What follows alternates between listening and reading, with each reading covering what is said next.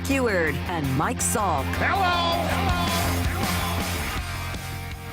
Oh, good morning, everybody. Brock and Salk Show, Seattle Sports here on 710, seattlesports.com, the Seattle Sports application, all the podcast platforms out there, everywhere, all of them, you name it, we're there. And then, of course, YouTube and 97.3 HD2. It's a formal Friday. It is a football Friday, which is powered by the Snoqualmie Casino and Hotel. Usually it's a reaction Monday. I guess it's also a reaction Friday. I mean, like, just a little bit of everything today. I mentioned YouTube there. Geez, I was looking at some of the YouTube numbers. There are a lot of people listening and watching on YouTube. And Lyle's not the only one. Huh? Lyle's not the only one. I know. It's Lyle. It's Adam Ray who told me that he consumes the show that way. But also, apparently, like a lot of other people. I was just looking at some of those numbers. You know how Brock is sort of obsessed with that stuff? He's always checking to see who's watching, who's looking, how many people are listening. It's his always compete mentality. Yeah, I think it's that. Probably, and there's some, like a little lack of self-confidence, so he's got to like build himself back up and like remind himself that people like him, and it's being Brock Eward all the time. It's such an easy life. I'm good enough. I'm smart enough, and gosh darn it, people like me. That's right. He's look like at these YouTube numbers. He's like Stuart Smalley, but I don't know if I would be quoting Al Franken to Brock. I don't know if that's a match made in heaven. In any event, I love that everybody watches on YouTube. I was noticing that in the last week, though, those numbers are significantly higher than they were in previous weeks. And I think I understand why. These last 2 weeks are unbelievable. I mean, like, seriously, this is unbelievable. Been doing this show in some way, shape, or form for the better part of, let's call it 16 and a half years here in Seattle. It's never been like this. It's never been close to this. There's never been like this. This is the best Mariner team I've seen, and it is not close. Not close. I mean, the team that went to the playoffs a few years ago, good team. This team is top to bottom better than that team. It's just a better team. The lineup's better. The rotation is, in theory, better, although it's pretty similar. Bullpen's really good, but just overall, more veteran, understands itself, better leader. It's about to have two guys who hit 50 home runs, one who hit 50, one who hit 60. Gino just needs one. Gino just needs one more to get to 50. It's got superstar talent. It's got a guy in Bryan Woo who's going to finish in the top 5 in the American League Cy Young, but it's really all about the depth of the rotation. It's got Andres Munoz, who's been as good out of the pen as anybody, plus Brash. Just plus. Keep going. The depth of the lineup. Never seen anything like this here. And I got to tell you, watching the football team last night, I like this team. Anybody else? There is something about this Seahawks team. We've been talking a lot of Mariners for obvious reasons the last few days, and I'm, no fool. I understand exactly why those YouTube numbers have been as high as they are and how they spiked over the last couple of weeks, because everybody is invested in this Mariner team, and for good reason. As I've said a few times, they're the best team in the American League, and there's no reason not to expect, other than the sort of challenges of predicting the game of baseball. They're the best team in the American League right now. They have every opportunity to win the American League, go to the World Series, and we'll see. But I really like this football team. I really like the Seahawks team. We'll dig into it in a little bit more detail later at 7 o'clock once Brock gets here, but I like them. In fact, I think I like them more than I've liked any Seahawks team for a while. I'm learning. I don't know yet. I'm just learning. I'm learning to like them. I don't know exactly who this team is yet. We haven't seen them in every scenario. We haven't seen them play the Rams, which they'll have to do twice. It's still early. They've only played 4 games, like a quarter of the season, not even. And they've got some guys that are frustrating, and they'll have some moments that are frustrating. But I'm not going to freak out because there was a sloppy game on a Thursday night. That's what Thursday nights are. They're full of games like that. So I'm not freaking out because Reek Woolen had a couple of bonehead plays last night, although I think there's a conversation to be had there, and we'll have it. I'm not freaking out because the offensive line made some mistakes or their kicker missed a kick or they let the other team back in late, because a lot of that is the NFL, and even more so on Thursday night. It's a sloppy night. The players, the teams, they didn't practice all week, for God's sakes. All they got to do was, meetings and walkthroughs. So I'm not going to freak out about some of the negatives that came from last night. But I really like this team. I like how physical they are. And Lyle, I think some of it comes back to the conversation you brought up a couple of weeks ago when you were saying, hey, I don't know if I really like this offense, this style. Not that it can't work, but just that you think it's boring. And I get the argument. Brock was saying it the other day as well. I don't know that that's who they are. They got kind of an interesting mix of an old school, philosophical, run the ball, want to be powerful type of offense. But they can be pretty explosive in the passing game. This is not all dink and dunk, nor is it run the ball, run the ball, run the ball, throw it deep. They've got some good intermediate routes. Sorry, my old New England heritage coming through there. I've been working really hard to say routes over the last 10 years or so.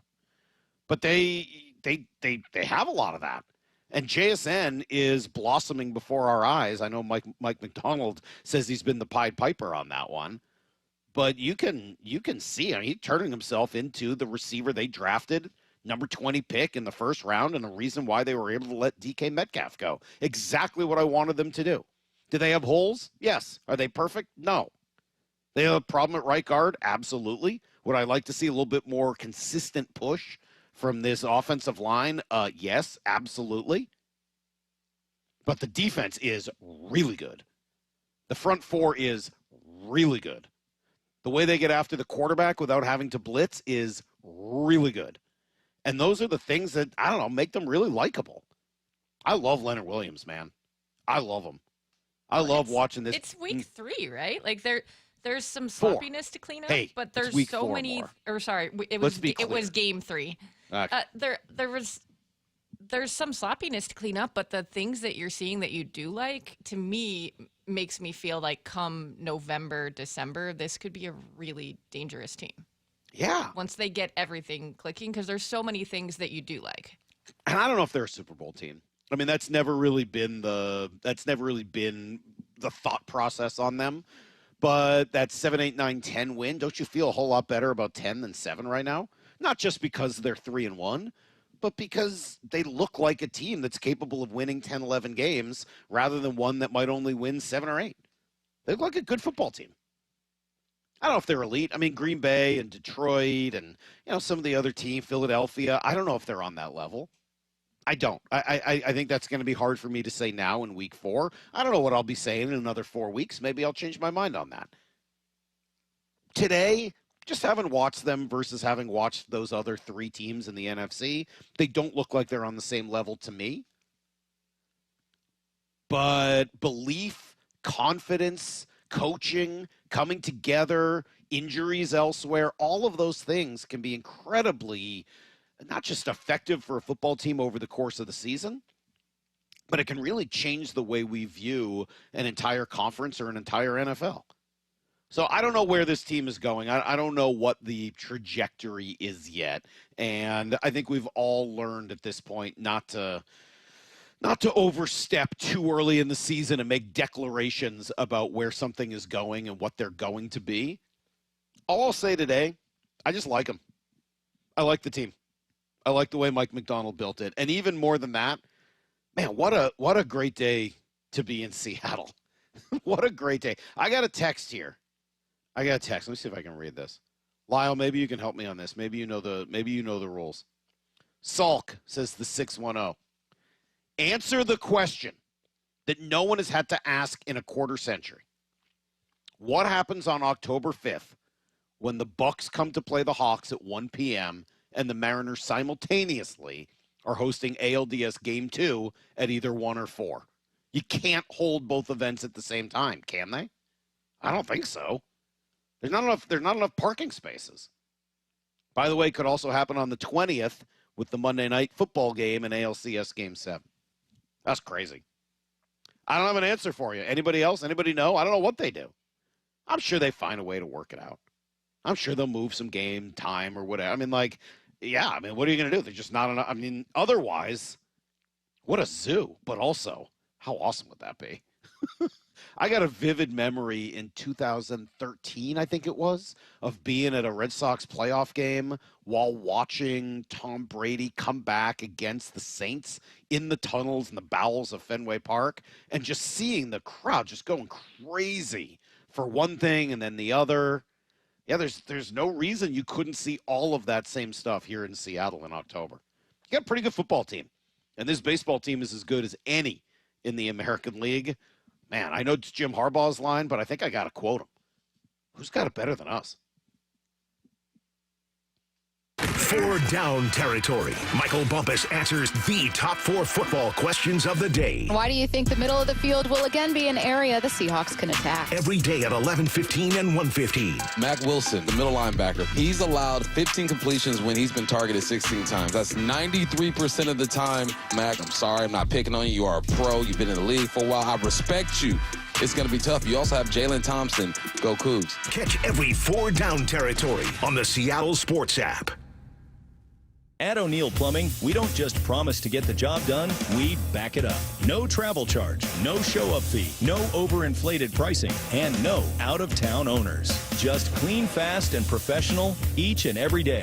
O'Neill Plumbing. I'm attorney Rob Iddens, proud Marine Corps veteran and owner of Warrior Injury Law. We help all types of injury victims, like Bobby, who was hurt riding the bus. The bus made a left turn, and the scooter that I was on overturned. Ended up having surgery on my back. So I knocked on the door of Warrior Injury Law, and I thought if anyone could help me with my situation, they could, and they did. They everyday people who work for everyday people. I would recommend this company over all the rest. If you've been injured, call us at 253-WARRIOR. Warrior Injury Law. Battle tested. It's the Drive into Fall event at West Hills Chrysler Jeep Dodge Ram, where you can save $8,000 off MSRP on all 2025 Ram 2500 and 3500 HD. West Hills Chrysler Jeep Dodge Ram, part of the Hazelwood Auto Group. Do you need a new roof? Then visit 3treeroofing.com to get $500 off your roofing project by scheduling a free estimate. 3Tree Roofing's certified team builds a custom plan for your home using top-tier materials with industry-leading warranties. All of their install crews are factory certified to ensure that your roof can handle any weather Seattle can throw our way. Don't wait until leaks turn into expensive damage this rainy season. Visit 3treeroofing.com to schedule your free estimate today and secure your $500 discount. 3Tree Roofing, your Puget Sound roofing experts. And now, tales of another way.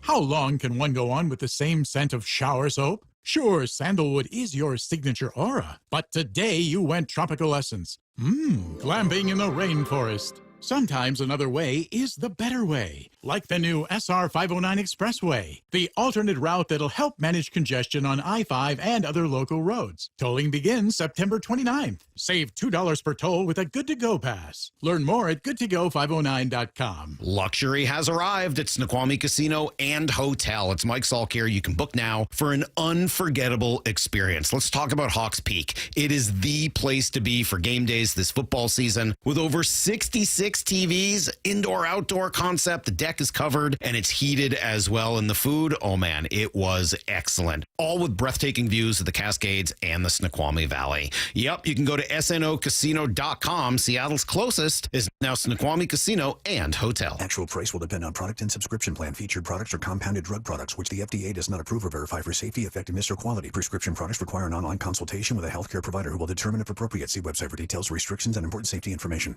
Want a boost in and out of the bedroom? Hims has you covered. Introducing a new 2-in-1 approach to level up your game. Tadalafil for better bedroom performance and zinc for testosterone support. Put it all together and you've got what you need to turn things all the way up. Getting started is simple. Just go to hims.com/joy to start your free online visit. Through Hims, you can access ED treatments including pills, chews, and more. 100% online. No office visits, no pharmacy lines. Just fill out a simple intake form and a licensed medical provider will determine if treatment's right for you. If prescribed, it ships free and discreetly to your door. Find affordable treatment options at up to 95% less than brand names at hims.com/joy. That's hims.com/joy, HIMS.com/JOY. Headed outdoors or on the water this weekend? Check in with Joey and Nellie on the Outdoor Line from 6 to 8 a.m. every Saturday on seattlesports.com. when your outside matches how you feel on the inside, that's kindness. And so I think that is the one thing that the Lee Johnson Auto family encourages us, is to be like really authentic and really be intentional in how we treat our customers and how we treat each other. To have a good company, have a good culture, have a good crew that takes care of your customer base, you have to take care of your crew. You can't have miserable people and expect them to give a customer a good experience. Walking in here, meeting some of the employees already before I was even hired on, welcoming me in, gave me a good indication what this company was all about. So if I were to make an hour and a half drive here and to have fun here for 8 to 9 hours a day versus if it's the other way around, then I'll take it. It's not a script. It's a belief. The LJ Way is the Lee Johnson Auto family. After 35 years in the window industry, I know choosing the right team for your window or door project is a big decision.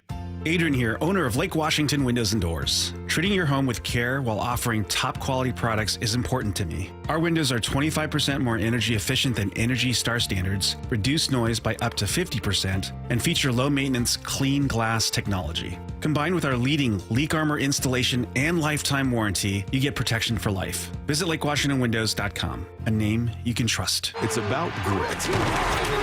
Leonard Williams drags him down. Running through whatever gets in your way. The handoff to Charbonnet. Stiff arms a man, turns, first down. Oh my goodness, what a blast!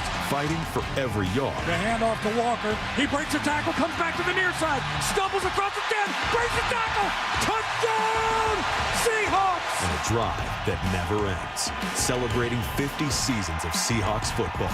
Visit Seahawks.com/tickets today. Need to know. 15 minutes past every hour with Brock and Salk. Here's what you need to know. Up first. Well, you let those other teams battle it out this weekend in the first few days of the postseason, because guess what? The Mariners are going to be home watching with a first-round bye. This after they clinched the number 2 seed last night thanks to, well, actually a Cleveland loss that happened early, but then an easy win over those hapless Rockies this time. It was good to see a couple guys who have been maybe colder during this big hot streak. Randy Arozarena with a big hit and Gino Suarez doing some big damage. The 0-1. Swung on. Hit high, deep, right field. Is this it? It is gone! Eugenio Suarez, number 48. The Mariners add another. It's 8-1 as Gino continues his tremendous home run season. Yeah, Gino's been on fire. I think that was actually the one more from 2 nights ago. I think he had another one last night to get to 49. Yeah, I thought he was at 49. Sorry if I grabbed the wrong one there. Hey, that's all right. They're Gino home runs. They're against Colorado. They all kind of feel the same. But credit to Gino, credit to Randy, 2 guys who have been struggling. Great to see both of them having a little bit of success. Cal, unfortunately, went 0 for 4 with an intentional walk. Lyle, you psyched that they intentionally walked him last night? What a joke.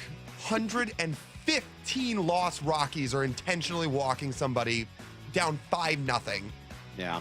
That's probably not exactly what you need. In any event, he was moved to DH right before the game once they'd found out the Guardians had lost. And just listening to Dan Wilson here in Cut 4, it really does sound like, you know, getting the number 2 seed was a priority. I don't know whether they're going to play the same way for, you know, potential home field advantage later. That's really exciting to have that. And you know, our guys, we love that energy. You know, we've had a good streak here. I think it's 11 in a row now for home games. And when you're at home and you feel comfortable and the fans are behind you and they're pushing you and keeping that energy up, you know, there's nothing like that feeling. And, you know, we're looking forward to having that as we get into the postseason. And, you know, just, again, echoing a lot of the sentiment from last night, just gratefulness to the fans and you know, how they've been with us and how they'll continue to be with us. All right, weekend series now with the Dodgers. A little to play for. Home field advantage, as we mentioned, potentially in the World Series. That could be on the line, and there's an outside shot, I guess, at that number 1 seed. But the big prizes have been won. The Mariners have won, and this is incredible, 17 of their last 18 games. The only blemish, the Matt Brash meltdown game in Kansas City. 1 bad inning in 18 games. Just incredible. Hope you didn't want to go to the divisional round games, by the way, because those sold out in about 3 minutes. So tickets sold out for the Mariners now heading to the postseason. Here's the second thing you need to know. All right, Thursday nights can make for ugly football games, and last night had some elements of that. But you know what? Over 60 minutes, Seahawks were the better team. They showed it. I know it got a little dicey late, but over 60 minutes, they were the better team, and sometimes all's well that ends well. In fact, it really could have been over a lot earlier. The iffy holding call on Jackson Smith and Jigba took a touchdown off the board. If that call doesn't get made, and I don't know if it's a bad call, but it didn't need to be made, that's for sure. This is a walk-away win for the Seahawks, but instead, they give up a late drive or two, but you get 30-plus seconds. You need only a field goal. In this NFL, with the way kickers are kicking and when you can get the ball at the 35, or in this case, the 40-yard line, when you've got Sam Darnold, JSN, Zach Charbonnet, Jason Myers, yeah, they're going to make you pay, and Sam did, getting down the field pretty quick. Darnold from the shotgun takes the snap. Here comes the rush. Darnold throws back shoulder. It's JSN. Makes the catch inside the Arizona 40. Perfect pass by Darnold. Yeah, once you're inside the... I thought that was going to be longer. Sorry about that. Once you're inside the 40, you're in field goal range, and quite frankly, it could have even been the 45. Yeah, you'd missed one already, but nice to see a little redemption for Jason Myers. And overall, I thought Sam Darnold was great last night. I thought he was great. 18 of 26, 242, a touchdown, no picks, always in command, made excellent throws, was very accurate, and of course, you know how I feel, did what he needed to do in the clutch. That is the way I grade my quarterbacks. He was really good. The defense, maybe even better. Ernest Jones, pretty excited about what they were able to do. I think early on for us to dominate, just discipline football was making it harder on them, giving them different looks. Towards the end, momentum shifted. Just proud of the guys, the way we responded, didn't flinch. We knew J-My going up there to kick the field goal. We knew we had something. Well, they sure did, and, just complete, I thought, domination by that defense until the end. And look, ends of games in the NFL, teams tend to go up and down the field a little bit. They did what they needed to do in this one. So they'll go into the mini-bye 3-1. They've won 3 straight games. The one injury worth watching, DeMarcus Lawrence, who did leave and did not return with a quad. Here's the third thing you need to know. So all that leads to kind of a relaxing weekend now, right? For Seahawks fans, even Mariner fans, everybody gets to kind of chill. The Mariner games have some meaning, but not a tremendous amount. Certainly you're not going to be on the edge of your seat, other than waiting to see what Cal does. And for the Seahawks, you get to take the weekend off, little mini-bye. Rams and Niners will both be in action. They both play AFC South teams. Rams have the Colts, and the Niners will host Jacksonville. So we'll get a sense of what those teams can do. Probably the premier game of the weekend is Kansas City and Baltimore on Sunday afternoon. Of course, tomorrow the Huskies get a rare chance to upset the #1 team in the land at home. It'll take everything going right, but they got a legit shot against Ohio State. And the Ryder Cup is already underway this morning. They've got foursomes going on, so that's alternate shot. Let's see where they're at. I was just looking. Where are they at? More, you know, right? Just kidding. They are not doing very well, the U.S. They are leading one match, just the Cantley-Schauffele pairing. Cantley-Schauffele up against McIntyre and Hovland. Everyone else trails, including Justin Thomas and Bryson DeChambeau. Oh, yeah, I wanted to let you get to that, but yes, of course I knew. Thank you. Thank you, Maura. That's everything you need to know. 1/4 every hour here on the Brock and Salk Show. We will have a lot of football conversation today. We will have Mike Macdonald at 9:30. So I'm over here at the Virginia Mason Athletic Center today. But it's also still all about these Mariners and all about this run. And wanted to make sure anybody who missed it got a look inside the huge celebration that took place just 2 nights ago. It was awesome. Shannon Drayer has the details, and it's next on Brock and Salk. It's been 24 years since The 2001 Western Division champions. Mariners Nation You've earned this banner. There's no better feeling than this. You know, we work so hard each day. With a first-round bye in the bag, what's ahead for the AL West champion Mariners in the postseason? It's a lot of great things ahead. I can feel it. SeattleSports.com has the latest on the scenarios. We're not done yet. We got a World Series to go get. This is where you hear your AL West champion Mariners in the playoffs. Seattle Sports.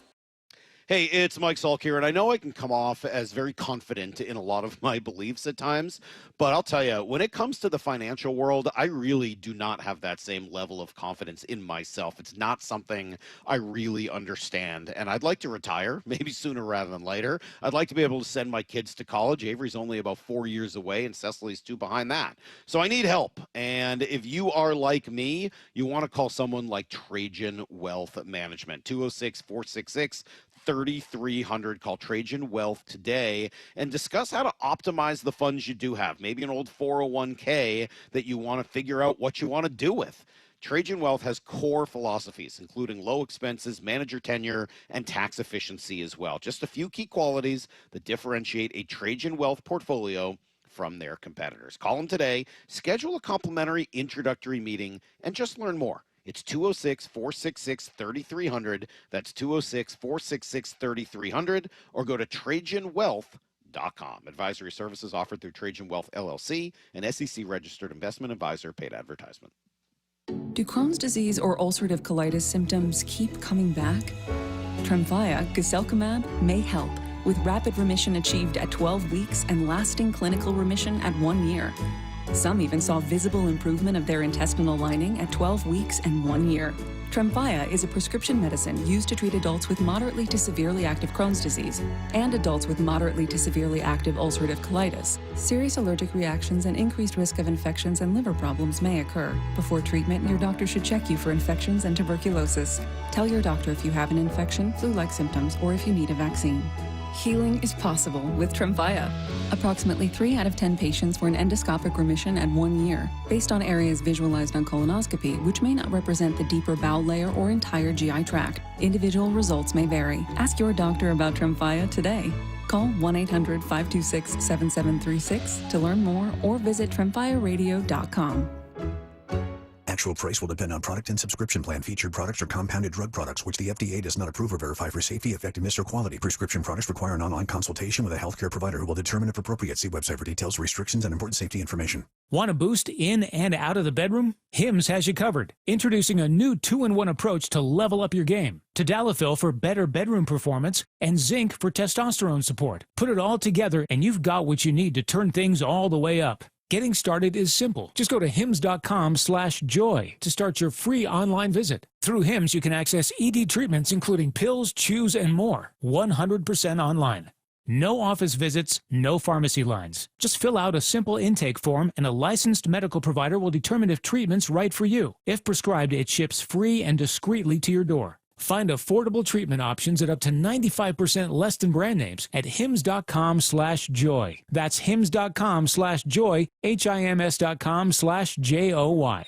Seattle Sports has your chance to win 4 tickets to the Seahawks game Sunday, October 5th. Head to the Seattle Sports app, click the Win tab in the bottom right corner, and enter to win. You can enter once per day, so the more times you enter through the Seattle Sports app, the better your odds. Do it every day, September 23rd through September 29th. Details and rules at seattlesports.com/win. From the home of the Seahawks, Seattle Sports. Rick Riz here with a big thank you to everyone who submitted a nomination for Pella Windows and Doors of Western Washington's Improve Your Play program.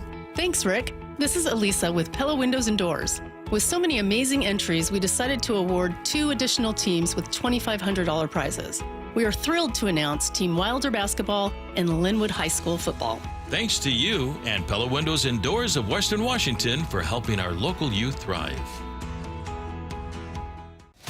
Toyota of Kirkland's service department has you covered as the summer winds down and the fall approaches. At Toyota of Kirkland, be confident in your brakes with a complimentary brake inspection. Get winter ready with a free battery health check, wiper blade installation, and multi-point inspection. Thinking of trading in? Get a complimentary vehicle appraisal. Stay ahead with the maintenance service plan at $374 plus tax. And yes, they match coupons from other local Toyota dealers. Visit toyotaofkirkland.com to schedule your service today. Drive safe, drive smart with Toyota of Kirkland. Imagine finding your dream home and moving in right away. No waiting to sell your old place first. Sounds perfect, right? That's exactly what Orchard's Move First, Sell Later program lets you do. Buy your new home now and sell the old one later. Here's how it works. Orchard gives you cash so you can buy and move into your new home first on your timeline. No waiting, no showings, no double moves. Then the Orchard experts take it from there. They handle repairs on your old home for you so you attract the right buyers. Once they're done, a local Orchard agent lists and sells your home for top dollar. Orchard's Move First program gives you the freedom to buy and move into your new home first and sell your old home later. Buy before you sell and get top dollar for your home with Orchard. Ready to find out how much your home is worth? Visit Orchard.com to get your free home valuation.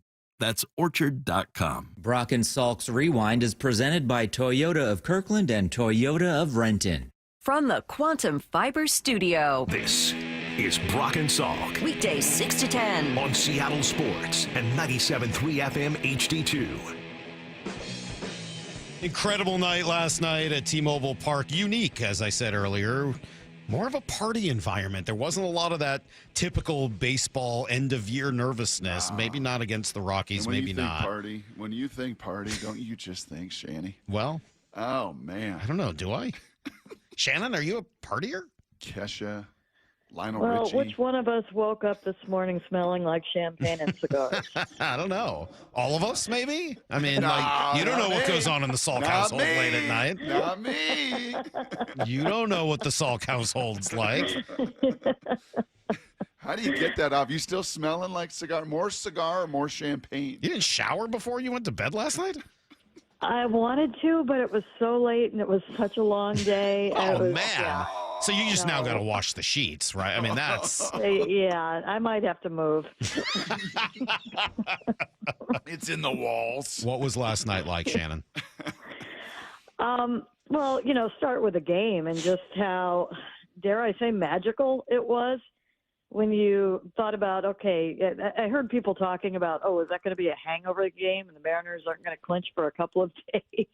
No. And, it was funny because the celebration that they had the previous night was good, but it was short. And I think everybody went home and you could see the difference. I mean, this party last night just kept going on and on and on. But the game itself, when Cal Raleigh comes out and just hits that monster home run and puts a ball where only 7 players before him had put a baseball, you knew it was going to be a fun night at the park. The crowd was great. And it's so funny because you can see crowds of about the same size in the regular season, but there is nothing like every single fan on their feet jumping up and down and screaming. The volume is just exponential. You feel it. You don't just hear it. You feel it. And so at that point, poor Colorado, no shot there. Everybody was just waiting for this game to end and for them to have the celebration. And for Cal Raleigh to hit his 60th in that one as well. It was electric. It was fun. It was joyous. It was one of the cool things I saw, and I think this is important, and I'm glad they did it, is after the celebration or while the celebration was going on in the clubhouse, the Mariners had a party for the team employees out in the pen once the building cleared out. And so there were a ton of people out in the pen and then on the warning track in front of the pen. And when the players were done celebrating there, in groups and over the course of about an hour, they headed across the field and started partying with the Mariners employees. And at different points, you could see them. They took champagne over. They were spraying the whole section with champagne, and people were just cheering and roaring. And it was a neat thing that points to what goes into this. And it's not just the 26 men on the field. It's the support and it's everything that's behind it. And to see them out there for as long as they were and celebrating with their families as well, it was a cool sight. What time did everybody leave the building, you think? And who I was think the we last left- to leave? Adam Ray was the last to leave. We were joking about that on the post-game show. think the post-game show didn't end until about 12:30. We had Bob Stelton, Mike Lefko, Ryan Rowland-Smith with us, and it was like a 2-hour roundtable basically, and a lot of fun. It's people wanted to talk about it and go on, and there was just so much there's so much still to talk about with this team, so much so I'm on with you guys early in the morning now. But it was, I think, seriously, Adam Ray was down on the field, and Ryan Rowland-Smith was yelling out of the booth at him down on the warning track to go home, and Adam Ray yelled back at him, "Speak English." It was pretty good. Jeez. It was well after midnight when that happened. Wow. So yeah, I forgot a lot of about fun. that little moment from the season. It really has been a long, weird season for the Mariners. Why has this season, Shannon, been different? Why are we sitting here having these conversations that, quite frankly, I don't think many of us thought we would be having this year? You know how when things are going poorly and you say, well, okay, yeah, and people are freaking out at, they're never going to win this, or they're putting themselves in a terrible position, or it's going to be really hard at the end. And you say, well, all they're going to have to do is go on a run. They went on a run. And I think there are, several things that you can point to that got them there. And a big part of it was they finally settled down as a team. They finally settled into their roles. They finally made the adjustments. We also, how you talked about at the beginning of the year when people were, concerned about the roster, that the Mariners were in position to make moves at the deadline. Well, they made those significant moves at the deadline, and you got your healthy players back. There were 9 players on the opening day roster that are not on it right now. It's a different team than it was in the first half, and I think all of this really speaks to the length of the season and what you can do in that time. And the other thing was, so they came together, they knew their roles, the pitching got healthier, and then they got together. And I do think that a lot came of that meeting in Tampa and talking to a ton of different people. That was huge. I think that was season saving, a big part of the season saving, and that they got everything out. They got a singular focus. They were able to let go of a lot of things. And that's when they all seemed to get on the same page and get to the nobody's doing too much. Although Logan Gilbert has pointed out on consecutive days in that clubhouse when the champagne was flying, we've also got 2 superstars right now who can, in Cal Raleigh and Julio Rodriguez. And Dan Wilson, getting them on that page, I think was huge. The arc of his season and how he played things early and, expressed the confidence in his players and, ran out the same platoon situations and gave everybody very long leashes. He very much, pulled that in the last 2 months of the season. You coming out of the All-Star break, you saw him managing differently. You saw his demeanor differently. You saw some of his language a little bit different in how they were doing things. And, I think the evolution was perfect. They got the help that they needed in players, and they're at where they're at right. That's why they're at where they're at right now. And I think they've got a chance to go further because of the experience that they have had, many of them with this team. It is on their minds that they have failed to finish the deal the last 2 years. And it is on their minds, and it has been all along. Hey, this isn't just about getting into the postseason. They wanted to go through Houston. They wanted to take it to the Astros. They wanted to be atop the division, and they would very much, they're serious when they say they believe that they can compete for the World Series. So what are they record-wise since that meeting in Tampa? You bring that up, and you're right. I don't think we may have given that a little short shrift, because then obviously the explosions happen, and Cal happened, and the records happen, and all the other unbelievable storylines to this season. I mean, they're 16-1 in their last 17. Was that right around that time? Yeah, it was. They lost the game that night, and that was, they had a good pitcher on the other side. It wasn't the ideal time. If you really want to play this right, you play it when there's a terrible pitcher on the other side. And they didn't. They had to do it then. I believe they lost 3 in a row. The third game was the first game in Atlanta. They played that well, and then the streak started the next day. And talking to Jerry DiPoto last night in the clubhouse, he pointed to Julio's big game in Atlanta, where the game that he took over, and he said that may have been a season-changing moment as well.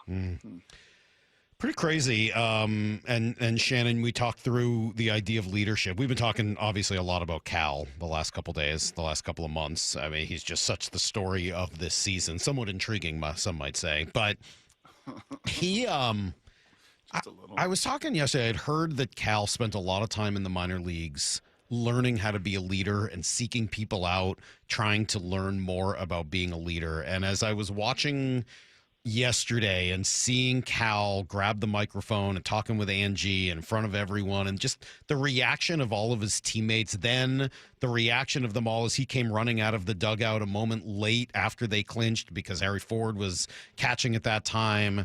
He sure seems to have really come into and embraced that role, whether there's a C on his chest or not. How much is Cal truly the leader of this group?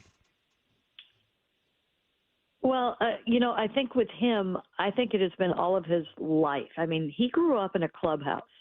We talk about that with players. It wasn't a major league clubhouse, but he grew up in college clubhouses.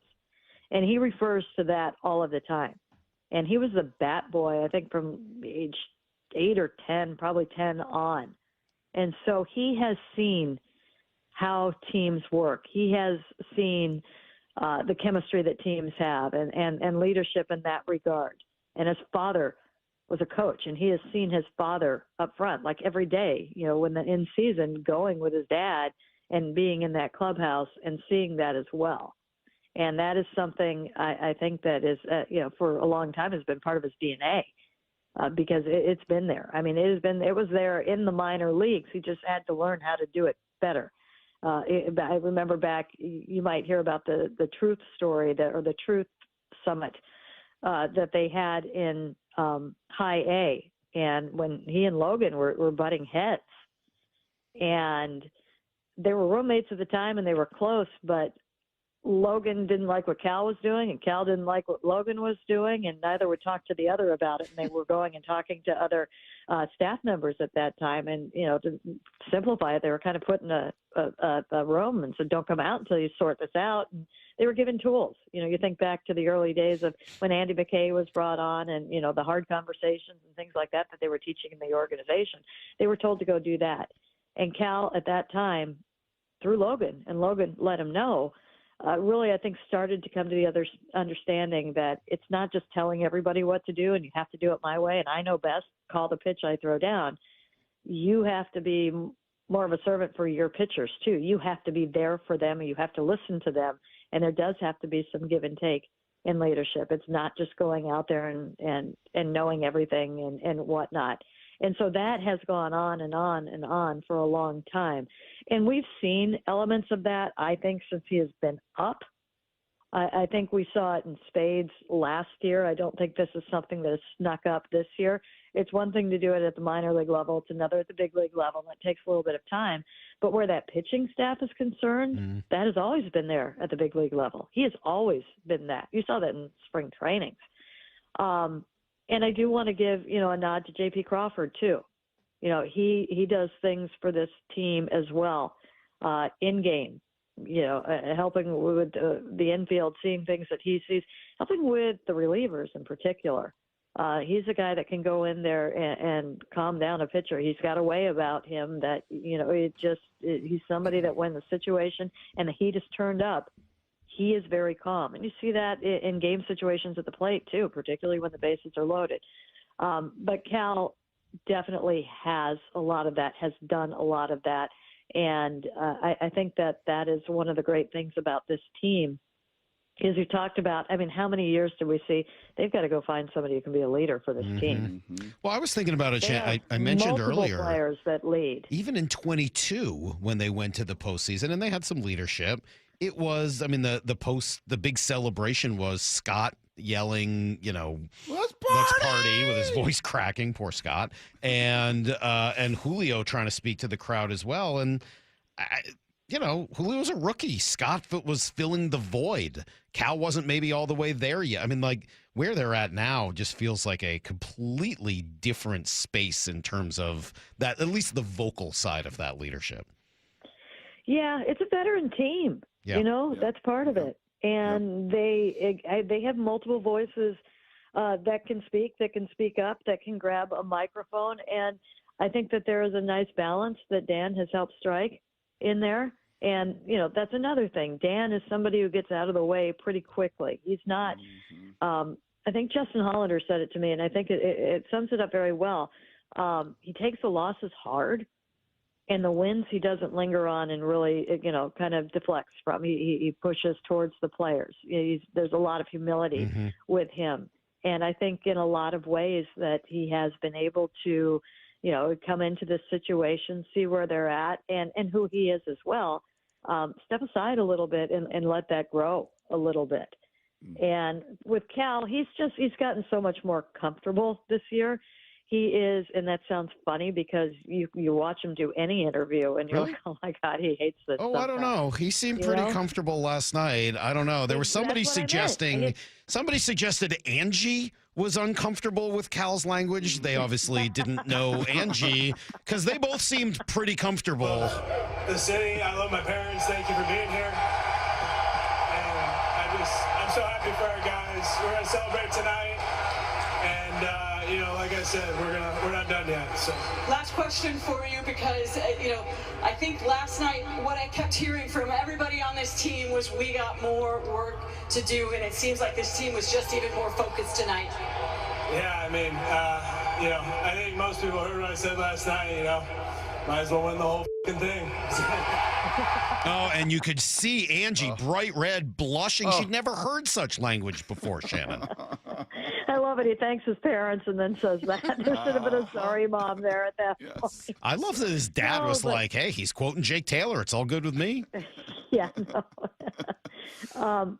No, but he wasn't comfortable like that at the beginning of the year. He wasn't like that the year. I mean, the interviews were tough with him for his first few years in the big leagues. And it's funny because, he doesn't like to talk about himself. You know that. He does like to have fun. He is very curious and interested in things. And if you get him off track on anything but himself, he's very good in that regard.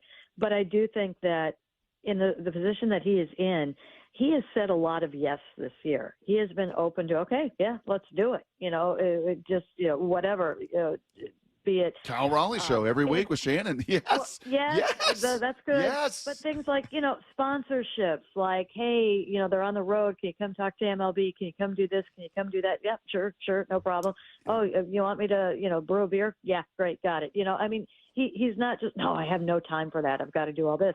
He finds time to do that. I think he actually does enjoy that. And I do think that even though he might get grumpy about it sometimes and he might, I don't like this, or, another interview and things like that. I think I think it's been a part of his development. And I do think that helps bring out what you heard right there. And because he's up for that kind of thing. I mean, 2 years ago, could you see him addressing the crowd? No. Well, that was sort of my point. Yeah, I mean, very, very much so. No, we can shower so many different people, and there's so many that are deserving of those flowers in the organization. People that never get some of that praise. Yesterday it was awfully fun to have deeper conversations within their scouting department and the roles that everybody plays within that. I was thinking, and maybe I was the only human thinking this last night, Shannon, probably, because it's the way my mind works. I was thinking of Scott Service.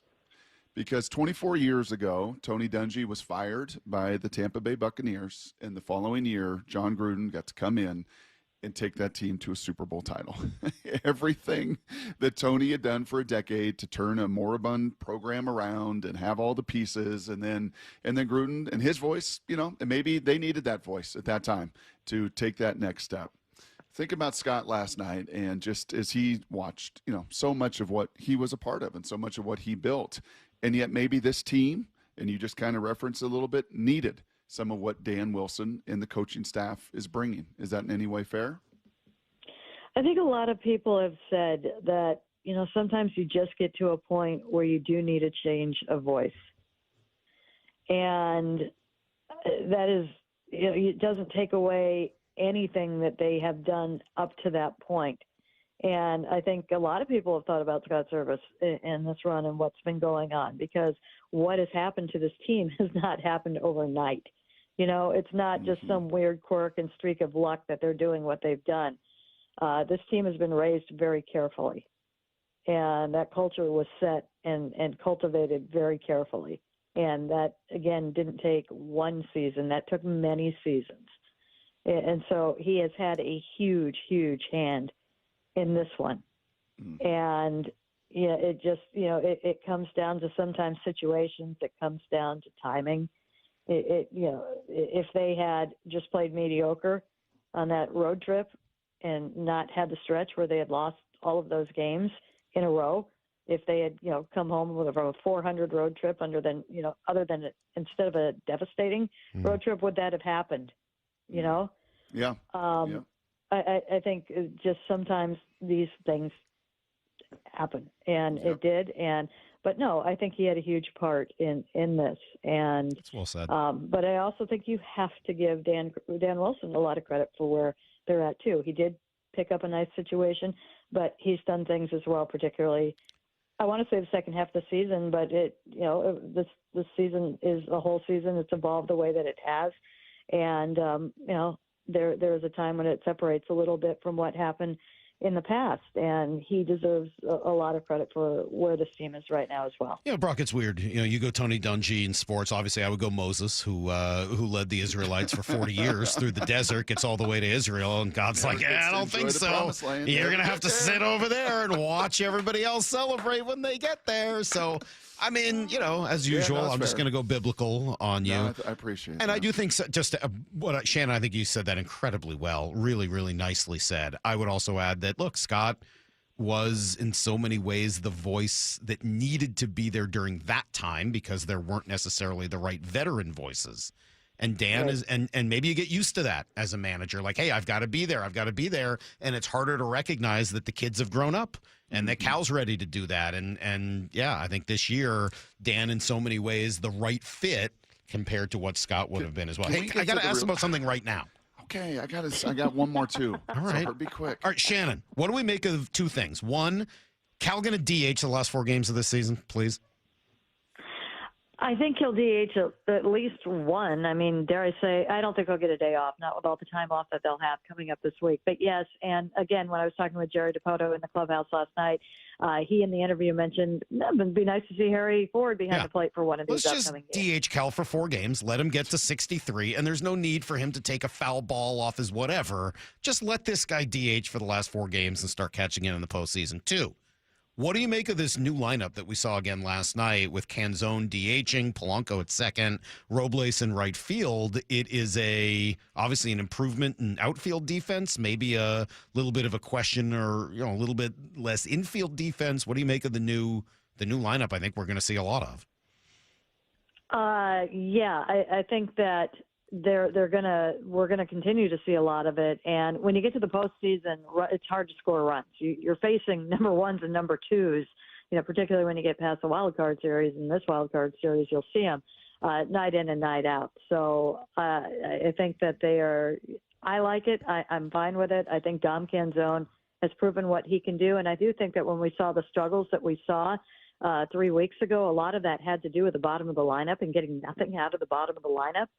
And I do think that Dom Canzone down there helps that a little bit. And in order to get him into the lineup, you've got to have Polanco at second base. So I think it's a little bit of a roll of the dice that way, and maybe kind of picking your poison. And how are we going to win this? How are we going to balance it? Are we going to have enough pitching? Are we going to need more runs? But I like it. Yeah, I like it too, to be honest. And thanks to our friend Shannon Drayer, who's been in the middle of all of it here, not just this year, but for many, many years before. And she just does such a great job for us. And love to get Shannon's perspective. And after all the tough times she's spent covering this team, fun for her and Rick and everybody else to be right in the middle of what right now is a pretty, pretty fun ride. All right, lots more Mariner conversation to come today. We'll dig back into them probably about 7:30. But it's nice to see the Seahawks win. They're 3-1. They got a fun little team, and Brock will be in to discuss next on Brock and Salk. He's already past the likes of Bench, Mantle, and of course, Junior. Holy smokes, where is this going to land? Upper deck, right field. Look out, babe. Here comes Cal Raleigh. Countdown, 3, 2, 1. Swing and a drive, deep to right field. There it is, number 60, the modern-day Bambino. This is where you hear every... Goal! Cal Raleigh. The home of your American League West champion Mariners, Seattle Sports. Your time is money. Stop wasting it in I-5 gridlock. Seaport Airlines offers high-frequency commuter shuttle service from Seattle's Boeing Field to Portland. Get there faster without the hassles. Seaport Airlines. It's about time. Hi, I'm Justin Shirley. We offer 0 down, 0 interest, and 0 payments for 24 months on new roofs. Call 866-ROOF-ROOF now. State Roofing and Exteriors. Held to a higher standard since 1968. I'm attorney Rob Iddens, proud Marine Corps veteran and owner of Warrior Injury Law. I'm a 5th-generation Pacific Northwesterner, graduated from UW and Seattle U School of Law. At Warrior Injury Law, we have years of experience in the trenches, fighting insurance companies for the people of Washington, my people. If you've been injured, you need a lawyer that is tough, confident, and battle-tested. Call us at 253-WARRIOR for your free case review. Warrior Injury Law, battle-tested. Bump here for the Drive into Fall event at West Hills Chrysler Jeep Dodge Ram. The 2025 Ram 2500 and 3500 HD are built to handle the toughest jobs with class-leading power, torque, and capability. And right now, qualified buyers can save big with $8,000 off MSRP. But hurry, this offer ends October 1st. West Hills Chrysler Jeep Dodge Ram, just off the Auto Center Way exit, Highway 3, Bremerton, part of the Hazelwood Auto Group. Hazelwood has it! If you're 55 or older and into that whole saving money thing, T-Mobile has an exclusive phone and internet bundle just for you. Right now, get 2 unlimited phone lines plus 5G home internet for just $30 each per month with AutoPay, plus taxes and fees. And with 5G home internet, setup is easy with just 1 cord and no technician needed, which is great if you're also into that whole keeping it simple thing. Switch now and experience the best mobile network in the U.S. Visit your local store to start saving. T-Mobile, it's better over here.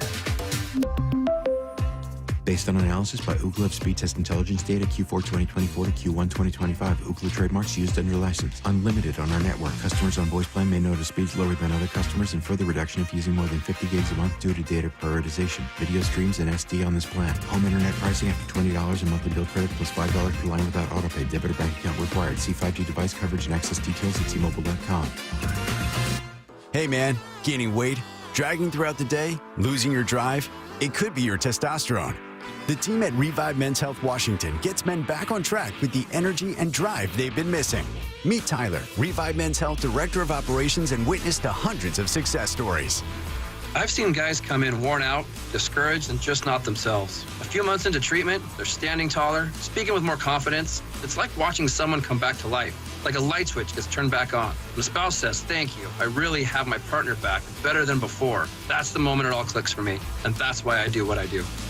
Since 2011, Revive Men's Health has helped more than 120,000 men regain their energy and drive. Start your story today with an in-clinic visit or a secure video appointment. Call 206-529-1111 now to book your free testosterone test, exam, and consultation. That's 206-529-1111 or schedule anytime at ReviveMen'sHealth.com. Breaking Benjamin. And 3 Days Grace. Live. September 30th at Climate Pledge Arena. With special guest Return to Dust. Get tickets now at Ticketmaster.com. Don't miss Breaking Benjamin. And 3 Days Grace. Actual price will depend on product and subscription plan. Featured products are compounded drug products, which the FDA does not approve or verify for safety, effectiveness, or quality. Prescription products require an online consultation with a healthcare provider who will determine if appropriate. See website for details, restrictions, and important safety information. Want a boost in and out of the bedroom? Hims has you covered. Introducing a new 2-in-1 approach to level up your game. Tadalafil for better bedroom performance and zinc for testosterone support. Put it all together and you've got what you need to turn things all the way up. Getting started is simple. Just go to hims.com/joy to start your free online visit. Through Hims, you can access ED treatments including pills, chews, and more. 100% online. No office visits, no pharmacy lines. Just fill out a simple intake form and a licensed medical provider will determine if treatment's right for you. If prescribed, it ships free and discreetly to your door. Find affordable treatment options at up to 95% less than brand names at hims.com/joy. That's hims.com/joy, HIMS.com/JOY. This is Seattle Sports. Streaming through the Seattle Sports app. KIRO AM Seattle. KIRO FM HD2 Tacoma. Home of the Seahawks, Mariners, and everything Seattle sports. Get the freaking out! From the Quantum Fiber Studio, this is Brock and Salk on Seattle Sports. I don't read the internet, guys. Take the bull by the hands. And Brooke, you are. And Brooke, you are. Now here are your hosts, Brock Eward and Mike Salk. All right, rolling along here, Brock, in the world's greatest sports city right now, Seattle, Washington. Seattle, Washington. How about this text? Thank you to the 509 for sending it in. Brock, per OptaStats on X, the Mariners, 17-1, and the Seahawks, 3-1, are a combined 20-2 over the past 20 days. I think the Seahawks might be 3-0 during that time. It's the first time ever a baseball and football team from the same metro area have combined to win 20-plus games in 20 days, with each team contributing multiple wins, regular or postseason. Pretty incredible. Yeah, so Jimmy Harbaugh, who's got it better than you? We do, buddy. We do right here in this town. And there was some squeezing of the cheeks last night. There was a little horse stance on a couple different occasions. Oh, really? The horse stance? Oh, yeah. Horse stance came about, and I believed, I really did. There's no way Myers is missing two of these suckers. And then that ball came off his foot, and it started to knuckle a little right, like a lot of your drives used to do with your old driver. It used to knuckle right, and then it wasn't quite Boston College, Notre Dame back in the day, but it just kind of had a way to level out, sneak inside that right upright, and you sneak away with the win that really you should have had. And then there was no sneaking away with that. You were the better team for 54 minutes of that game, easily. It wasn't really close. You dominated it physically at the line of scrimmage. You sacked, you harassed, you won third downs, you got off the field on third downs. And then once you had to settle for a field goal after the most bogus holding call of the entire night. Yeah, so can you take me through that one a little bit? You were upset. Everyone on the broadcast seemed pretty convinced that it was a good call. Well, yeah, I think Herbie and Al were just kind of going through it. Their rules guy is not going to blast a judgment intent holding call. Charbonnet sets up that block so beautifully. He set up both blocks, right? And he bounced it outside, and he really set it up, and that corner came in. So if you can kind of visualize it, right, it wasn't supposed to be. It wasn't just an outside zone where JSN's trying to hook him and get outside. He really bounced, and he set it up, and that DB comes in, and he just basically tackles JSN, right? He knew he was out of position, and wow, Charbonnet basically broke his ankles bouncing outside, so he was just kind of out of position, and all he could do was go in and hit JSN while Charbonnet bounced outside for a touchdown. I mean, it's a touchdown. It was not a hold in any way that benefited Charbonnet in that situation. Charbonnet benefited Charbonnet, and JSN was the recipient. And I think that's why he said the naughty words he said to the white hat, who gave him a naughty little look, was like, are you joking me? I got blasted on this play, and it's a hold? Get out of here. Get out of here. And, yeah, that gave Arizona life. Then they converted third downs. Then they convert a fourth down where the guy's got his eyes closed, sticks his hand up, doesn't even see the ball, makes an unbelievable grab. And at that point, you're like, oh, no, I don't like this. I don't like this. I've seen this in the NFL one too many times. I don't like this. And yet you found a way to win because Arizona's going to Arizona in the end. Their kicker's going to kick it out of bounds or short of the landing zone. Sam's going to make a great play. You're going to make the kick, and you're going to get out of there being 3-1. Yeah, so I like your description. I think I would probably mirror and mimic most of that myself. I thought they were the better team last night. Two things, though, probably jumped out to me more than anything else. One, Sam Darnold's really good. He was really good again last night, and that means that through 4 games, short of the bad fumble at the end of the Niners game, he's been good. Like I don't have any complaints. I think he's been really good. He's not perfect. He's not Lamar Jackson. He's not quite, in the elite category of the best out there. He's tier 2, man. He's played at a tier 2 in the Mike Sando tier world right? I mean, number 1 in PFF going into the game. I can't imagine coming out of that. He's still not going to be number 1 in the pro football grade. He was efficient. His efficiency was at 111 again last night. His completion percentage sits at 70%. He put one ball kind of in harm's way. Well, the sack fumble was not great. It's always going to be his challenge. Yes. I mean, like that's never going to go away. He just, for whatever reason, is a fumble risk. Always. And that's and luckily for him in this game, the fumble he had went right to was it Salbert, who was able to fall on it, but that's going to be a risk. Other than that, he had one throw that got a little way, but he had 2 drops. He put deep ball, even the deep ball to Horton early was 50-something yards right into the only spot that Horton should have gone up and caught that ball, or has got to be a little tougher at the contested point to fight it off with his hands. But, I mean, the ball's out on time. His movement is great. His scramble was great. And, my goodness gracious, you've gotten everything and more that you hoped out of Darnold the first 4 games of this season. And Salk plays at this level, right? If he play, this was the whole national conversation, right? Why are they going to be bad? Why are they a 5-win team? Why are they last in the NFC West? Why are they not getting some of the attention of some of their peers? Well, Sam's, it's just a guy. Well, he's not been just a guy these first 4 weeks. He's been a difference maker. And he plays at this level, you're going to get to double-digit wins. And you're going to compete very much so with the Rams and the Niners for the NFC West. I don't think there's any real debate or question about that. Yeah, it sure looks like they're ready to do that, and he's a big part of the reason why. Again, I really liked what he did yesterday, and the contrast between him on one side and the you know how I feel about Kyler Murray, and nothing I saw last night changed my mind at all. Credit to him, had a couple of nice plays on those final couple drives, but I'm just not a fan. I am not a fan of the way he plays the game. I think he's generally inaccurate. I don't think he makes good, quick decisions. I just don't like Kyler Murray. I never have. He's got a pouty factor to him. His pouty factor is improved. He's not Aaron Rodgers, but he fights it. It's not even that. That doesn't bother me as much. I don't notice bad body language with him as much. I just don't like the way he throws. I just don't think he's an accurate quarterback. And good on him. He did make a couple of good throws late in that game.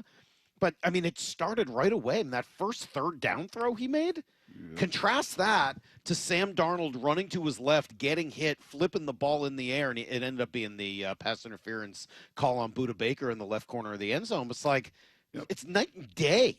And if you can't process quickly and you can't be an accurate passer in the NFL, you're not an NFL quarterback, or at the very least, you're not a good one. You're not the number 1 pick in the draft.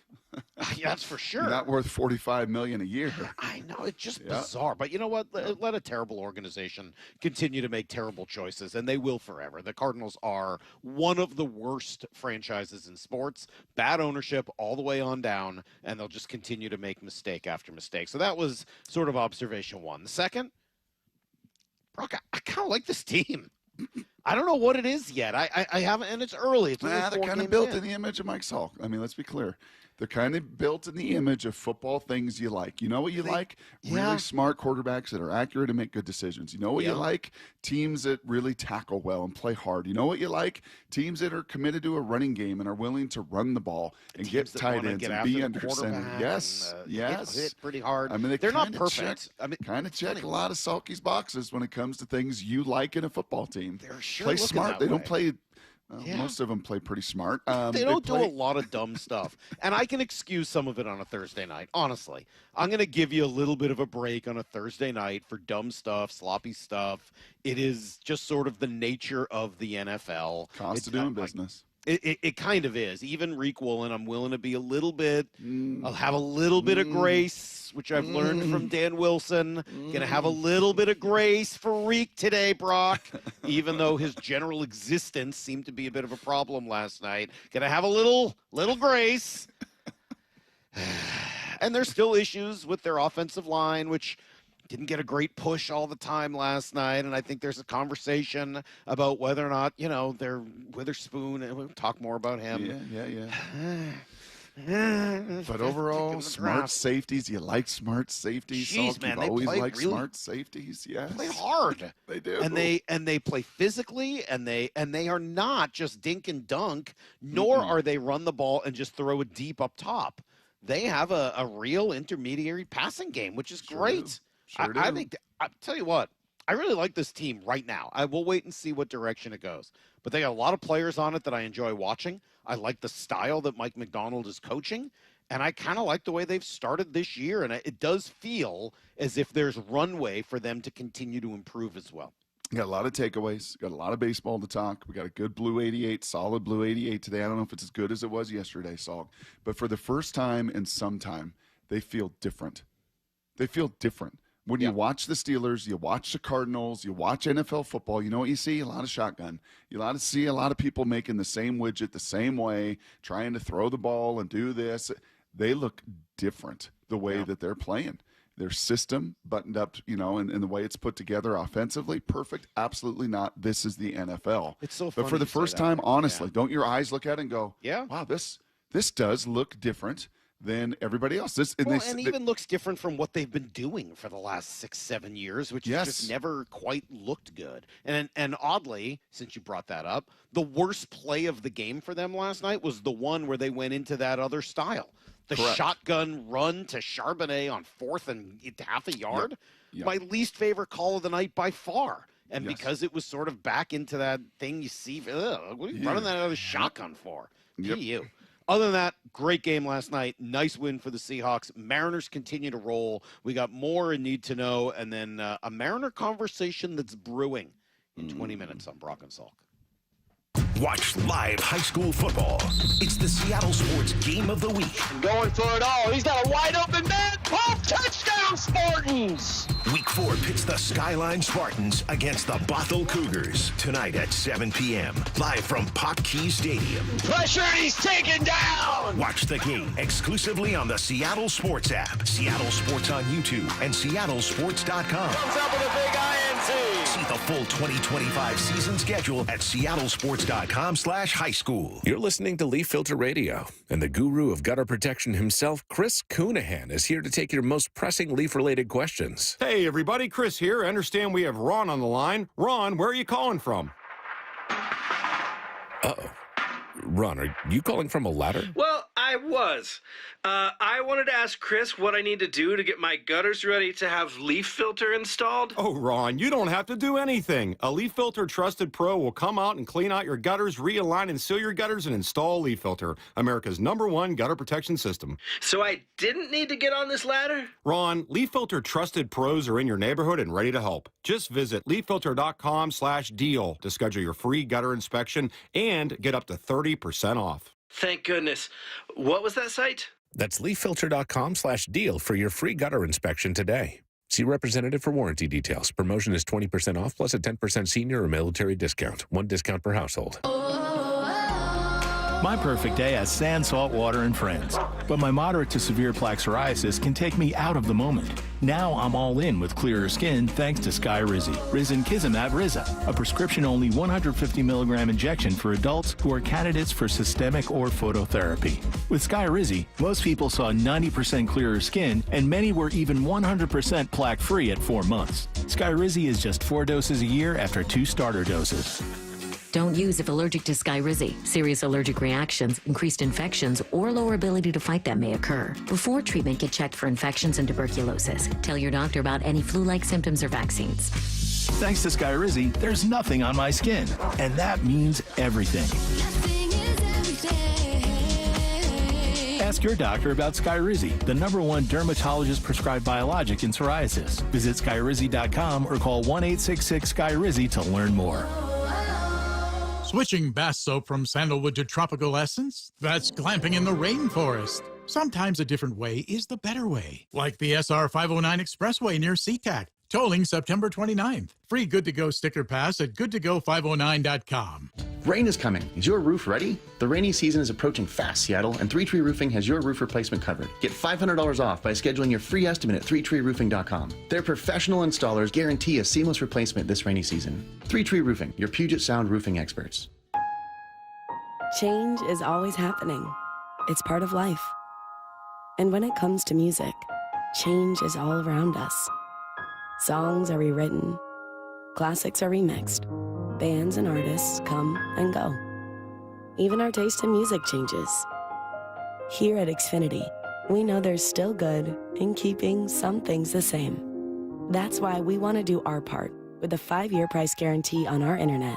It means no matter what changes, you get 5 years of the most reliable Wi-Fi with our best equipment included for a price that stays exactly the same.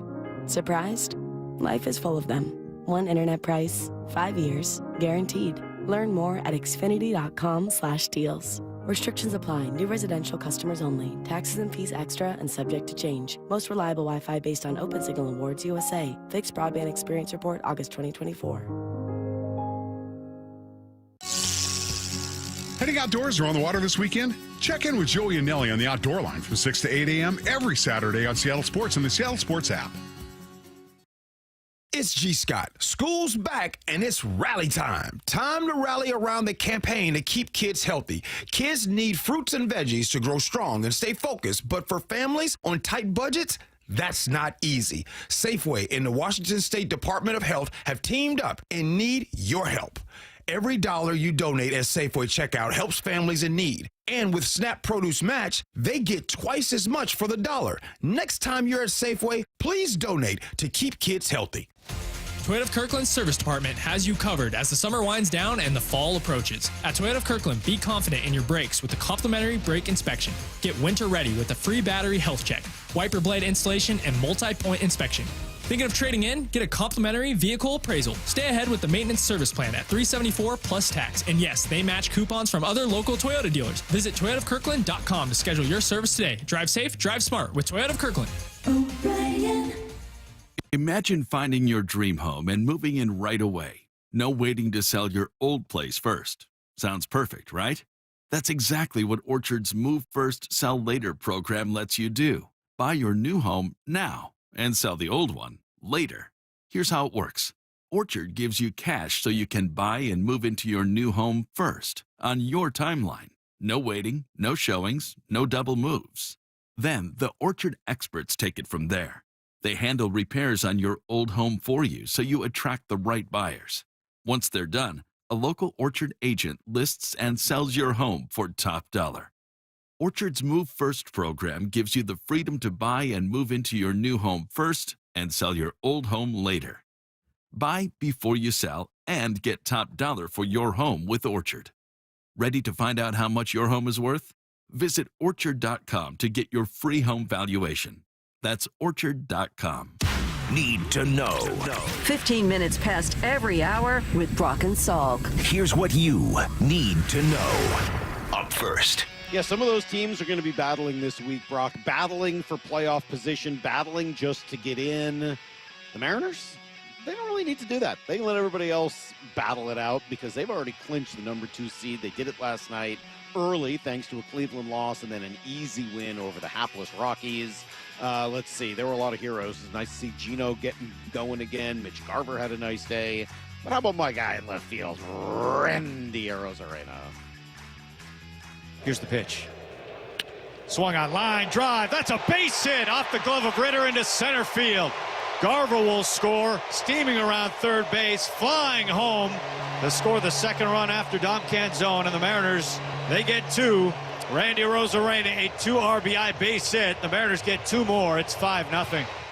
I know I'm not so foolish as to think, Brock, that if you get Randy hot, everyone will stay hot and he'll be hot, and then everything will be perfect. But it'd be really nice to get Randy Arozarena going. Sure would. He's been the one guy who's really been kind of lost at the plate here for the last couple of weeks, even during this whole streak. So nice to see him get a couple of hits last night after one the night before. Gino hits a home run, another hit for him as well. Overall, just a really, really good game. And Mitch Garver, who was a late addition to the lineup, came out and said, look, we knew what to do. Go out and play hard. Yeah. I mean, we came out. We know we got to bring it. And regardless of what happened in the Detroit-Cleveland game, we knew we control our own destiny. The goal is to stay sharp and continue to play hard and play good baseball because at the end of the day, that's what it's going to take.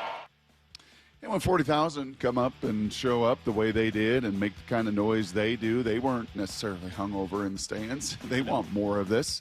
They're getting to see something never seen before in the history of this franchise. So that's now 23-3 in their last 26 games at home. Never had a streak like that. 23-3. That is now 26-6 at T-Mobile since the All-Star break. Like it has become, and I was listening actually to some of the Colorado broadcast of these games and of last night, and it's fascinating to hear at times the other side just talk about this being one of the loudest venues in all of baseball that they travel to, one of the toughest places to play in all of baseball. And obviously the Mariners just absolutely embarrassing a very embarrassing organization. Yeah, well, they've won 17 of their last 18 games. The only thing that's keeping them right now from having won 18 straight was one bad inning from Matt Brash. Crazy. It's just really kind of hard to fathom. It's just been unbelievable here. For the Cal watch, he went 0 for 4 as the DH with an intentional walk. He was moved to DH right before the game once the Guardians had lost. By the way, division round tickets went on sale yesterday. I hope you didn't want to go because too late. They sold out in about a minute. So Mariner fans pretty excited to get to go to the postseason. Here's the second thing you need to know. Well, we know Thursday night games can be ugly in the NFL, and last night did have some elements of that, but the Seahawks really were the better team. They showed it over 60 minutes. In fact, I mean, like, that one could have been over a lot earlier. The, as you said, iffy holding call on JSN that took a touchdown off the board, that probably would have ended things, but instead, give Arizona credit. They battled hard over the last few minutes and scored a couple touchdowns to get themselves back in. But if you're going to leave 30-plus seconds and a timeout for a team that only needs a field goal in this NFL, yeah, that's not going to work. Sam Darnold, JSN, Zach Charbonnet, and finally Jason Myers made them pay. 1 second's been put back on the clock, so 4 seconds left. 52-yarder. Myers from the left hash mark. Chris Stoll does the snapping. Michael Dixon puts it down. Jason Myers, the kick is on the way, and the kick is up, and the kick is good, and the Seahawks win the game. They beat NFC West foe, the Arizona Cardinals, on the final play of the game. And what a roar from the crowd. So many 12s here tonight, and Seattle saves this victory. 23-20 over the Arizona Cardinals. I think Dave Rabel was like us, Salk. Just off his foot trying to see, oh boy, is that thing going to sneak in there? Okay, be honest right now. Be honest with the audience and with me and Maura and Lyle. When you're standing over hole number 1 with your driver today, the confidence level that you're going to feel standing over that ball with your driver on hole number 1 versus your confidence level of Jason Myers lining that game-winning kick up. Oh, I was much more confident in Jason Myers, obviously. I mean, he's an NFL kicker from 52 yards. I'm a schlub. Yeah, no, I thought he would hit the kick, and I wasn't surprised when he did. There was a moment of trepidation in between where it looked like it was offline. But, look, in this NFL where guys are routinely kicking from 60, it's crazy, especially if they're going to give you the ball at the 40-yard line. You better go down and score. You better to go down and get a field goal, especially when there was nothing to lose in that situation as the game was already tied. So, nice win for the Seahawks. I thought Darnold was really good, 18 of 26, as we said. No picks, touchdown, always in command, excellent throws, very accurate, did what he needed to do in the clutch, and knew that that was the key. They were going to have to just go out and beat a divisional opponent. Yeah, I think overall. Here's the third thing you need. Lyle. Sorry, Sam. Yeah, I think overall, guys, it was, good to get the win, and to do it in the, 2-minute drive and get that big play to Jax at the end was huge. And, I feel like the complimentary football, not just today, but all season has been really good. And we're just going to continue to get better from there. But, a lot of credit to Arizona as well. I feel like they had a really solid game plan, and they fought all the way to the end. Yeah, that's pretty much it. So. That is pretty much it. Thank you, Sam. We'll move on to the third thing. Relaxing weekend for Seahawks fans, Brock, as they're done now for the weekend until next Sunday. Rams and Niners both going to be in action, both against the AFC South. Rams have the Colts. Niners host Jacksonville. Best game of the weekend, KC Baltimore. That's probably the premier game on one of those Sunday teams going to be 1-3. Tomorrow afternoon, no relaxing over there at Husky Stadium as the Ohio State comes to town. 12:30 kickoff on CBS, and no relaxing for the Americans right now. Ugh. Ryder Cup not going the way of America. They get killed. Europe so Cantley and is Shoffley just- are up 3. Everyone else is down between 3 and 5. Yeah, Just you can be getting down 3-1 run. here. You're going to be down 3-1 after the morning session. Pretty crazy. All right, that's everything you need to know. 1/4 every hour here on the Brock and Salk Show. All right, I saw something yesterday that really got my mind racing, and I had to do a little bit of research into the rules, Brock, so that I fully understood some of the decisions that are ahead of the Mariners. We'll discuss them and what they should do next on Brock and Salk. It's been 24 years since the 2001 Western Division champions. Mariners Nation, you've earned this banner. There's no better feeling than this. You know, we work so hard each day. With a first-round bye in the bag, what's ahead for the AL West champion Mariners in the postseason? It's a lot of great things ahead. I can feel it. SeattleSports.com has the latest on the scenarios. We're not done yet. We got a World Series to go get. This is where you hear your AL West champion Mariners in the playoffs. Seattle Sports. Hey, do you guys know what you're doing yet this weekend? Let me recommend Snoqualmie Casino and Hotel. You know all about the casino, but the hotel is unbelievable. It is finished. It is beautiful. You can book rooms at snocasino.com. It comes with the expanded non-smoking gaming floor, but a whole lot more than that. The rooms, as I said, are great. The destination spa is, wow, I mean, just blew me away. But the two things were probably the pool, indoor-outdoor deal, and then this new sports bar with 66 televisions and perfect spot to watch some of the games this weekend. Go to snocasino.com. Seattle's closest is now Snoqualmie Casino and Hotel. After 35 years in the window industry, I know choosing the right team for your window or door project is a big decision. Adrian here, owner of Lake Washington Windows and Doors. Treating your home with care while offering top quality products is important to me. Our windows are 25% more energy efficient than Energy Star standards, reduce noise by up to 50%, and feature low maintenance, clean glass technology. Combined with our leading leak armor installation and lifetime warranty, you get protection for life. Visit LakeWashingtonWindows.com, a name you can trust. You're listening to Leaf Filter Radio, and the guru of gutter protection himself, Chris Coonahan, is here to take your most pressing leaf-related questions. Hey, everybody, Chris here. I understand we have Ron on the line. Ron, where are you calling from? Uh-oh.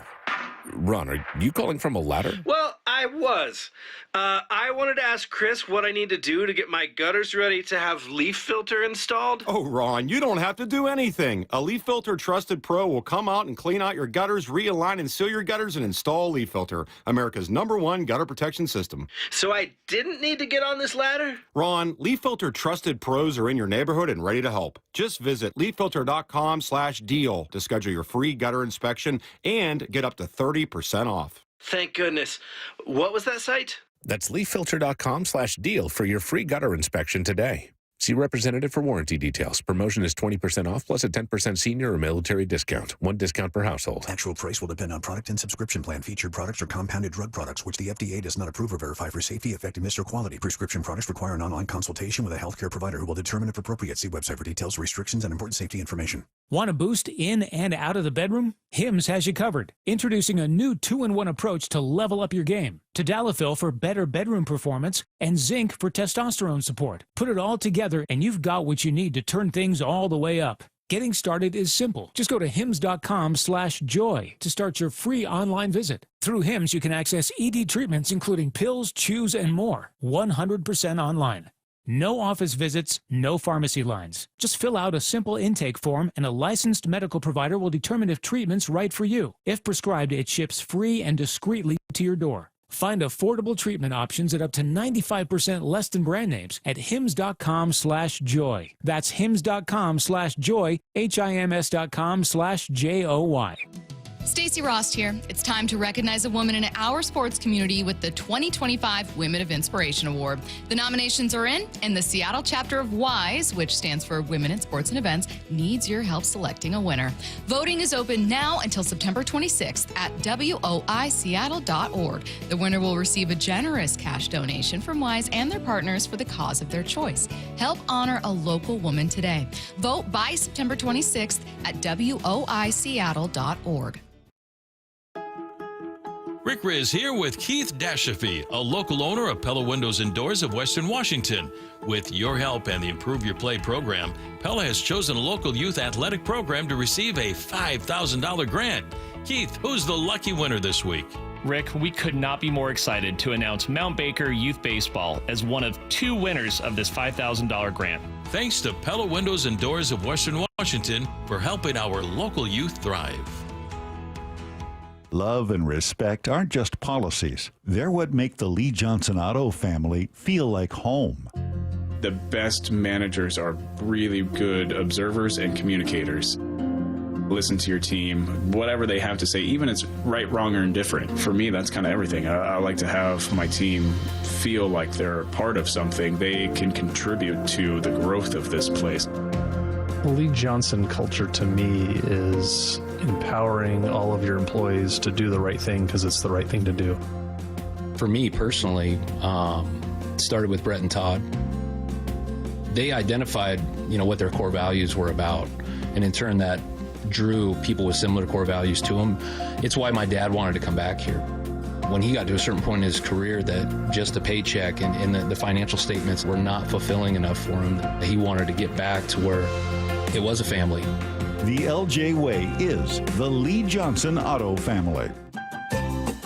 Happy 40th birthday to us at Pacific Power Batteries. Since 1985, we've learned that our customers seem to appreciate product knowledge and helpful advice about anything battery related. At Pacific Power Batteries, we like to sponsor smaller community causes and teams because they have a real community connection, sort of like a battery to a starter. Does that make sense? I'm Steve Alman, and all of us hope to connect with you soon at one of our Pacific Power Batteries stores. This hour of the Brock and Salk Show is powered by Star Rentals, preferred supplier to the West's best contractors. From the Quantum Fiber Studio. This is Brock and Salk. Weekdays 6 to 10. On Seattle Sports and 97.3 FM HD2.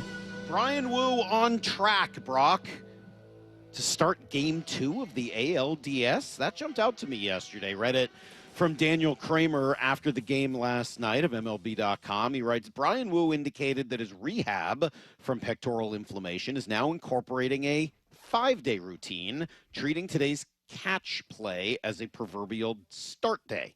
That timeline would set him up for Game 2 of the ALDS. He says, quote, I'm just taking it one day at a time. So, all right, if that's the way they're working it in terms of trying to get him on the right schedule for Game 2, that's probably a little bit different than we thought, right? I think the assumption was he would be your Game 1 starter, as kind of the ace of the team so far this year. I saw Jason Stark had him at number 5 in his Cy Young thoughts. So, okay, he's going Game 2. Okay. Who's going Game 1? Mm-hmm. Is it Luis, so that you guarantee you get him at home? And he has been phenomenal here over the course of the last few weeks. Is it Logan? He was your opening day starter and by all accounts the best pitcher on your team. What are you doing if Bryan Woo is your Game 2 starter? Mm-hmm. Does it matter who you match up with? Whether it's going to be Cleveland or Detroit or Houston, going to be one of those three, right?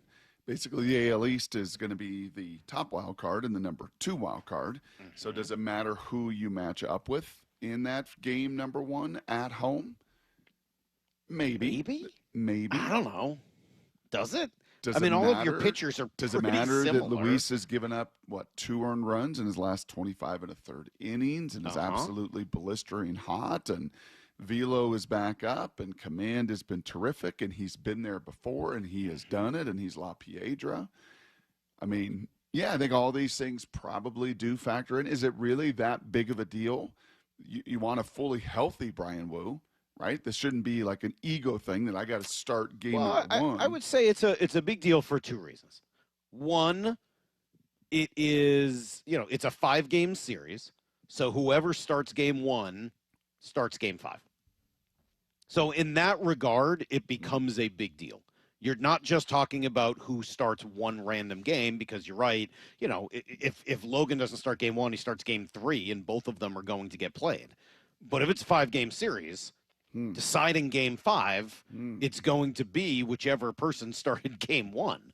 So I would say in that regard, 2-2-1 format, right? Yeah, it's pretty important. 2 at home, I would say 2 on the road. That last one at home. Yeah, it's pretty important.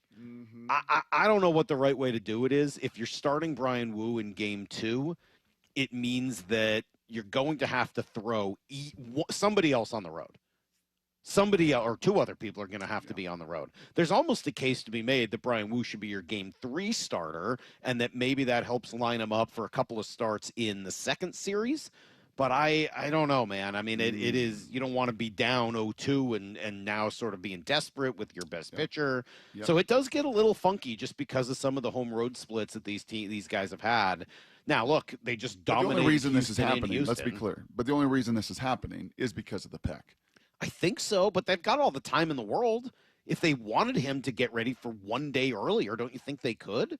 It does seem like they're setting him up for a game 2 start, and maybe that is because there's a fear if he starts in game 1, he wouldn't be able to go in game 5. I'm just speculating. I have no idea.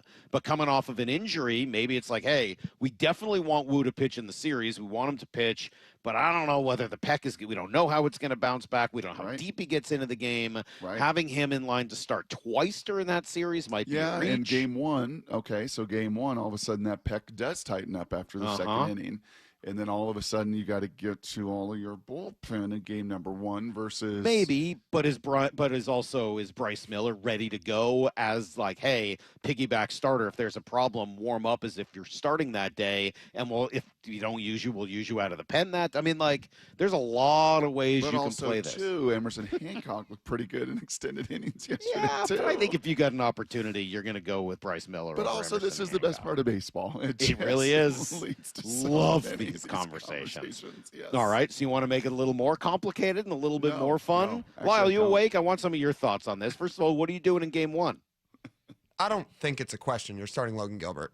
Okay, so you're starting Luis in game 3. Or 4. Okay. So you're going with Kirby and Luis, 2 guys who've struggled on the road? Yeah, because you can't play these series. You can't plan it out as if you can't plan it out to have your best pitchers throwing on the road just because you're going to play on the road later in the series. You got to throw your best arms in the first 2 games and try and go up 2-0. I tend to agree with you. But I'm curious how this whole thing Who was their opening day starter? I'm trying to remember. Who was the opening day starter? It was Logan Gilbert. 59 games ago? Yeah. It was Logan, right? Dan's a pretty loyal guy. There is a pretty good chance. Seems to be, yes. Pretty good chance he goes with the girl that brung him there. Okay, before your other confusing thing, can I sneak in one other little comment I heard? I texted this to you last night, Salk. Lyle, I don't know if you've thought about this. Maura, I don't know at the Muckleshoots if you and Cliff Averill and the fans were talking about this last night. But again, sometimes we are so close to this that when you actually hear a national broadcast, or in this case, a Rockies broadcast, and after the game, they were like, well, I mean, Danny Wilson, he did 0-1. He's here in 25. The last time they won the AL West, and Danny Wilson's going to be the AL Manager of the Year. And I was like, yeah, I think The Athletic had him in their list of 4 people that were nominees. What has this 17 out of 18 game stretch done? What has September done for many of these guys and many of these players? What has it done for Cal Raleigh in the AL MVP race? What has it done for the Mariners and the fear factor? What's it done for the Mariners and Fangraphs? Like, it's done so much for so many. But 3 weeks ago, there wasn't anybody talking about Dan Wilson for Manager of the Year.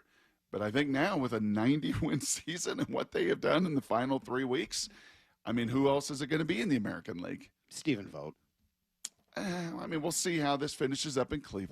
Well, here's why. If they end up making the postseason, and there's a good chance they do, Dan Wilson's roster is just so much better than Stephen Vogt's. I think that's fair. I think that is fair. And I'm not trying to take it away. Dan could absolutely win this. Local guy, Gig Harbor guy, makes his home in Canterwood guy. Won it last year. I mean, learned everything with the Mariners in his one season guy. I mean, as hot as the Mariners have been, that's how hot the Guardians have been too. I mean, like both teams have kind of done it. The Mariners have done it with a lot more talent than I think the Guardians have. So I think that's, I think it would probably come down to those two. Yeah, it'd be interesting. But I think there's producing Cal having a record-setting year, all the injuries with the pitching staff, handling all the ups and downs.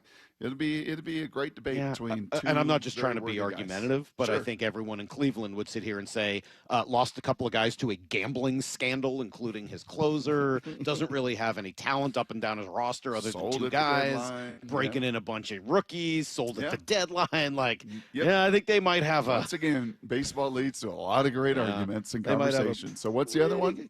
And you know what? And Brock, John Schneider might as well in Toronto. I think there'll probably be some folks pushing for a group that was not really expected to do this. A lot of pieces coming and going for them over the course of the season as well. So we'll see. Plus, you know, a lot of the voters get a better chance to see him since they're all in Boston, New York, Philadelphia, et cetera. All right. My other question for you is I started yesterday thinking about the playoff roster. Which is how many deep? 26. You go back to 26. Okay. Now, throughout the season, major league teams are required to have, it's 13 and 13, right? 13 pitchers, 13 position players. Okay. In the postseason, and maybe it's true in the regular season, they just always go with 13 pitchers. I checked. And then it expanded to 28 for September, right? But that comes back. Forget that. Okay. You get back to 26. And the rule is you have to have no more than 13 pitchers. You can have fewer, but you can't have more than 13 pitchers. So you've got to have at least 13 hitters, but you can go with 14 hitters and 12 pitchers if you want to. And I think there's a pretty reasonable case to be made. You could go with 15 and 11, but I think the threat of injury, the threat of what happens if somebody gets blown out probably mitigates 15 and 11. But okay, 14 and 12 instead of 13 and 13 really changes things. And I know it's hard to do lists on radio, but let me quickly run through it. 10 are set in stone of your position players, okay? Cal, Garver, Naylor, Polanco, JP, Gino, Randy, Julio, Robles, Canzone. I would say that 10 is set in stone. Okay. I would imagine Raley and Rivas are, if it's not stone, it's whatever comes next. So that's 12. What do you do with your last spot or two? If you are going to have are you going to have Garver DH versus lefties in the postseason? You can, right? Or do you want Polanco at DH in those games and let Rivas play second? One's better defensively, one's maybe a little better offensively. So that changes things, because if you want Garver as the DH, there's an advantage to bringing a third catcher like Harry Ford as one of your bench players.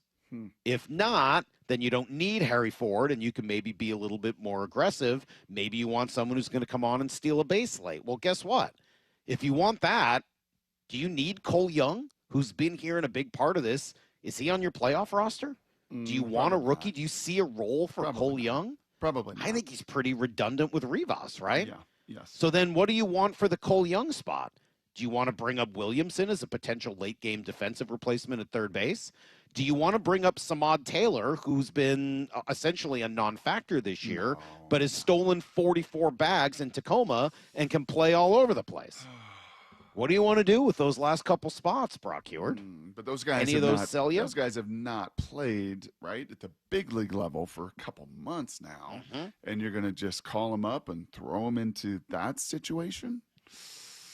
That doesn't feel Dan-esque. It doesn't, but it's one of those reasons having Cole Young around here for the last few weeks as he's not playing hasn't made a tremendous amount of sense either. So I don't know. I mean, maybe you just, again, Dan is very much, dance with the girl that brung you, and maybe it'll be Cole Young. But I just look at it and see such redundancy with he and Rivas. I don't know how he gets into a game.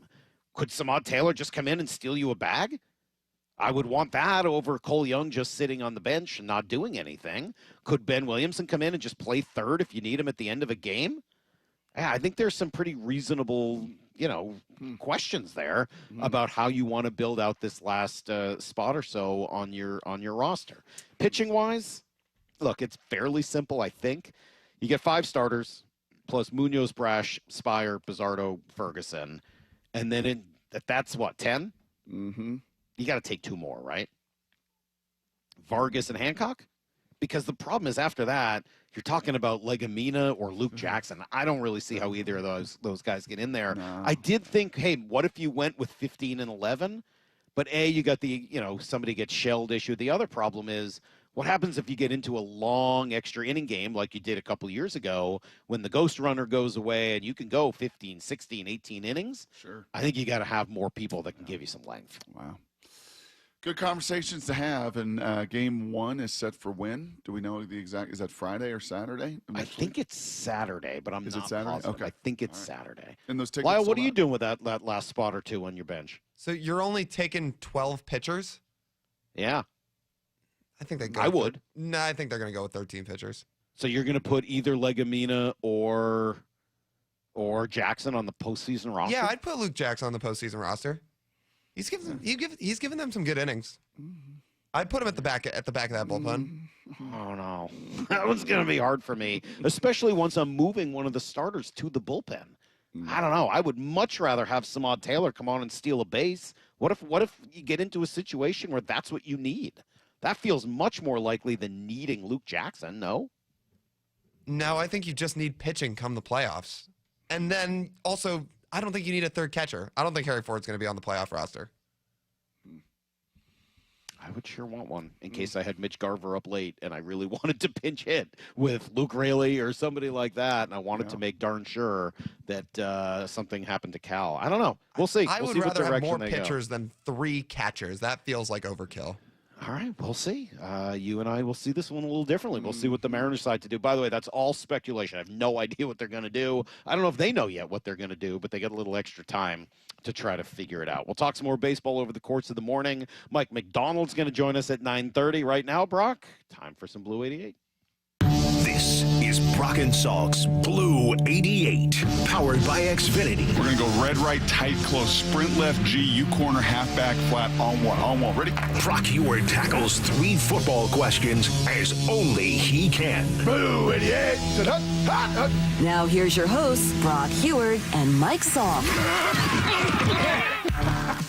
Brock. Yes, sir. My screen froze. I gotta find Blue 88 somewhere else. Hold on a moment. Okay. I had a little screen freeze here. Thanks a lot, computer.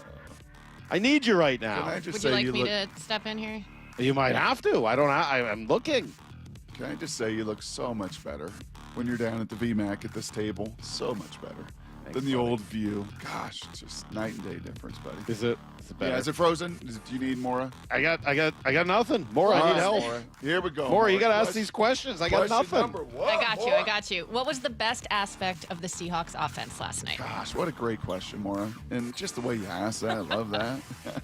You know, one of the best aspects was their perimeter action.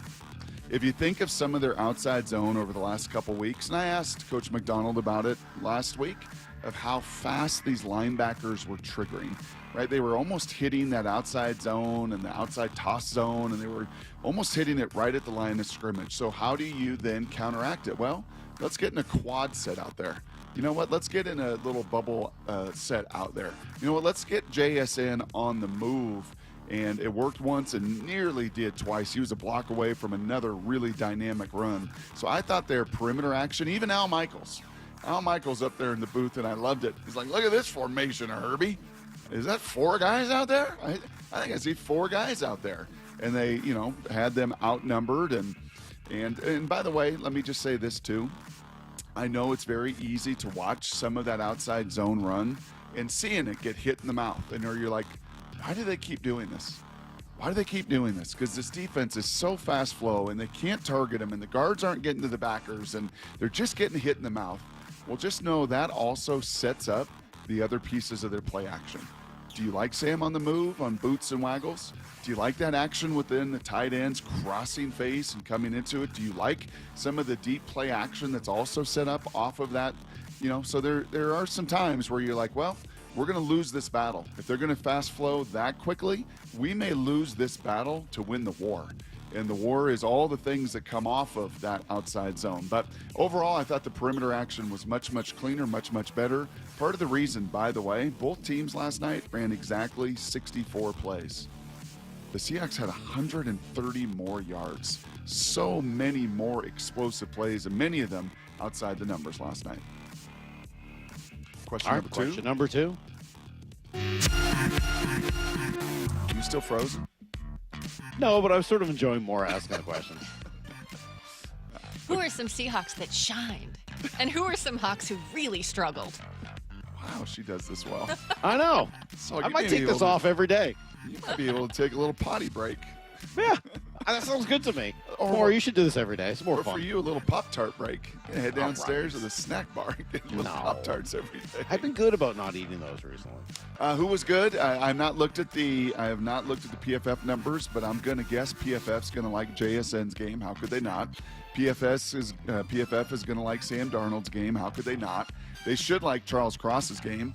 I think the head man told him that block to pick up Charbonnet and that little extra effort was his favorite play of the season through 4 games.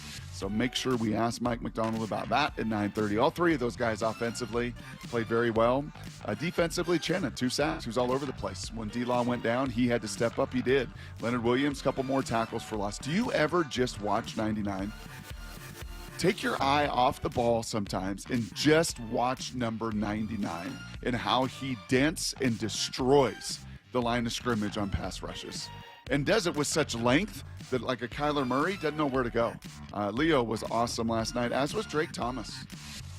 Is he related to Zach Thomas? I don't think he is. No, but he's got a little Zach Thomas. He's not as thick as Zach was. Zach's like 240, 5'9". I think Drake's like 5'9", 220.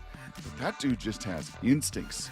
Knows how to get to the ball, has such a feel for angles and leverage, and he did some awesome stuff last night. Some guys that struggled, we'll get to that in my takeaways. Reek really struggled. Spoon couldn't win a one-on-one situation. Bradford got beat a bunch. He was questionable to come in. And then obviously K9's boom or bust nature to it has got to improve. It's got to improve. But we'll talk about a little bit more length and all of that in takeaways. All right, so question number 3. Oh, sorry, did I drop the ball on that part? No, I got you, Mauro. It's your debut. How will Nick Emanwari's return force some personnel opportunities and decisions? Yeah, not quite as many machinations as maybe the Mariners will have in their decision-making process of starters and roster and all of that. But you got a little tell at the end of the game. Arizona, like a lot of teams, lives in a lot of 11 personnel. But when they had 2 receivers out there, who was playing corner, Salk? It was Job and it was Spoon. And Woolen was off the field. Remember in the season opener, and maybe it was very matchup specific to the 49ers, right? With Kittle and their 12 package and all the things that they would have expected out of the Niners. You saw Emanwari out there as the big nickel early. This will be a fun, fascinating conversation. Is Emanwari your nickel? Not just your big nickel. Is he going to come in there and really be a force in nickel and show that he can play 30, 40 snaps of that? And if so, well, it's got to be Job and Spoon outside, right? I mean, and Woolen's got to come off of the field in those situations. Do you still, yeah, I mean, you're not playing a 3 safety look. You know, it's Love and Kobe back there. So, yeah, Woolen had a shot last night to further solidify or distance himself from Job. He did not. He had 3 penalties, critical 15-yard penalties. Doesn't play the ball well. And oh, by the way, Mr. Kendrick's over there like, hey, all I did was intercept 2 balls and knock 2 others down, and I got more interceptions in 2 games than Spoon's got in 2.5 years. I played the ball. Spoon got to play the ball better. All those guys got to play the ball better. And that will be a little fun thing to watch when old Emanwari is back, I would expect, after this mini-bye. Wow. All right, there we go. That is today's Blue 88425. Says, can we have Maura do this regularly? I like how she asks these questions, much more lively than Mike does. Yeah. Yeah, sure. Absolutely. Now, also, if you look through that person's text, there's a lot of like, Salk so bleeping annoying. Hey, Salk, you suck. Hey, Salk this. Hey, Salk that. So So that may not be my biggest fan. 509 or 206? 509? Oh, it's probably 509. 509. Yes. No, 425. All right, Oh, interesting. Okay. Little surprise. Little surprise 425 action there. You never know what you're going to get. All right, takeaways coming at 8:30. I don't have anything specific on the Mariners other than that I want to just keep talking about them because I know everybody, for obvious reasons, is just 100% invested. Maybe that's part of the conversation. It is, and I also got to ask you, what are you rooting for this weekend? Okay. The hay is in the barn. Hay All is right. in the barn when it comes to the Mariners. You're the number 2 seed. You're going to be hosting. Well, not totally. I guess Toronto, New York could lose all 3, but yes. Such a good answer for you, Brock, and it's so easy. I know your question without you asking it, and I've already got an answer. Next on Brock and Salk. It's been 24 years since the 2001 Western Division champions. Mariners Nation, you've earned this banner. There's no better feeling than this. We work so hard each day. With a first-round bye in the bag, what's ahead for the AL West champion Mariners in the postseason? It's a lot of great things ahead. I can feel it. SeattleSports.com has the latest on the scenarios. We're not done yet. We got a World Series to go get. This is where you hear your AL West champion Mariners in the playoffs. Seattle Sports. It's part of life. And when it comes to music, change is all around us. Songs are rewritten, classics are remixed, bands and artists come and go. Even our taste in music changes. Here at Xfinity, we know there's still good in keeping some things the same. That's why we want to do our part with a 5-year price guarantee on our internet. It means no matter what changes, you get 5 years of the most reliable Wi-Fi with our best equipment included for a price that stays exactly the same. Surprised? Life is full of them. One internet price, 5 years, guaranteed. Learn more at xfinity.com/deals. Restrictions apply. New residential customers only. Taxes and fees extra and subject to change. Most reliable Wi-Fi based on Open Signal Awards USA. Fixed Broadband Experience Report, August 2024. Vanity Fair calls BritBox a delicious streamer. Collider says everyone should be watching. Catch Britain's next best series with BritBox. Stream acclaimed new originals like Code of Silence. You read lips, right? And Linley, based on the best-selling mystery series. Say hi, Linley. Take it from here. And don't miss the new season of Karen Piri, coming this October. You don't look like police. I'll take that as a compliment. See it differently when you stream the best of British TV with BritBox. Watch with a free trial today. You still got it, but your immune system weakens as you age, making it harder to fight flu, pneumococcal pneumonia, RSV, and COVID-19. Ask your doctor or pharmacist which vaccines you need. Sponsored by Pfizer. How can you free your team from time-consuming office tasks? Amazon Business. Smart business buying tools enable buyers to find and purchase items fast so they can focus on strategy and growth. Free up your team and focus on your future. Learn more at AmazonBusiness.com. When it comes to the security of your business, doubts can creep in about who you're trusting to protect it. At Bail Arm, we got you. For nearly 80 years, we've been putting our customers' minds at ease with our advanced technology and personalized support. Feeling insecure about your current security service? Visit bailarm.com today. Jaden Schwartz for Techline Roofing. Fall weather is right around the corner. Get your roof ready with Techline. Whether it's a replacement, repair, or even just a cleaning, Techline's workmanship is backed by the strongest warranty in the business. Trust Techline. Toyota of Renton is in the playoff chase with game-winning deals on your next ride. Score a 36-month lease on the Tacoma at $279 a month with $39.99 due at signing. The RAV4 leasing at $299 a month with $39.99 due at signing. Drive smarter with the all-hybrid Camry leasing as low as $299 a month or the Corolla from just $219. Whether you're gearing up for the fall or chasing savings, Toyota of Renton is the place to go. Visit toyotaofrenton.com and get in the playoff chase today. Offers valid through September 30th, 2025. Excludes tax, title, license, dealer accessories, and $200 negotiable documentation fee. Model 7540-4432-2559-1852. Hey, want to hear something great? Right now at Wendy's, you can get 2 of the #1 selling bacon cheeseburger in all fast food, the JBC, plus medium fries and a medium soft drink for just $8. Want to hear something else great? Double the burger means double the bacon. Now that's a game changer. 2 of the #1 bacon cheeseburgers with fries and a drink for just $8. Gotta be Wendy's. Limited time only. U.S. price and participation may vary. Request $8 JBC meal deal to obtain discount. Individual items at regular price. Wesley Financial Group is not a law firm, and Chuck McDowell definitely not an attorney. This is Chuck. If someone talked you into buying something really silly and you want to get out of that silly little thing, my advice, get the facts. Call me and I'll send you our timeshare exit kit absolutely free. Inside, you'll learn how timeshare works and all your options for cancellation. Call Wesley now for your free exit info kit. 800-486-9600. That's 800-486-9600. There it goes! Storybook season by Cal Raleigh. He has done it! 2026 Mariners season ticket memberships are on sale now. There's no better way to catch Cal, Julio, and the crew at T-Mobile Park with year-round savings, no ticket fees, access to exclusive pre-sales and events, and more. And you've got two great options. Reserved memberships let you lock in the best locations in the ballpark so you can make your favorite spot home all summer long, whether you want to catch 20 games or the whole season. Oh, he makes the catch! What a snag by Julio Rodriguez! Or go with a Flex membership, which gives you the freedom to choose your seats, games, and number of tickets as you go. Terrace Club, bleachers, right behind the dugout, divvy it up however you want. This season's been a whole lot of fun, and you won't want to miss out in 2026. Come on board today at mariners.com/26. The Mariners, their third consecutive shutout win. Mariners baseball. Seize the moment. Let's go! This is Seattle Sports. Streaming through the Seattle Sports app. KIRO AM Seattle. KIRO FM HD2 Tacoma. Home of the Seahawks, Mariners, and everything Seattle sports. This hour is brought to you by Trajan Wealth Management. Give me a freaking auto! From the Quantum Fiber Studio, this is Brock and Salk on Seattle Sports. Brock Heward and Matt Marcus. Sorry about just Mike.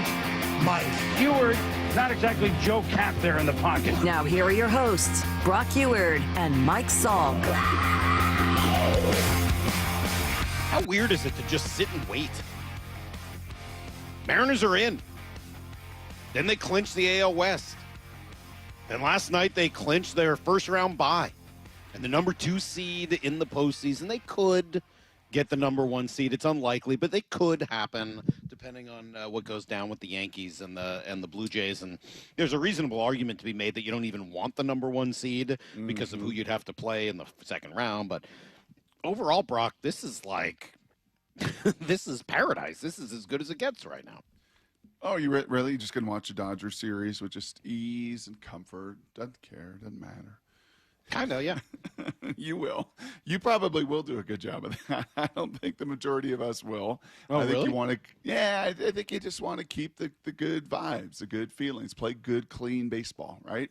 In some ways, you do almost wish last night wrapped up the season because you and the Dodgers are in the exact same spot. You both won 90 games. Their situation is totally locked in. They're the number 3 seed in the NL, right? They're not catching the 1 or 2, the Brewers or the Phillies. They're not being caught. They're going to win their division. Have already won their division. So, yeah, it'll be kind of interesting to see how both play out kind of the string here this weekend. But you go out there and play hard. I mean, like, as I said, I would DH Cal all 3 games left. And it was interesting. Before they clinched that last night, I thought that was an interesting move. Looked at the lineup and was like, geez, Cal is in the lineup as a catcher again. Everybody's in the lineup. Same lineup. I know. I was like, yep. Man, I don't care what your blood alcohol content is. You're going to get out there and you're going to play. Everyone. And for a lot of the people I kind of got up, I was like, man, is there any way you could just like Cal DH the rest of these games? Because if he takes a ball off his wrist, right. It just changes everything.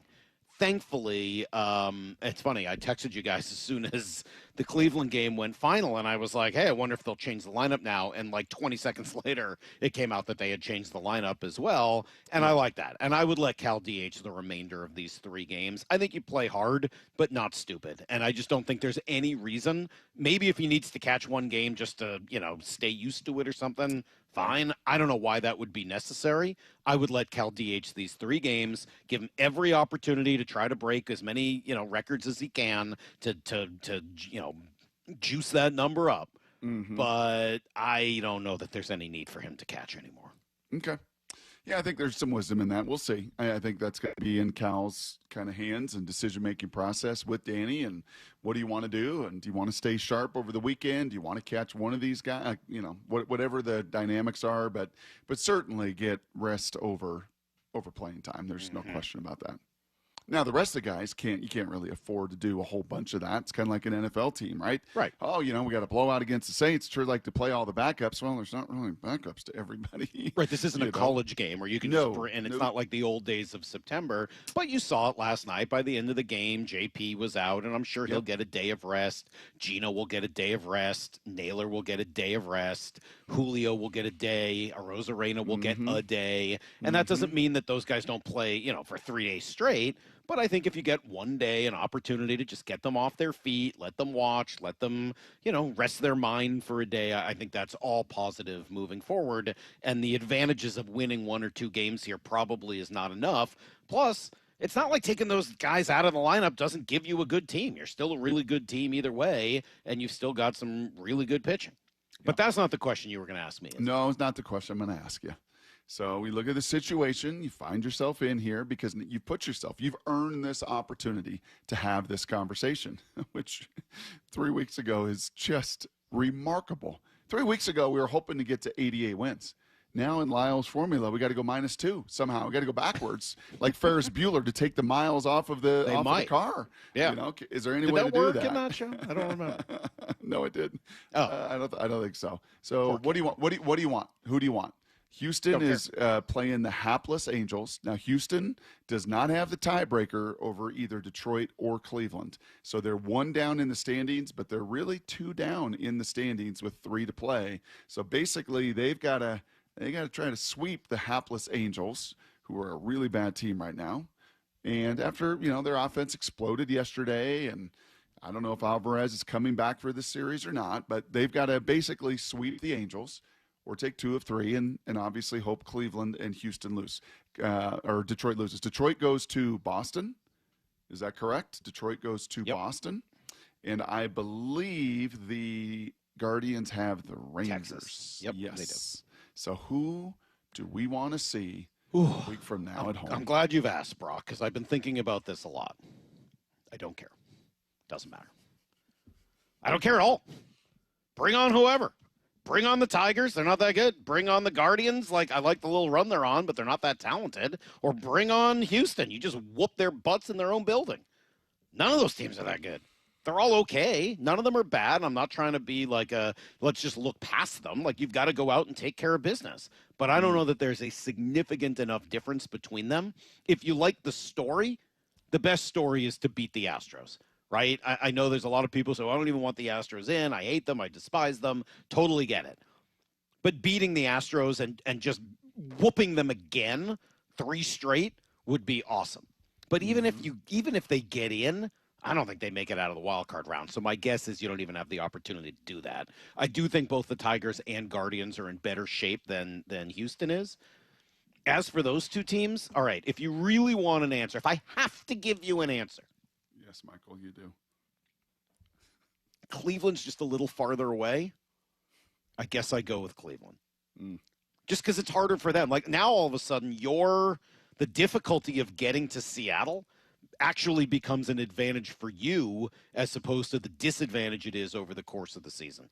So, all right, if I've got to choose one, Cleveland. But I don't think it matters at all. I think Cleveland right now is playing better baseball than Detroit. And if they had to play, I guess if I had to knock someone out, I'd knock out Houston so I could personally watch Cleveland and Detroit play each other over 3 games because I think an inside the division matchup would be great, especially after they just battled for 6 games leading up to this. I think that would be pretty fun just from a baseball perspective. But from a Mariner perspective, who cares? Bring on whoever, man. Let's go. The one thing that stuck with me, and this is what the great play-by-play and analysts, I think, do, is they leave little thought arrows that pierce you and they kind of stick with you. It was before that series with Houston, and we had Goldie on. Remember what he said about the Astros and the matchup, just the pure matchup. The Mariners pitching, the Astros hitting, they are so right-handed dependent. They hit right-handed, and that is such an advantage for the Mariners rotation when they're on, and they are on right now. What is a little concerning about Cleveland is I think they line up 8 left-handed hitters. Yeah, they battle you a 3 lot switch hitters, Quan, Ramirez, like they are, just from a pure matchup standpoint. I remember that even when we were playing them and they weren't even anywhere near what they are now and they had sold. I'm like, dang, is this just like an all left-handed stinking lineup? And, that would be the only thing of the three of them. Isn't that balanced out by the potential of seeing Skubal a couple of times? I know you've handled him pretty well, but he's the premier pitcher in the American League. And, I mean, like, Detroit's got some dudes.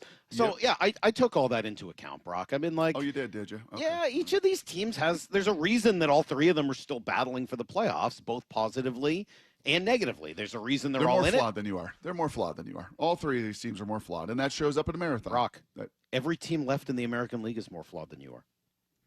I know it's hard to say because it just doesn't feel right to say those words out loud, and I'm going to keep saying American League. Somebody asked me why I keep saying American League, because I think the Phillies, the Brewers, and maybe even the Dodgers, maybe even the Padres might have, a similar or even fewer number of flaws. But the Yankees are deeply flawed.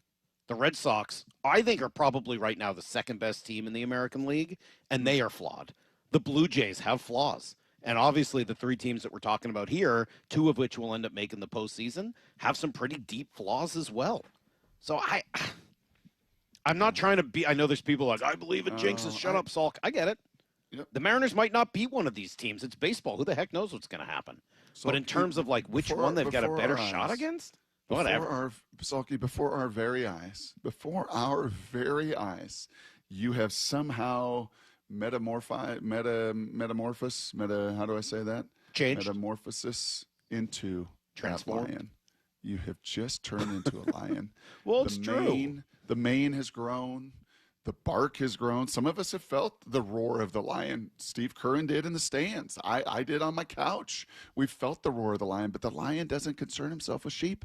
You just don't concern yourself with the sheep. Not when you're the lion. I see these texts like, Salk, you're wrong. We don't want to face the Guardians. Salk, you're the king of the jungle. Not you when don't want to face the Guardians? I mean, like, look, they could win. Again, any of these teams, they're all capable of winning a series.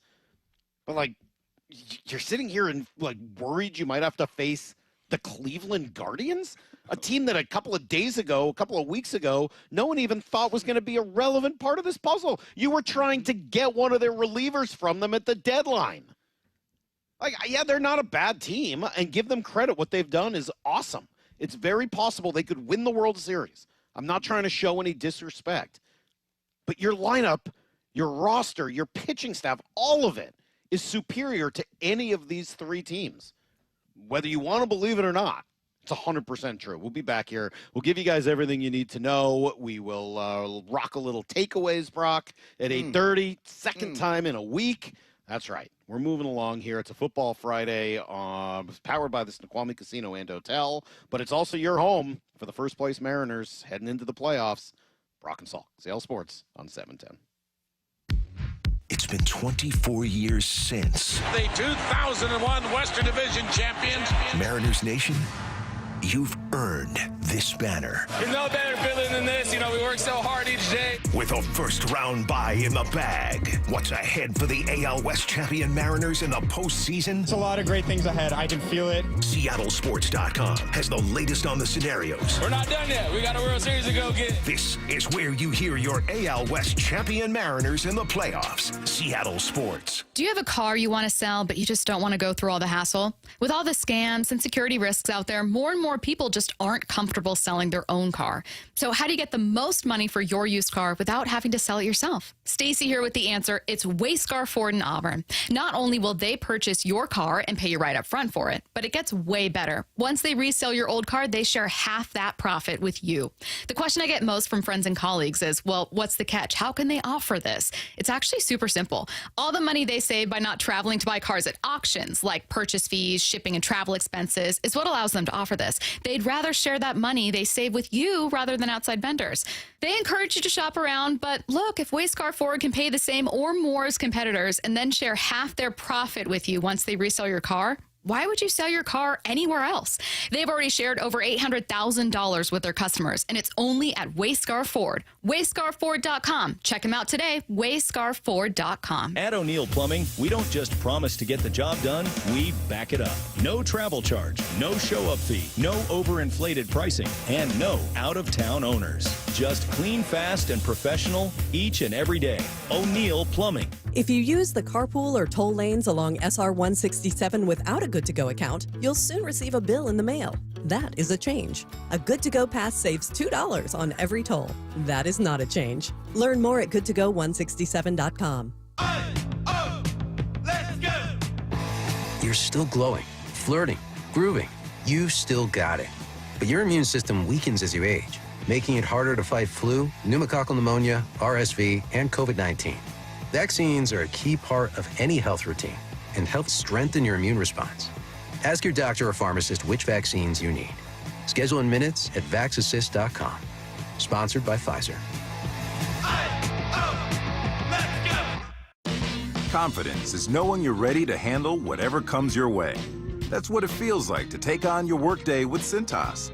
They make sure your AEDs are up to date, your fire extinguishers are tested and inspected, your floor mats are cleaned and delivered, and your workwear looks good, feels good, and is freshly laundered with the Cintas Apparel Plus program.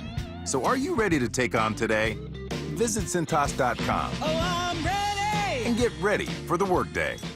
I'm attorney Rob Iddens, proud Marine Corps veteran and owner of Warrior Injury Law. We help all types of injury victims like Sean, who was rear-ended in a car accident. They're just easy to work with. They're fast. I like the fact that he had military service. I can see a lot of Marine in Rob. He's very in charge, really gets things done. But I didn't have to do anything. He offered me a settlement, had a number in my head, was nearly double that. I would refer absolutely anybody to Rob. If you've been injured, call us at 253-WARRIOR. Warrior Injury Law. Battle tested. Ready!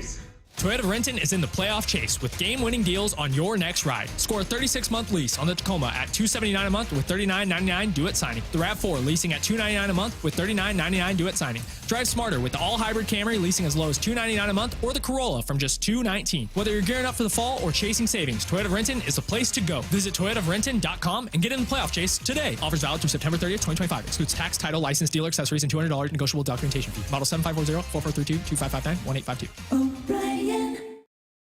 1-877 Cars for Kids.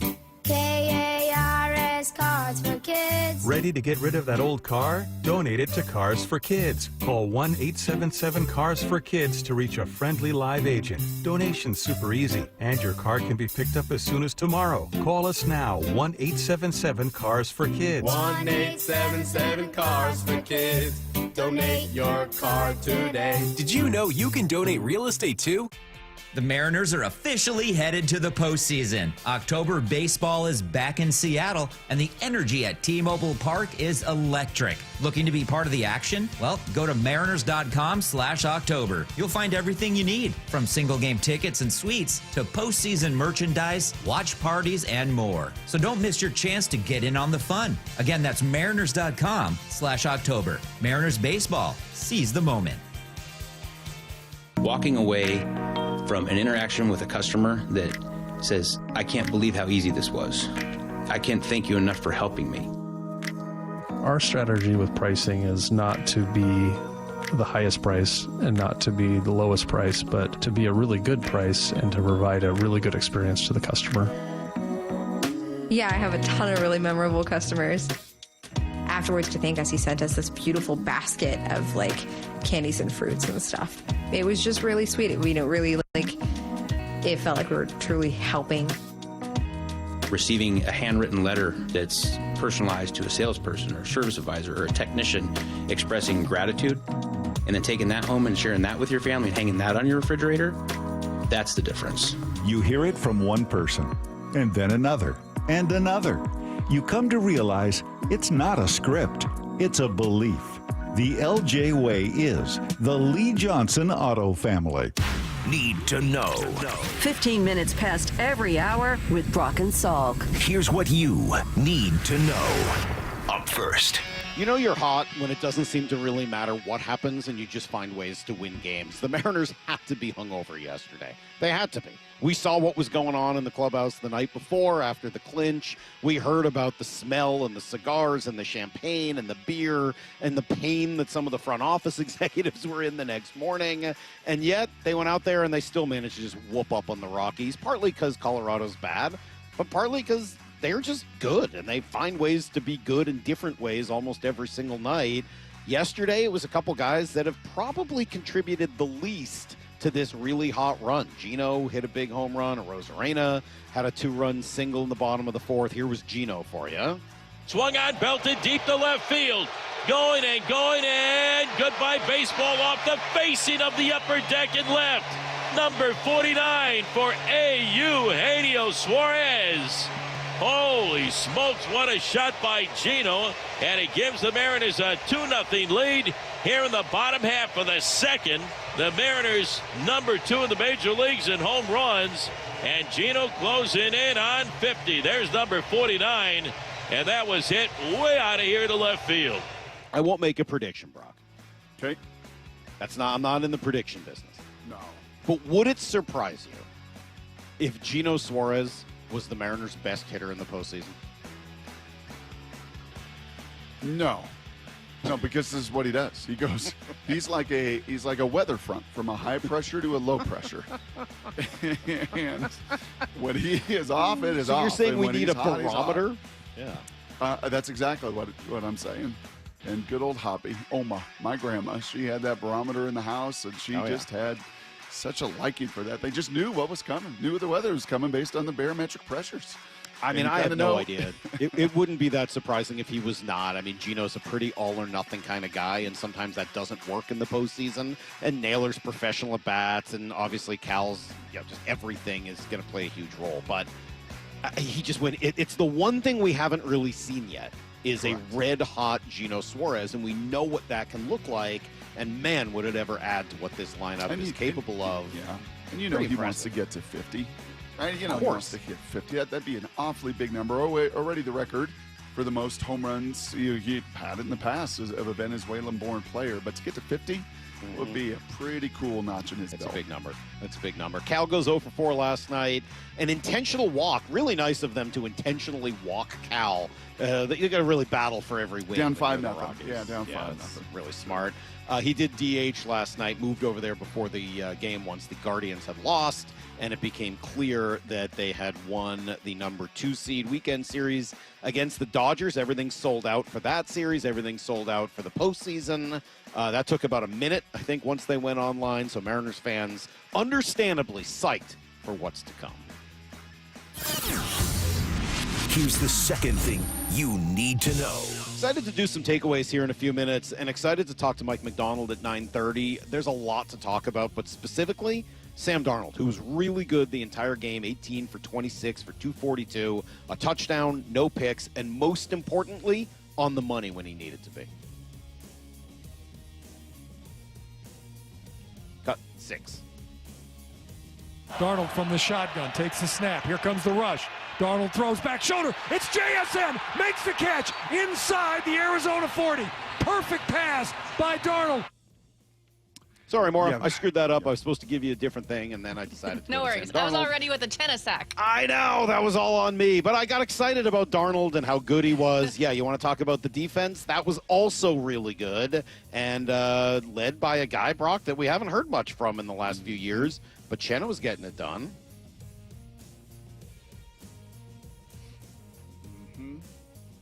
I mean, I think I just got to give a lot of props and credit to Coach Mike. Since OTAs and since him being in his second year, I think he's took a lot more demand and charge of the team. He's, hit a lot of points on the type of team and play style that he wants us to play. And I think we took it to heart. We take ownership in the team as well as the players, obviously. And I think we made that culture ours, and we're making it grow. Now, of course, was Leonard Williams. Brock was excited afterwards. He had a sack and a half. Uchenna had 2. The defense, pretty good. Pretty good. Yep, 4 beats 5. It's really been all 4 games this year. I mean, Purdy got out of it a few times, but he took an absolute beating. Aaron took a beating. Kyler took a beating.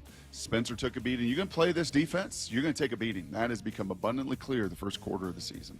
Seahawks 3-1 now as they head into this little mini bye with no game this Sunday. They seem like they were fairly healthy through this one. The one injury to watch would be DeMarcus Lawrence. He left and didn't return. He's got a quad.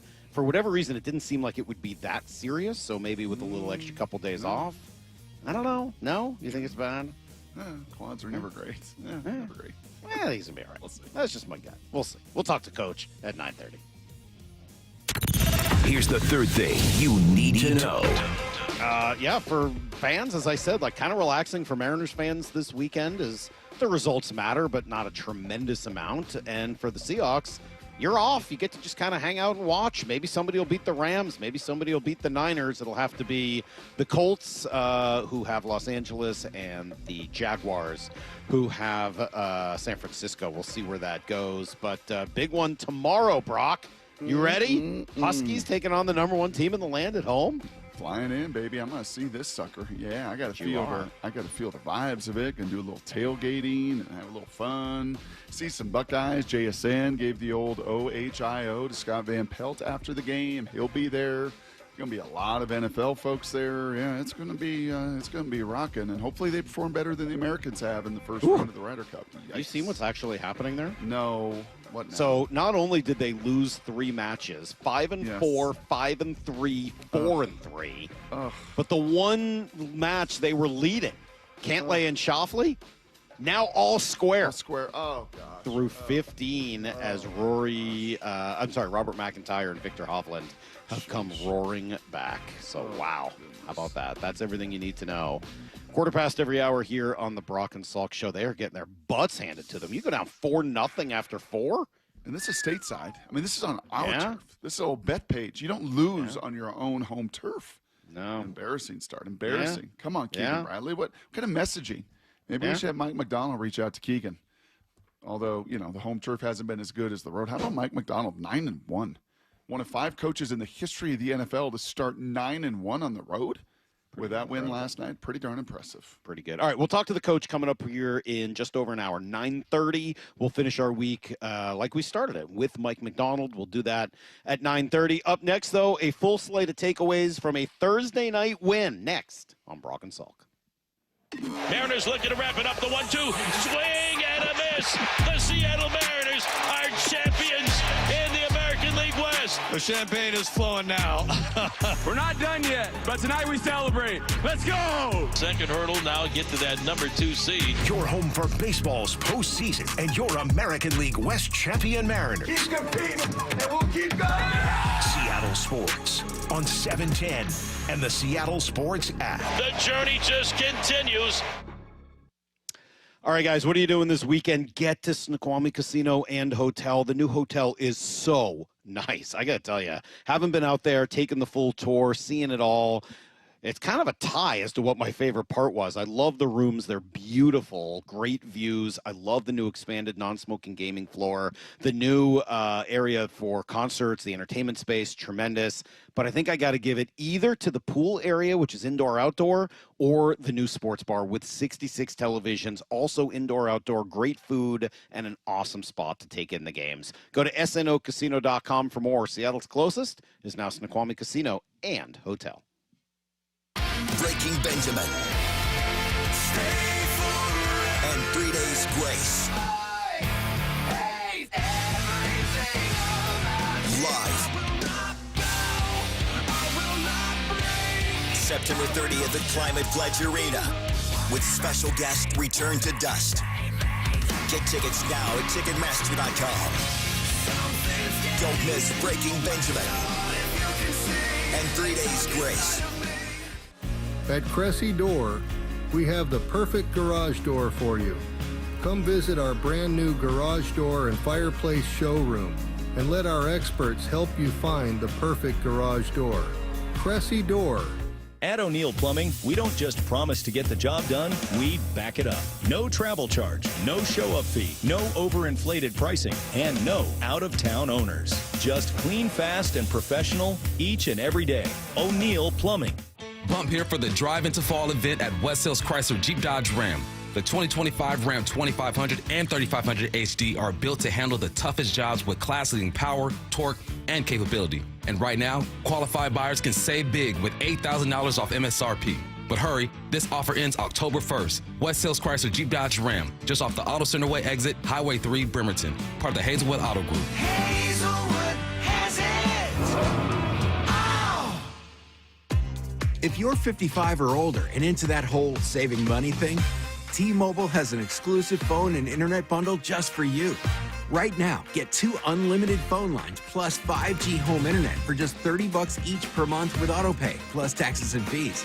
And with 5G home internet, setup is easy with just 1 cord and no technician needed, which is great if you're also into that whole keeping it simple thing. Switch now and experience the best mobile network in the U.S. Visit your local store to start saving. T-Mobile, it's better over here. Based on analysis by Ookla of speed test intelligence data Q4 2024 to Q1 2025. Ookla trademarks used under license. Unlimited on our network. Customers on voice plan may notice speeds lower than other customers and further reduction if using more than 50 gigs a month due to data prioritization. Video streams and SD on this plan. Home internet pricing after $20 a monthly bill credit plus $5 per line without autopay. Debit or bank account required. See 5G device coverage and access details at T-Mobile.com.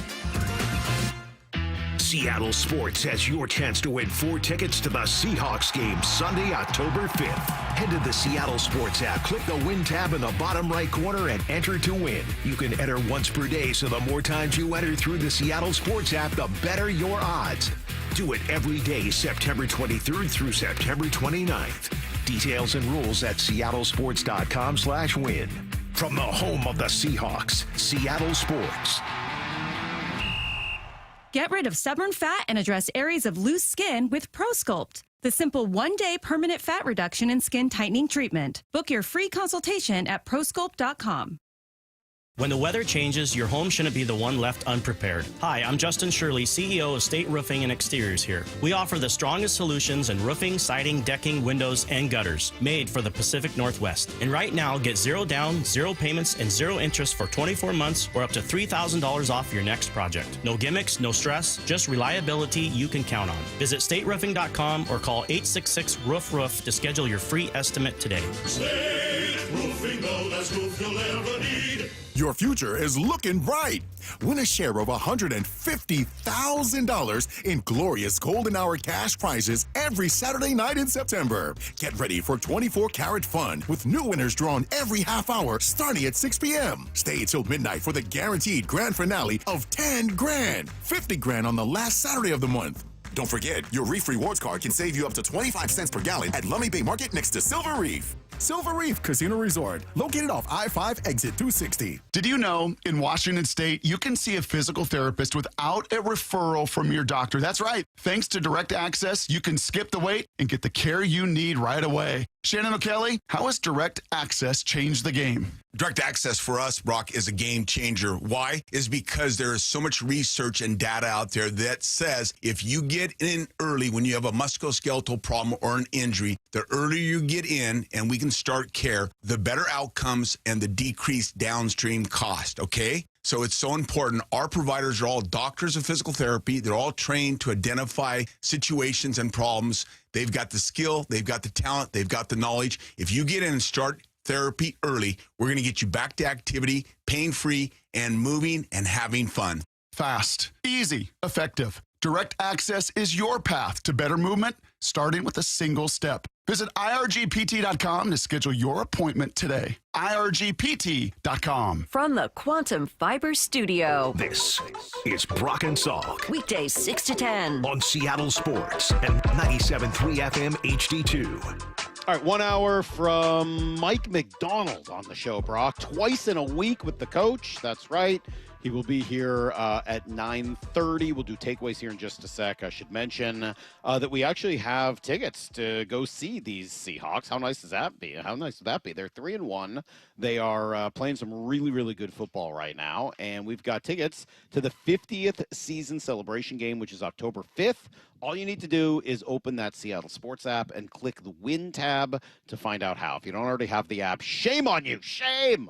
But simply text the word app, APP. You know me. to 866-979-3776, and we will send you a link to download. You got to enter now. The contest will run through Monday, September 29th. It was a good game last night, and we got takeaways. Takeaways.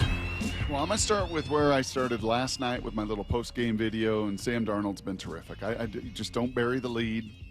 Quarterbacks are what everybody sees. Your eyes see it so very clearly. Everybody's eyes can judge a quarterback. Was that an accurate throw? How skittish are his feet? You know, how poised is he? How is he in the big-time moments? How accurate is he downfield? And Salk, he has been super, super connected with his eyes, his feet, and just because of that, almost his posture in the pocket. You get a sense of control. That term that Mike Macdonald referenced with Clint Kubiak of listening to your feet, his feet have been very good. And Herbie pointed out a few different times through his progressions, and look at him get from 1 to 2, but his feet and his eyes are connected. His posture is connected. If it's there, he throws it. If it's not, he extends a play. He had a great scramble last night as well. There's just all of these stats are exactly where you want them. Why Mike Macdonald was praising him post-game and playing out of his mind. His downfield numbers, incredible. Sheil Kapadia, our buddy Sheil, keeps going this way. We'll have a talk with Sheil in about 4, 5, 6 weeks. We're not about to do it now. You don't throw any flowers yet. It's still the first quarter of the season. But remember how down he was on this offense, and you lose DK, and you lose Geno, and you lose all the production. Well, JSN's been better than DK ever was. And right now, Sam's playing better than Geno has and did. And it's the downfield stuff. Last night, air yards of 10+. 9 of 11, 165, and a touchdown. That's 149 passer rating. And one of those incompletions was a 50-yard dot right on Torrey Horton's hands for a contested catch. Should have been 10 for 11. I mean, he just didn't miss down the field. Right now, this was Sheil's stat that he tweeted out, Salk. Through 4 games, 21% of Seattle's passes have been explosive. 21%. That's number 1 in the league. That's better than what he did in Minnesota a season ago. Just been phenomenal stuff, and big reason why they're 3-1. Yeah, I'm glad you started there, and there really is a lot to like about what we've seen from Sam Darnold so far. I started the show by saying how much I just like this team, and you said, yeah, they're built very much in the image of the type of team I like. Yeah, you know what else is part of it? I like Sam and I like JSN more than I like Geno and DK. I appreciate the way they both play the game more than those other two guys. Sam has kept the ball largely out of harm's way. He's been deadly accurate, and Geno was also very accurate, but he has just really kept the ball out of harm's way and avoided those major negatives, especially inside the red zone, which was a Geno Smith problem. Oh, by the way, he doesn't drive me crazy with every word that he utters. And as for JSN over DK, he's just more consistent. That's it. He's just more consistent. Like, DK obviously is bigger. He's obviously faster. He's obviously more explosive. But he's inconsistent. And he's older. And he wanted a whole lot more money. And Sheil can talk all he wants about that change being a net negative. I always viewed it as a net positive. And it is absolutely looking that way through the first 4 games of the season. And then just last little thing. He may not have, like, the biggest aura. Right, Sam Darnold's aura, the kids like to talk about that. Yeah, it's not overwhelming, but you know what he has? A likability. He's on that set of Amazon last night, right? I stuck around and listened to some of that. Tony Gonzalez throwing some shade at Russell. Oof, yikes. But you could just feel it with Gonzalez and Sherm and Whitworth and Fitzpatrick and Carissa. Like, you just like talking to Sam. He's just one of the guys. That was a big part of the attraction to him after Geno and after Russ. Just be one of the guys. All that. Now, first of all, obviously I turned it off. I don't need to watch Sherm, and I wanted to go watch the Mariner game and see the end of that. But wasn't Darnold on the sideline talking about Counting Crows the other day? Like, that kind of ruins it a little bit for me. Counting Crows might be the worst 90s band. Like, come on. Counting Crows is awful. What's that guy's name? Adam Dirts? They're awful. Terrible band. And that really set him back. You can take that up with him the next time you chat with him. I may very well do that. Okay. Did you say biggest aura, by the way, Brock? I think the grammatically correct thing would be most aura. Most aura. Got the most aura. Yeah, get your grammar right, Brock. You can learn that on YouTube. Thanks. Takeaways. Well, since you went positive, Brock, I'll do it as well. We're still not talking enough about Leonard Williams. Still. We're still not talking. Shame on us. Shame on me. Shame on you. Shame on you out there. How dare you driving in your car today? Why are you not talking more about Leonard Williams? I want every single person listening today, and I know the audience has been a little bigger recently, thanks to the Mariners' success and the Seahawks' success. I would like every single person listening, all 12 of you, all 19 of you maybe, with the extra listeners, to make a promise to talk to someone in your life today about how good Leonard Williams is. Because we're not talking about it enough. Brock, this is the player we've lusted after. Up front, the war daddy that Schlereth has been talking about.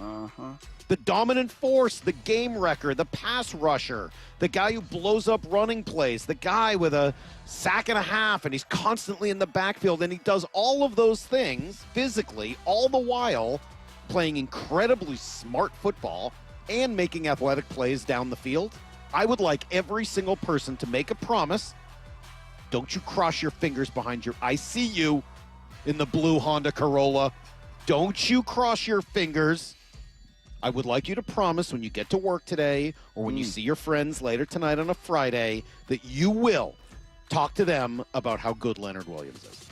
Yeah, the numbers don't even tell the story, right? 10 tackles, 2.5 sacks on the year. Those are very good. It's good, leading to another double-digit sack season, which he had a season ago. But it's how much better he makes everybody else. It's what you hear from DJ. It's what you'll hear from Mike Macdonald, right? It's very easy to watch the ball. It's really easy to watch a receiver. It's really easy to judge a corner and a quarterback and even a running back, Salk. It's really hard to evaluate the interior of the line of scrimmage unless you totally focus and watch it. But most don't. You watch the ball. So you don't even see all the other stuff he does, setting other teammates up for success, taking on double teams. Some of his stunts, oh my gosh.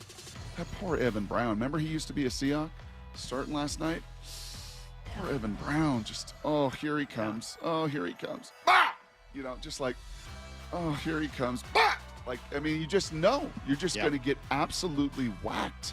And you're just going to have to take that punishment over the entirety of the game, and he brings some punishment. Did I say Honda Corolla? Get it together, Salk.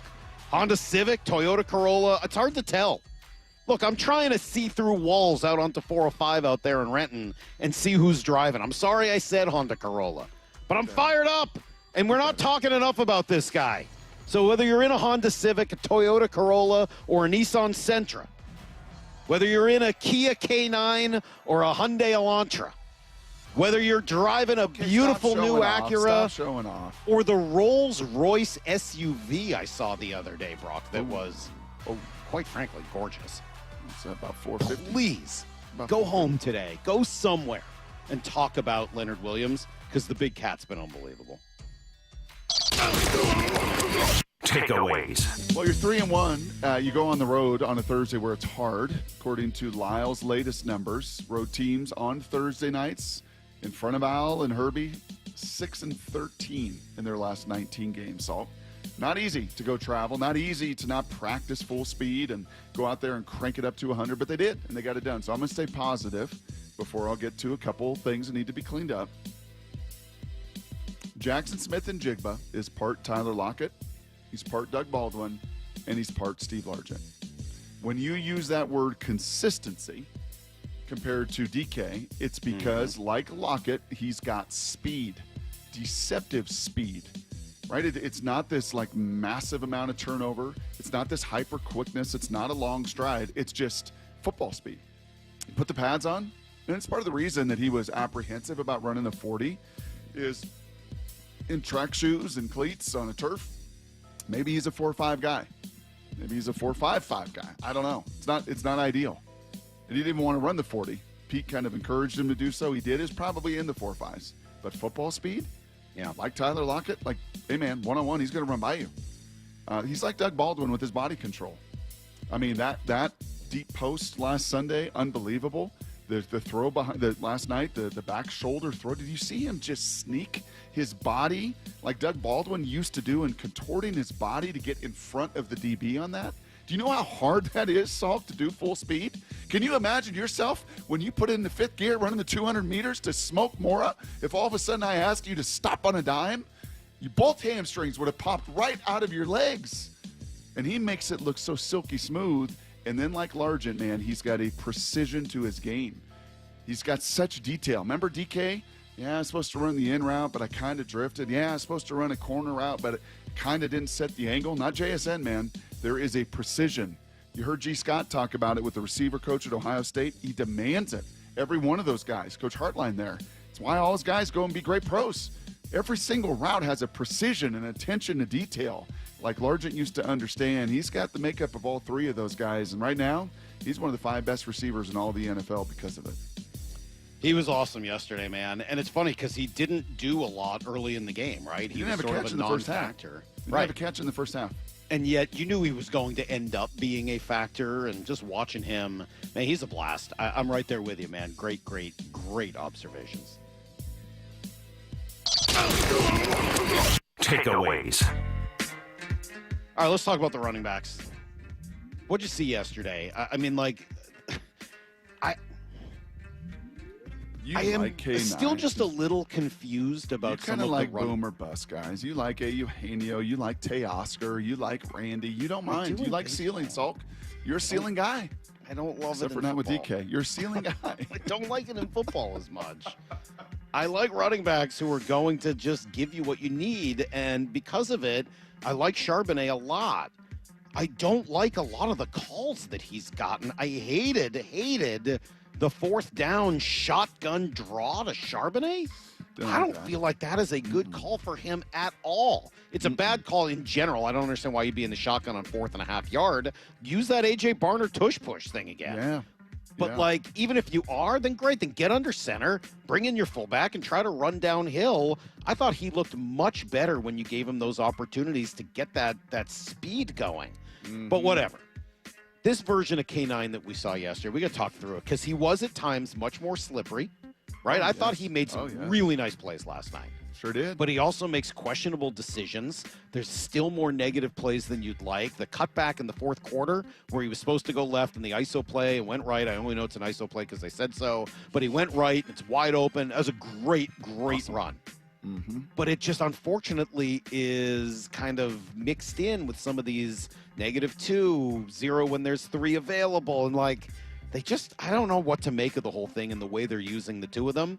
He did seem like he got benched for a possession after the very unnecessary taunting penalty took away 3 points.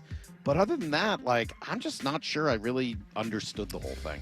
Yeah, well, K9 ended the game with 19 carries for 81 yards, 4.3. The challenge was he had 4 carries in that were -11. A 0, a 0, a -6, a -5. And those are just negative plays. They're like sacks. You just can't go backwards. And you know who I was watching pretty closely? Kennedy Palomalu, KP, as Coach Macdonald talked about, the running back coach. Dude's been there. Dude's been around the game forever.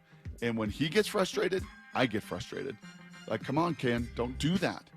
You know, and he had a couple receptions where he shows you his elite burst. He can get to an edge better than Charbonnet, Salk. There's no question about that. He has got elite game-breaking speed. He does. But you can't have the negative plays. He had a drop, as you mentioned, the ridiculous, unsportsmanlike, not only taunting, then throwing the ball. Like, they gave you grace to taunt, which they're trying to penalize. So Arroyo and Spoon, like, be real careful, boys, because they're going to be all over it and they're watching you. They gave you grace, but then when you throw the ball at them on top of it, you're like, I'm sorry. There's grace. Even Dan Wilson would have said, sorry, Ken, can't do that. Got to sit you. So, yeah, it's a little boom or bust. And in this system, Salk, and in the attention to detail, you've got to avoid the negative runs. The negative runs just set you back and they kill drives. Can't happen. Takeaways. Okay, that trended a little negative. I'll get the rest of my negative out, and I'll end with one more positive after this. And you heard Mike Macdonald say it at halftime, that we've got to catch the ball. When the ball gets thrown to us defensively, we got to catch it. We caught 2 of them. Unfortunately, fumbled 1 of them. That was just a fluky. I'm not mad at Tyrese Knight. He's trying to go, block he the got guy. pushed into him too, right? Yeah, I mean, that's just friendly fire, and people were wondering why. Well, your own guy could knock the ball out. The opponent's got to touch you while you're down for the ball to, be down. So that was kind of a fluky deal, and Kobe caught it. I do have a question about that, though. So I agree. The other team's got to touch you while you're down in order for you to be down. But if But if the other team threw Tyrese Knight into the ball carrier, I don't think it matters. Does that matter? That's only on like special teams blocked into. Yeah, it doesn't matter. Well, I guess what I mean like is if I'm a running back, yes, not on an interception like that, and I'm and the defensive lineman throws the tight end into me and I go down, my knee being down doesn't matter until I get touched. If as long as your own guy is the one hitting you, yeah, right. At that point, the defensive guy is kind of just thrusted whoever, yeah, a tight end into you, and that guy bumps into you and knocks the ball out before the knee's down. That's a fumble.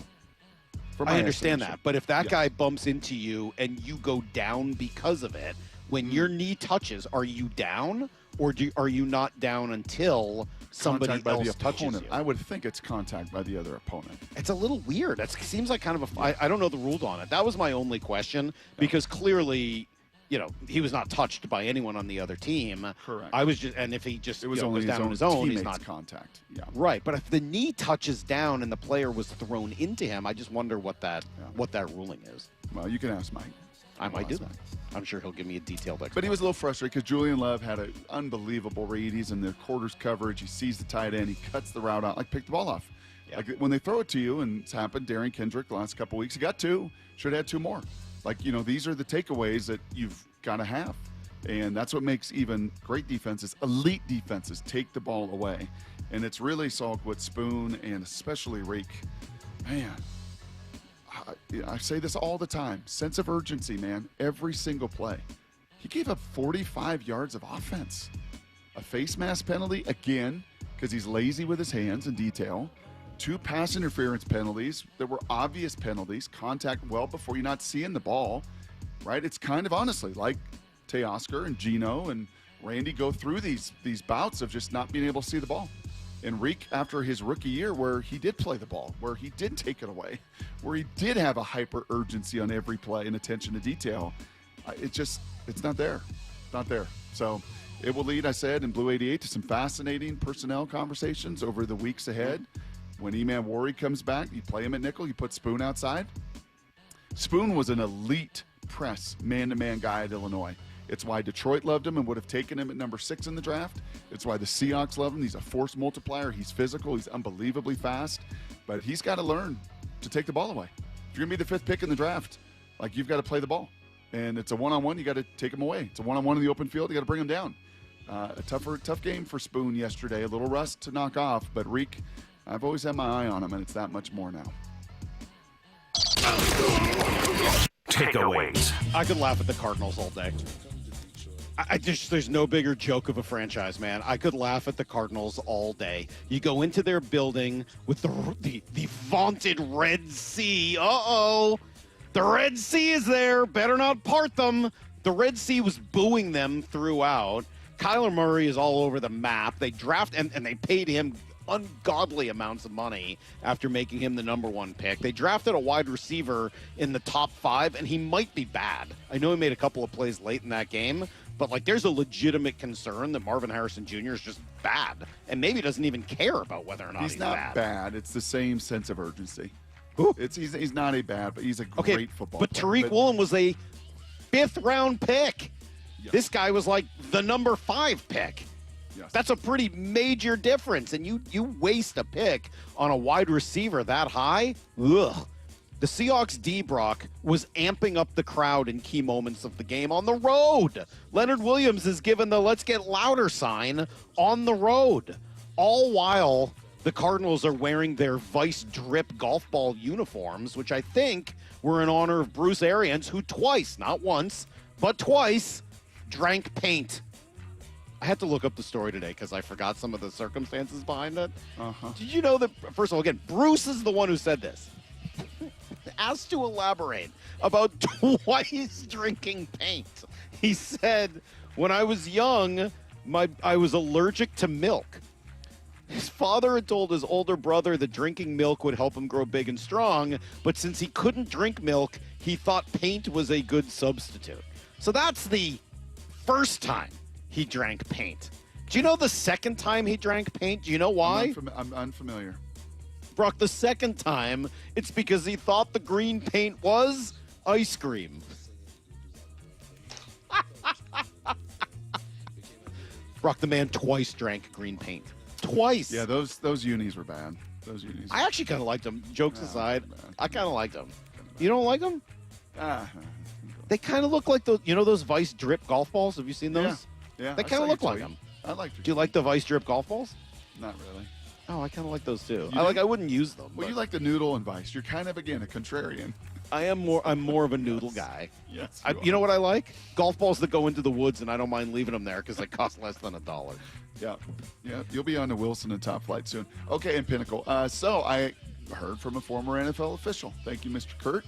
Said, I just want to let you know that contact with a teammate is ignored no matter what caused that contact. It must be touching by an opponent. Okay. Kind of a fluke play, but they got that right. All right, cool. Thank you. That was good to hear. Thank you. That's nice. Mm-hmm. Is that it? Takeaways. No, I just want to reinforce. I just quickly reinforce what you said earlier about Leonard Williams. And this is when you get good, man. This is when you get dangerous. The Mariners, as Jay Buhner told us, like when do you know you're locked in? When do you know you're focused in baseball? When everybody around the league is taking notice. And everybody around the league, in front offices, on the field, off the field, have taken notice of the Mariners. And when do you know you're dangerous in the NFL, Salk? When do you know? Well, if you got an elite quarterback, sure. You got Josh Allen, you got Lamar, you got Mahomes, you got Burrow. You're always dangerous. You're always dangerous. Because that QB can single-handedly cover the warts of everybody else. The next best thing in the NFL, your front four. And when your front four consistently whips the five of the other side, when they consistently collapse, and you saw it time and again, you just collapse and suffocate the quarterback. When that front four takes care of largely the run game and is able to shock and shed and get off blocks, when that front four hits and harasses and punishes a quarterback over 60 minutes. And once again, Kyler had no fun playing football last night. How could he? He got sacked 6 times. Every time he drops back, there's just people all around him. Brock Purdy didn't have a lot of fun with a toe and a shoulder. Aaron Rodgers was griping and moaning the entire game, and Spencer Rattler's like, get me out of Seattle. So first 4 games, this front four has made some serious noise, and I believe the rest of the league has taken notice. All right, that is a set of takeaways from today. I'll tell you what. We got about another hour to go here. Our final hour of our week here on a Friday. Mike Macdonald will take up the last half of it as we'll sit down with the coach. We'll do some Mariner conversation at 9:30. But Brock, I'd actually like to expand on your very last takeaway there because we got to talk more about this defensive line. Yes, it involves Leonard Williams, who I am adamant that everybody out there needs to talk more about. But it's not just him. There's something going on there. And if you want to make the playoffs, if you want to overcome whatever challenges you think are out there, that's the secret to doing it. We'll talk more about him next on Brock and Salk. It's been 24 years since the 2001 Western Division champions. Mariners Nation, you've earned this banner. There's no better feeling than this. You know, we work so hard each day. With a first-round bye in the bag, what's ahead for the AL West champion Mariners in the postseason? It's a lot of great things ahead. I can feel it. SeattleSports.com has the latest on the scenarios. We're not done yet. We got a World Series to go get. This is where you hear your AL West champion Mariners in the playoffs. Seattle Sports. At Cressy Door, we have the perfect garage door for you. Come visit our brand new garage door and fireplace showroom and let our experts help you find the perfect garage door. Cressy Door. Breaking Benjamin. And 3 Days Grace. Live. September 30th at Climate Pledge Arena with special guest Return to Dust. Get tickets now at Ticketmaster.com. Don't miss Breaking Benjamin and 3 Days Grace.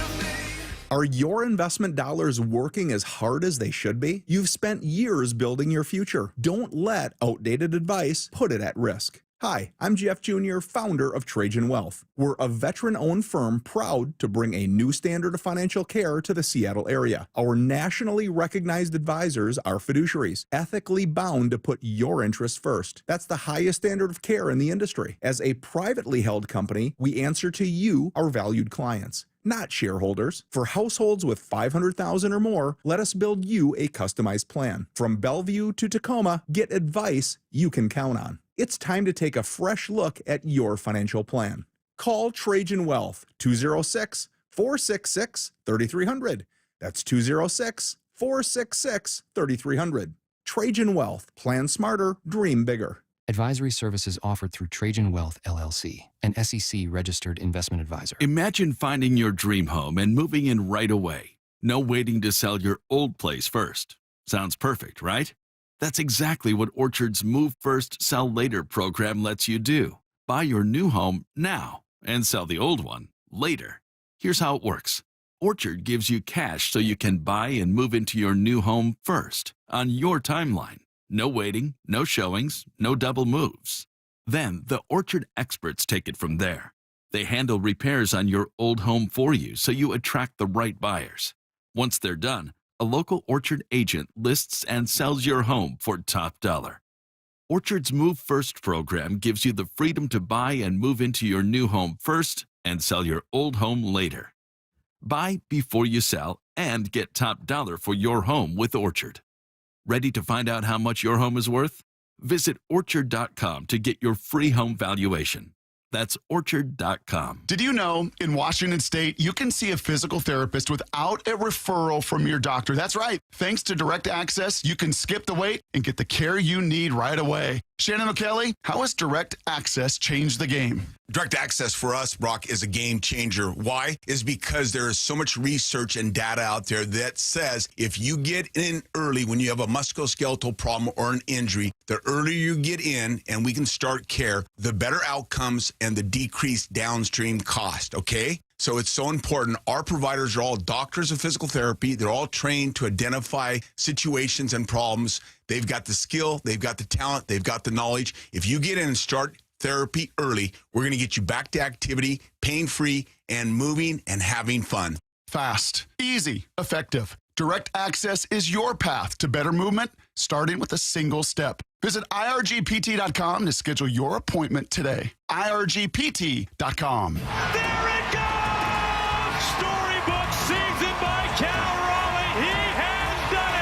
2026 Mariners season ticket memberships are on sale now. There's no better way to catch Cal, Julio, and the crew at T-Mobile Park with year-round savings, no ticket fees, access to exclusive pre-sales and events, and more. And you've got two great options. Reserved memberships let you lock in the best locations in the ballpark so you can make your favorite spot home all summer long, whether you want to catch 20 games or the whole season. Oh, he makes the catch!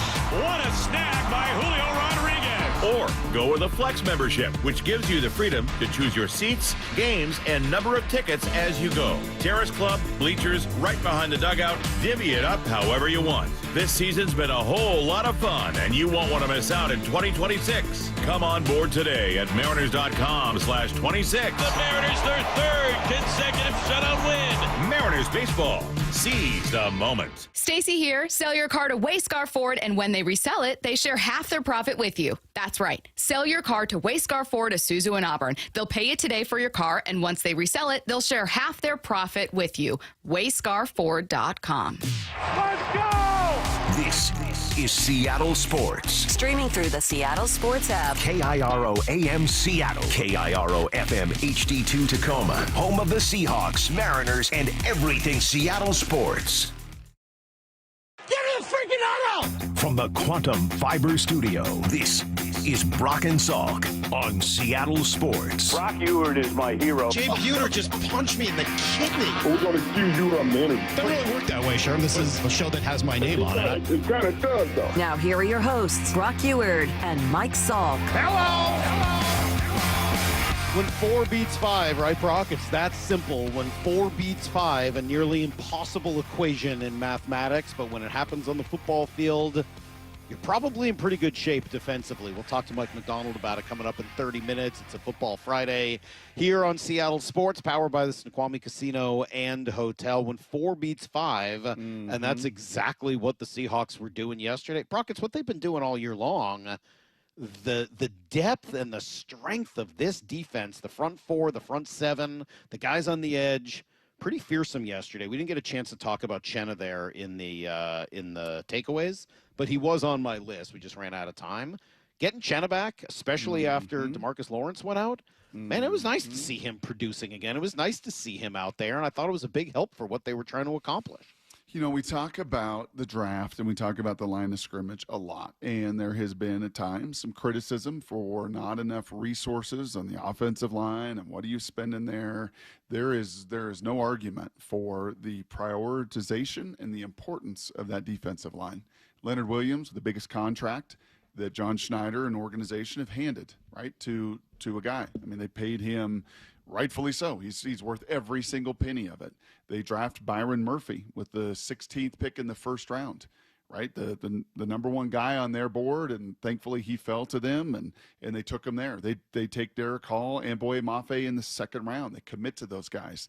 They sign Uchenna Nwosu and pay him pretty handsomely. They sign DeMarcus Lawrence and on a one-year deal, pay him pretty handsomely. They know the importance of that front. And Mike Macdonald knows it. He knew it at Michigan. He knew it in Baltimore. He did it with a lot of different pieces, with different shapes, different sizes, different skill sets.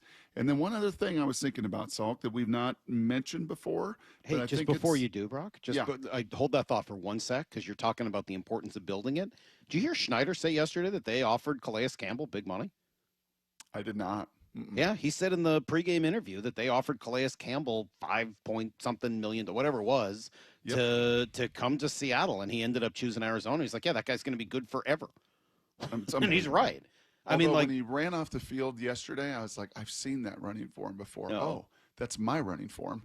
That's not a good sign. Thankfully, he doesn't have to do that much running. He can do a lot more he's dominating like 40 inside. years old and 19 years of taking on blocks, and the spinal compression is real. So it's real. He's still a really good player. He's but still a really good player. It's telling that they just value it so greatly. And sorry, I don't mean to. Because they looked at those guys, Salk, and they see plus traits. They see plus athleticism. They see plus explosion. They see all of that. They look at a lot of these fat offensive linemen, unfortunately, and beat up offensive linemen, and don't see that same kind of valuation and athleticism to take them nearly that high. So they're building it there. The other thought I had, as you were kind of teased to this, is obviously the last time this D-line looked like this was their Super Bowl run, right? It was Averill, it was Bennett, it was Mebane, it was Big Red, it was even the subs that came in, and there were different names through some of those years, but those guys were stout and capable and filled a role.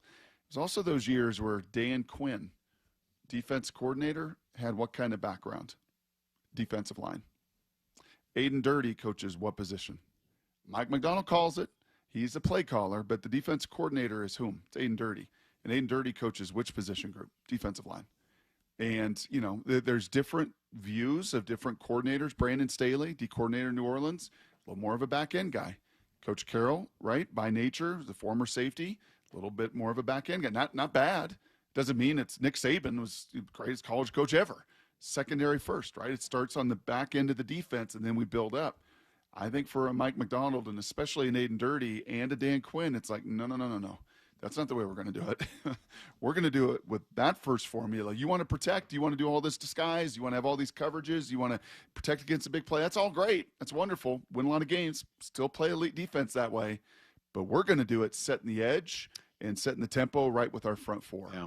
Could I ask you to do me a favor? I'm going to go through each of the players in the front on this defensive front, not the linebackers, but the guys on the edge and the guys up front. Could you give me one sentence about what you're seeing from each of these guys if we just go through them? And I'll start with Jarran Reed, kind of the veteran of the group. What are you seeing right now from Jarran Reed? Yeah, just still super stout. You'll watch a lot of defensive line at every level, Salk, and we see it at the high school level a lot where they get turned. And this is more than one sentence. I apologize. I'll be shorter with the rest. But when you can read their last name pre-snap and last name post-snap, that's a good thing. That means they're just square and they're stout and they're not getting turned and they're hard to move. And I would say stout with still a flair for playmaking. Byron Murphy. just a freaking fire hydrant. DJ talked about him getting on a knee and locking down double teams with his pad level. The one sentence is his pad level consistently lower than everybody else, and it should be. He's built low to the ground. He's a powerful guy, but pad leverage and pad level have been phenomenal. Boye Mafe. Length and explosion. Just denting that edge of the line of scrimmage. He and Derek Hall are the exact same in that way. Same kind of sentence. Derek's done it with a little more power. Boye maybe just a little bit more elusive at times. Not that Derek in any way is stiffer, but Boye maybe a little more fluid and Derek a little more powerful. But those guys are both denting the edge really, really well. Are they both playing well? They both are playing really well, yeah. I mean, you just feel it, right? And when you just watch the game and you just watch those guys setting an edge and denting that edge and just squeezing that pocket and just doing it consistently, yeah, both of them playing really well. How about Uchenna? Yeah, was that his best game as a Seahawk?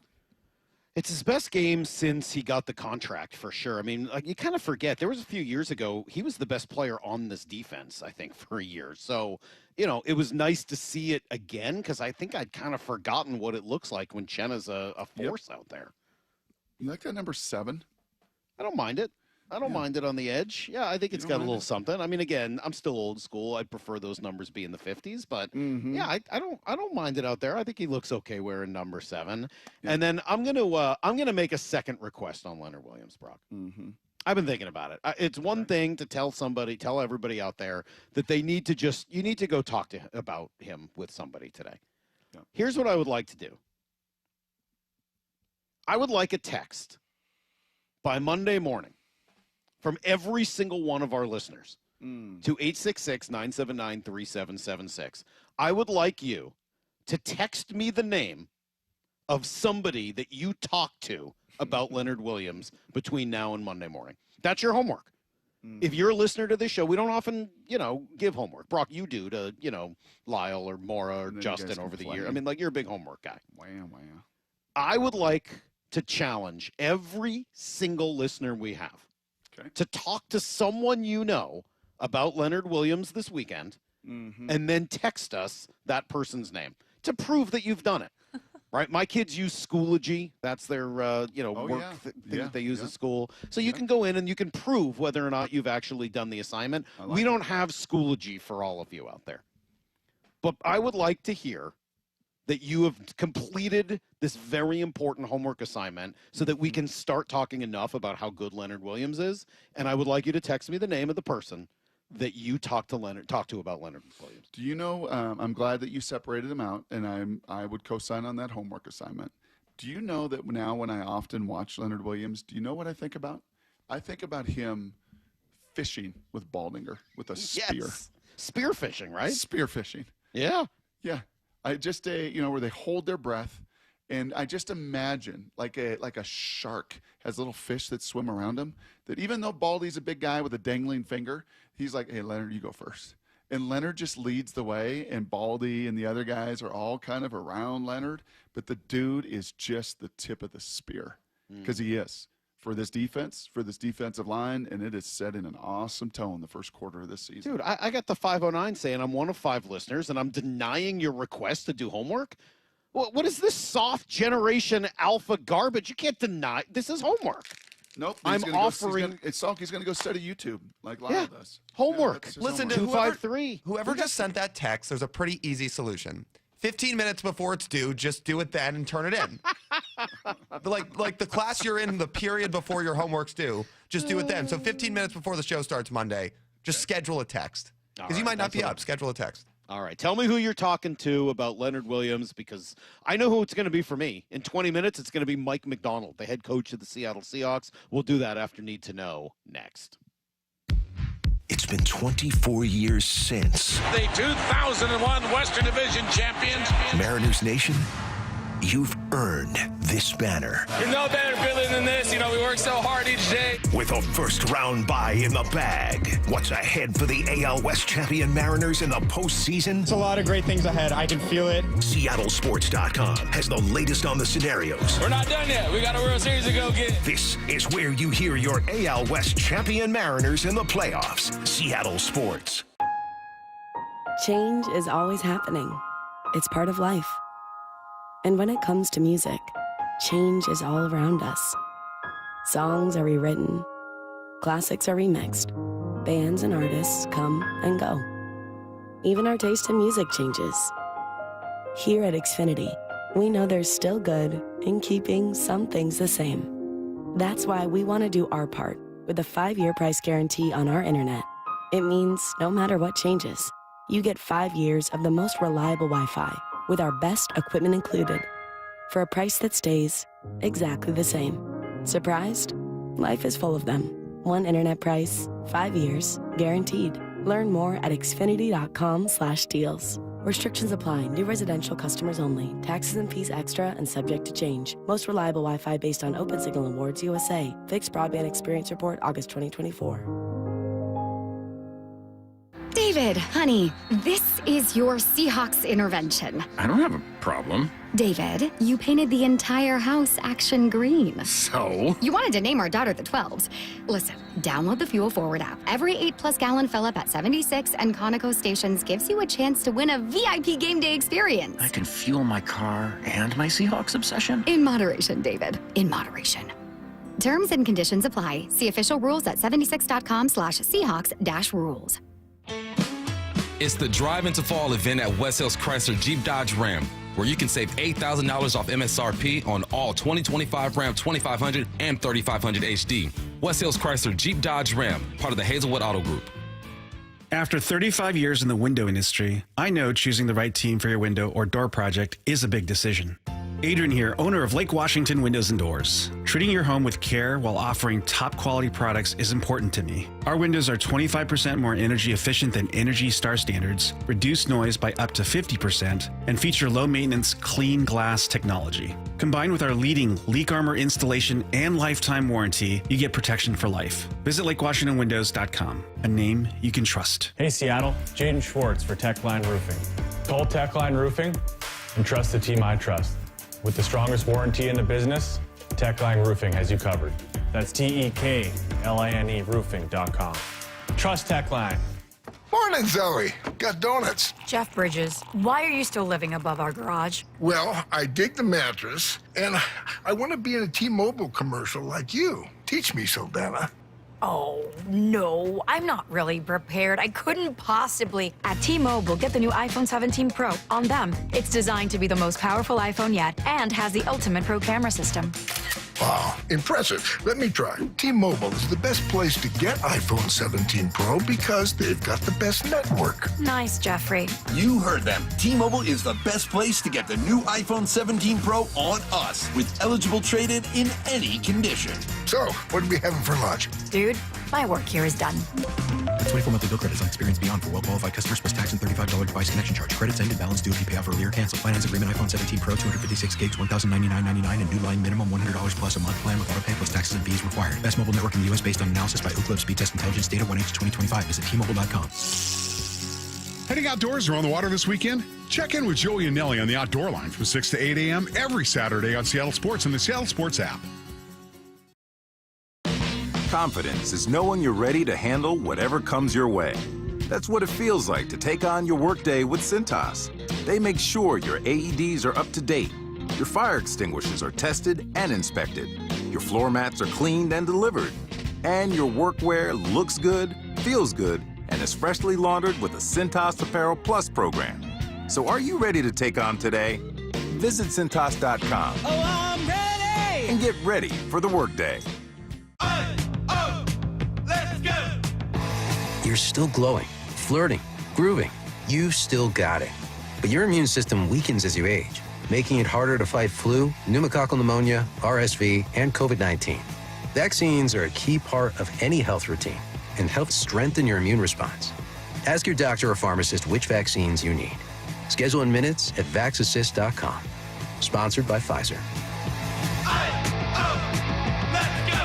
With Progressive's Name Your Price tool, you get coverage options based on how much you want to pay for car insurance. And then you decide how to spend the rest of your money because you're in charge. And right now, you're going to pay for groceries. But you decide what groceries. Just keep in mind you're running out of dishwashing soap. But you decide if you're going to buy that soap. It's just those dishes won't clean themselves, will they? Remember, with Progressive's Name Your Price tool, we'll help you find coverage at a fair price. And then you're in charge. Progressive Casualty Insurance Company and affiliates. Not available in all states. Price and coverage match limited by state law.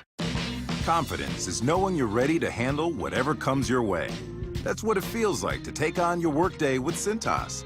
They make sure your AEDs are up to date, your fire extinguishers are tested and inspected, your floor mats are cleaned and delivered, and your workwear looks good, feels good, and is freshly laundered with the Cintas Apparel Plus program. So are you ready to take on today? Visit Cintas.com and get ready for the workday. Need to know. 15 minutes past every hour with Brock and Salk. Here's what you need to know. Up first. Yeah, Mariners have put themselves in an unbelievable spot, Brock. How about this week at T-Mobile Park? First, you end up clinching the playoffs. The next night, you clinch the division. The night after that, you clinch the number 2 seed and a first-round bye. Yup, the Mariners will be home watching in a good way during the first round of the postseason as they wait to see who their opponent will be. They beat the Rockies again last night. It was nice to see Gino going yard, and it was nice to see this guy starting to come out of his funk. Here's the pitch. Swung on line drive. That's a base hit off the glove of Ritter into center field. Garver will score, steaming around third base, flying home to score the second run after Dom Canzone, and the Mariners, they get 2. Randy Arozarena, a 2 RBI base hit. The Mariners get 2 more. It's 5-0. Yeah, Gino would lengthen out the lineup, obviously, and he gives you that pop in the middle, but Randy's been hitting leadoff and not getting on base for a little while. If you could get Randy going again, that would be important. Dan spoke to his importance afterwards. I thought he swung the bat well. Hit some balls hard tonight. And, I think this is our guys are confident right now that they're feeling good, and just keeping them in that space is important. Do you kind of like that they're playing the Dodgers, by the way? That you don't go into the playoffs after facing that minor league team? No, so you actually get to see what a real baseball team looks like again? You get to see some real pitching again. Yeah, I think that's fair. Now, you also going to get to see Clayton Kershaw's final start on Sunday. That'll it looks be like cool. he's the scheduled starter, and Glasnow is a really good pitcher, and Ed Sheeran's brother, Ed, is starting tonight. Sheehan, actually, not Sheeran. And he's been really good, sub-3 ERA. I kind of like that after absolutely bashing on the JV team, you get to see a varsity team. It just kind of, especially the hitting aspect of it, seeing that kind of pitching, which is coming in the postseason largely. And I think it's kind of the right opponent to kind of hone in and hopefully win the series and get to 91, 92 wins. That one. I think I might disagree with you. Yeah, I think there's a reason that you go out there and take batting practice beforehand rather than going out and hitting against somebody throwing 99 with a wicked sweeper. I think confidence probably goes a long way in that sport, maybe more so than what you've seen. Cal goes 0 for 4. He was intentionally walked. You like that move, Lyle? No, what a joke. You've lost 115 games and you're losing 5-0. Bush League. I thought that was legitimately total Bush League. I tell you, I wasn't watching at that point. I think I was cooking dinner at halftime, but I'm with you. That's real garbage, and that's just dumb. Brock, you mentioned it. Dodgers will be in town, and that whole series is sold out, as is the first round of the playoffs. That took about a minute and a half, and all those tickets were gobbled up. Here's the second thing you need to know. Yeah, we spent a lot of time on the offense, Brock, and for good reason. They did what they needed to do in the biggest moment. Love the final drive. You got to have that, right? If you get the ball with 35 seconds left in this league, you got to go down and kick a field goal, especially if you have a timeout, which they did. How about what we didn't talk about? How about the effort from JSN to get out of bounds and preserve the timeout and allow them to run the ball for just 5 more yards, which may have been the difference between that kick going in and not. I mean, what a tremendous play by JSN. What a great drive. What about Charbonnet's effort on that 5-yard run? He gets hit at the line of scrimmage. Yep. You think that kick was going in if it was drifting 5 more yards? No, I think they needed a couple more yards, just like that. So pretty helpful. But the defensive side of it, they were really the stars. I've been talking a lot about Leonard Williams today, and Leo had another monster performance. Throwing again is Murray, but he's not going to get the ball off. He's going to get dropped, and it is the big cat. Leonard Williams from behind buries Mr. Murray for a sack, a loss of 7 on the play. Oh, I see now. Sometimes it takes me a little while, Salky. My intake. I see it now. You, the lion, he, the big cat, you and the feline family. So aligned, so together. That's the celebration. Yeah. Leo the lion, you got it. No, man, that defense is just really good right now. Ernest Jones was pretty willing to talk about it after the game. I think early on for us to dominate, just discipline football was making it harder on them, giving them different looks. Towards the end, momentum shifted. Just proud of the guys, the way we responded, didn't flinch. We knew J-Mike going up there to kick the field goal, we knew we had something. Can I say that, too, about this front four? I should have mentioned it maybe in that whole D-line conversation. We talked about the D-line, but you also got to add in the simulated pressures and the pressures, right? Moving those fronts around. They don't just line up in an over front or under front and just line up in the same scheme, right? They do confuse. They do blur the picture. They do bring simulated pressure. They do have guys dropping and guys coming from different spots. And all of it, well, for 52 minutes was unbelievably dominant. And then it was a little bit of hang on as Arizona converted, 3 third downs but isn't and a that fourth also down? the NFL, and especially at the end of a Thursday night game on a short week? Sure I don't know. is. That just didn't really concern me that much. Here's the third thing you need to know. I'm sure as you sit down and watch the NFL all Sunday, Brock, you'll see a whole lot more of that. Rams have the Colts, the 3-0 Colts. Niners have Jacksonville. We'll see what they look like. Is that in Jacksonville? That's got to be in Jacksonville, right? It is.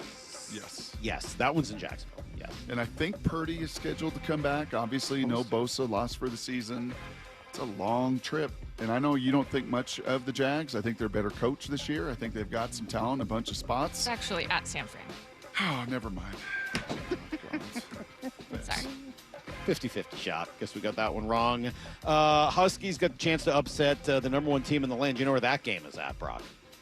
Yeah, thankfully it's not at the Shoe. If it was at the Shoe, it'd be probably a 15-point spread. It's at the greatest setting in all of college football on what looks like it's going to be a spectacular day. And it's half that. It's 8.5 now. And keep it within 1 possession for the majority of that game. That place will be absolutely rocking. So was the Ryder Cup at Bethpage Black this morning, but didn't last too long for the U.S. They win just 1 of the first 4 matchups. And that one was iffy. It got close late, but Cantlay and Schauffele do end up winning 2-up over McIntyre and Hovland. They lose the other 3 matches, so the U.S. down 3-1. That's everything you need to know. 1/4 every hour. Someone said, if I had friends to talk sports with, why would I be listening to you, Salk? Like, all right, you don't have anyone else you can text or tell about Leonard Williams? He's Have you good. gotten a few texts of people already done it? Already finished some early achievers? Someone said I texted your mom, which I thought was really not nice. I thought that was a cheap shot. I thought that was really, really unnecessary. But then some people are taking it very seriously. Salk. Good. I talked to Jenny and Thomas about Leonard Williams, and I agree with you. We need to give him more credit. Thank you, 360. Is this so hard? That's not so hard, is it? I texted your mom. Brian says, I'm an overachiever. I already talked to my brother, Joey Eggs Tierney. EGGS, that's his nickname. Eggs. What's up, Eggs? About how insane Big Cat and the whole D-line is. Thanks, Brian in Portland. Nice. We appreciate it. All right, I promise I will say something to Mike Macdonald about it. In fact, we'll probably phrase it more in the form of a question, almost like it's Jeopardy, as we interview the coach after a big win last night, next on Brock and Salk. 4 down territory. Michael Bumpus answers the top 4 football questions of the day. Why do you think the middle of the field will again be an area the Seahawks can attack? Every day at 11:15 and 1:15. Mac Wilson, the middle linebacker, he's allowed 15 completions when he's been targeted 16 times. That's 93% of the time. Mac, I'm sorry, I'm not picking on you. You are a pro. You've been in the league for a while. I respect you. It's going to be tough. You also have Jalen Thompson. Go Cougs. Catch every 4 down territory on the Seattle Sports app. There it goes! Storybook season by Cal Raleigh. He has done it! 2026 Mariners season ticket memberships are on sale now. There's no better way to catch Cal, Julio, and the crew at T-Mobile Park with year-round savings, no ticket fees, access to exclusive pre-sales and events, and more. And you've got 2 great options. Reserved memberships let you lock in the best locations in the ballpark so you can make your favorite spot home all summer long, whether you want to catch 20 games or the whole season. Oh, he makes the catch! What a snag by Julio Rodriguez! Or go with a Flex membership, which gives you the freedom to choose your seats, games, and number of tickets as you go. Terrace Club, bleachers, right behind the dugout, divvy it up however you want. This season's been a whole lot of fun, and you won't want to miss out in 2026. Come on board today at mariners.com/26. The Mariners, their third consecutive shutout win. Mariners baseball. Seize the moment. Change is always happening. It's part of life. And when it comes to music, change is all around us. Songs are rewritten. Classics are remixed. Bands and artists come and go. Even our taste in music changes. Here at Xfinity, we know there's still good in keeping some things the same. That's why we want to do our part with a 5-year price guarantee on our internet. It means no matter what changes, you get 5 years of the most reliable Wi-Fi with our best equipment included for a price that stays exactly the same. Surprised? Life is full of them.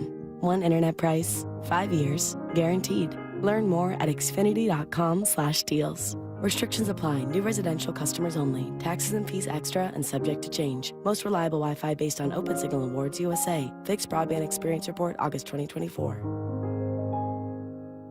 Did you know in Washington State, you can see a physical therapist without a referral from your doctor? That's right. Thanks to Direct Access, you can skip the wait and get the care you need right away. Shannon O'Kelly, how has Direct Access changed the game? Direct Access for us, Brock, is a game changer. Why? Is because there is so much research and data out there that says if you get in early when you have a musculoskeletal problem or an injury, the earlier you get in and we can start care, the better outcomes and the decreased downstream cost, okay? So it's so important. Our providers are all doctors of physical therapy. They're all trained to identify situations and problems.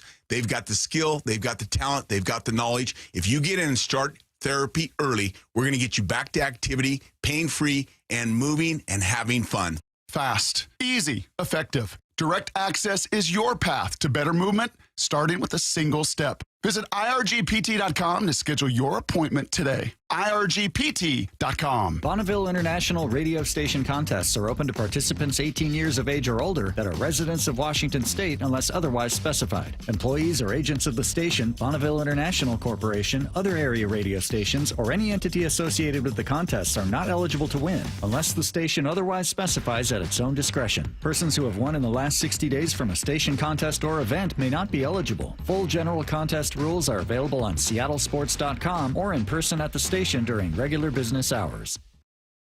Finding great candidates to hire can be like, well, trying to find a needle in a haystack, but not with ZipRecruiter. Its powerful technology actively finds and invites qualified candidates to apply to your job. So while other companies might deliver a lot of hay, ZipRecruiter finds you the needle in the haystack. See why 4 out of 5 employers who post a job on ZipRecruiter get a quality candidate within the first day. Try ZipRecruiter for free at ZipRecruiter.com/free. That's ZipRecruiter.com/free. You're still glowing, flirting, grooving. You've still got it. But your immune system weakens as you age, making it harder to fight flu, pneumococcal pneumonia, RSV, and COVID-19. Vaccines are a key part of any health routine and help strengthen your immune response. Ask your doctor or pharmacist which vaccines you need. Schedule in minutes at VaxAssist.com. Sponsored by Pfizer.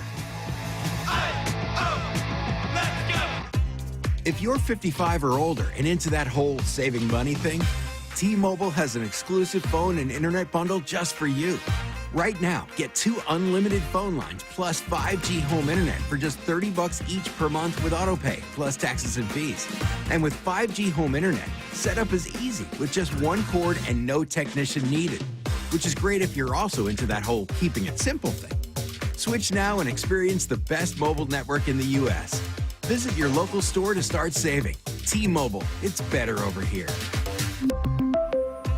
Based on analysis by Ookla of speed test intelligence data Q4 2024 to Q1 2025, Ookla trademarks used under license. Unlimited on our network. Customers on voice plan may notice speeds lower than other customers and further reduction if using more than 50 gigs a month due to data prioritization. Video streams and SD on this plan. Home internet pricing after $20 a monthly bill credit plus $5 per line without autopay. Debit or bank account required. See 5G device coverage and access details at T-Mobile.com. From the Quantum Fiber Studio, you're listening to Brock and Salk. Weekdays 6 to 10. On Seattle Sports and 97.3 FM HD2. Salk, I struck up a conversation with some rando guy at the gas station about Leonard Williams, and he looked at me like I had two heads. So I did creep the guy out a little bit, but at least I got my homework in early for extra credit. Nice work, 206. Appreciate that. Gas stations, very strange place to start talking to somebody. Yes. I'd be a little wary. Be a little wary on that. Yeah, that's a dangerous game you're playing. Mike Macdonald's going to be with us here, yeah, for sure, in just a couple of minutes. So we're just waiting on the coach. And, yeah, I did just a little homework for everybody, I think, this weekend. Talk about Leonard Williams. We're not doing it enough. Find somebody that you know who loves sports, or even someone who doesn't, who you can just sort of prattle on about Leonard Williams to, because he is, Brock, he's awesome. I'm looking out from where I am. I can see the 50 greatest Seahawks of all time. Mm-hmm. He's missing on that list. Mm-hmm. And, like, I know he hasn't been there that long, but Devin Witherspoon's on the list, so you don't have to be here for that long. Yep. Like, I would really argue that just based on what we've seen so far, he's already one of the 50 greatest. Yeah, he is playing at an elite level. And it's funny, a couple things. So, number one, how long we clamored for that guy. Mm-hmm. We were so envious of so many in the league having him, and you got one of them. And then remember the conversation before baseball and football about stars? Yeah, we got some stars in our town now, and they are shining bright. That's for sure. Well, Mike Macdonald walking up now. Let's chat with the coach. This is the Mike Macdonald Show, presented by your local 76 and Conoco stations, exclusively on the home of the Seahawks, Seattle Sports. Twice in 1 week. Good morning, Coach. What's up? I'm a little disappointed in the intro. What did you want? What do you want this? You want come on now, You want more Mike Macdonald stuff or more highlights? What did I used to say on the thing? Like, come on now, let's go. Should we talk to Hauschka and see if we could find some good clips of you? Would he know where to go with that? No, Hauschka has no idea. Okay. You're just saying Thursday it's too muted. Game. For the fervor and the tenor and the way your team is playing, that opens too muted right now. That's what I hear. Well, I'm just so charismatic, Yes. Thursday night games. You win last night. I think we talked a little bit about what it takes. Is there a survival element to a Thursday night football game right now? Yeah, I think, well, I wouldn't say survival, but I would say they're a little funky. They're not, there's a funkiness to it where, I think, like we said, going into the game, the teams that are ready to play the most, that can kind of go the whole 60 minutes and how you can execute, how you start games. I thought, we started, obviously the first half was really great. Second half, I haven't got to that point in the tape yet, but, it felt like we had opportunities to go close them out, but we fought the whole game and able to pull it out, so that was good. If a normal preparation week is to 100%, as far as the game plan, the study, the routine, everything is in at 100%. What realistically, from what you can put into a plan, is a Thursday night game, percentage-wise, you think? I'm not sure. I'm not. If I gave you a number, I'd just be making something up. It's Sports Talk Radio. We make stuff up every day. That's kind of what we do here. We do the same. We don't invent new defenses every week. We don't invent like new run schemes. So you're doing the same concepts in all three phases. If we could play tomorrow, we're going to play the same amount of. We're going to do the same stuff that we did. It's just how you design it, how you build it, how you package it. Trying to keep it tighter, obviously, because there's some things that we didn't execute last night that I'm thinking, okay, well, if we had more time, could we have had polished this up a little bit more? Mm-hmm. You're game planning until kickoff. That's the way I do it at least, and it's just different, and it's also eye opening. It's like, hey, look, we can put a whole good game plan together here in X amount of hours. Why do we spend so much time in a normal week? You kind of ask the opposite question too. So right. But it's just and look, like I've been in the league, I don't know how many, 11 years now or whatever it is, and so you've had a lot of Thursday night games. I don't know if there's if we found the right formula yet. like, this is what we do on a Thursday night. Now, I really liked our schedule this week. We'll get some feedback from the guys. I think it differs basically, like, from when you're earlier in the year to doing it. Like, I think we have a Thursday night later in the year. We'll probably do it a little differently then, because it's the, you know, what like the state of your team is, you know, under consideration too. So, yeah. What do you think of Sam? Oh, go ahead, bro. Oh, no. Go ahead. I'm just going to keep it simple. You guys are a little rusty on a short week. We are. Too. It's tough. It's tough for us. We're not used to having you twice in a week. You know, it's difficult. We're not used to this. Let's just talk about Sam. Too much content. How good was Sam Darnold last night? Oh, he was great. He's awesome, man. He's awesome. He's great. He just so poised, accurate, competes, tough. Great decisions. I mean, I think the cool thing right now that showed up last couple of games is he's ripped it when when it's there, and when it's not, he's taking care of the ball, and like that's big time, because you live to fight another day, and then a lot of those third down conversions where he's working through his progressions and he's getting back to his backside read, or he's pulling the trigger right now. I mean, it's just in those third down situations, like our protection has been really solid, which has been great, and our receivers are really decisive getting to their spots, and they're making a lot of great catches. I got to finish watching Jake Bobo's catch over there on the middle, which was a phenomenal catch. So guys are stepping up too. How much communication do you have with him during a game? Not much. Really? Yeah, not much. I mean, just between series, it's tough. I mean, I'm not talking to him while he's on offense, obviously, and then when we're not on offense, we got our hands full on defense. So between drives but not much at halftime.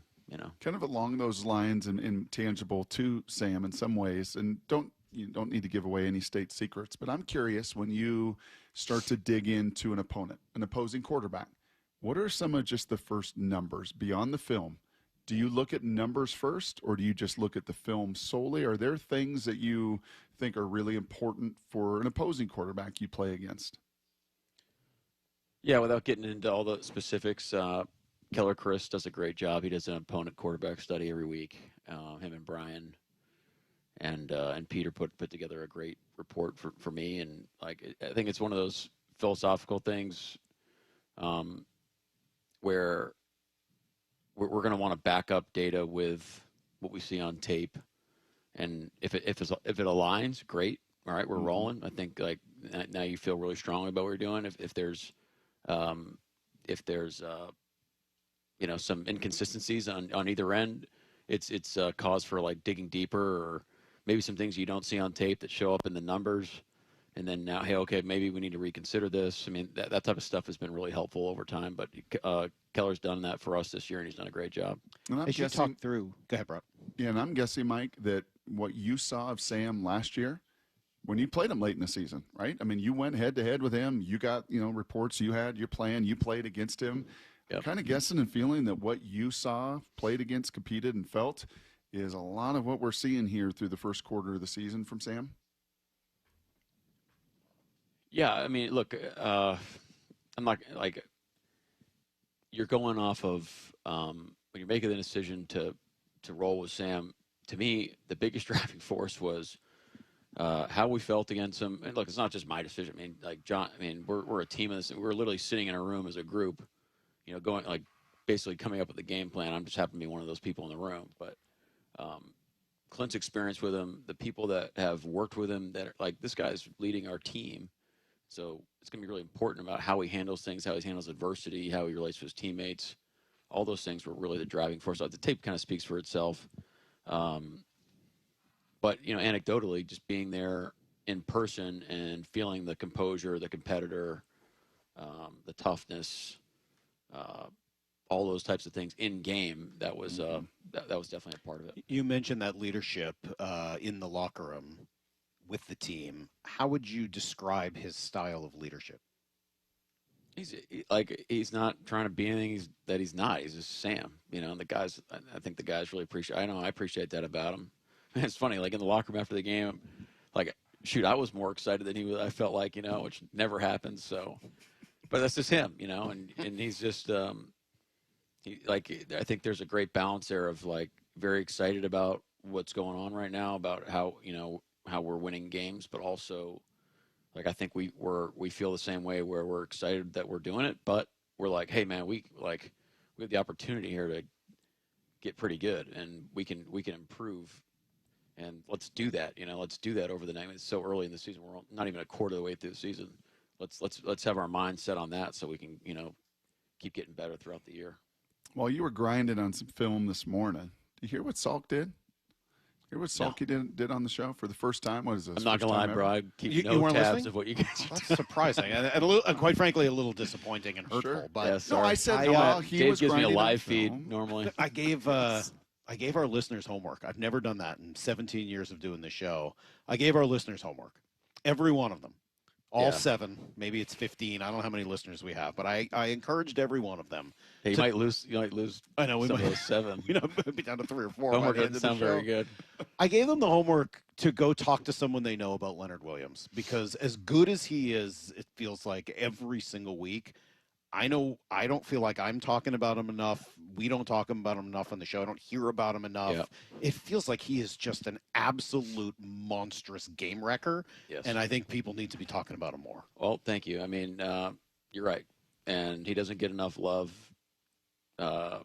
nationally. He doesn't. I know teams respect the heck out of him. I mean, without getting all the trade inside football here, like teams account for him. And it's very obvious on that they do that.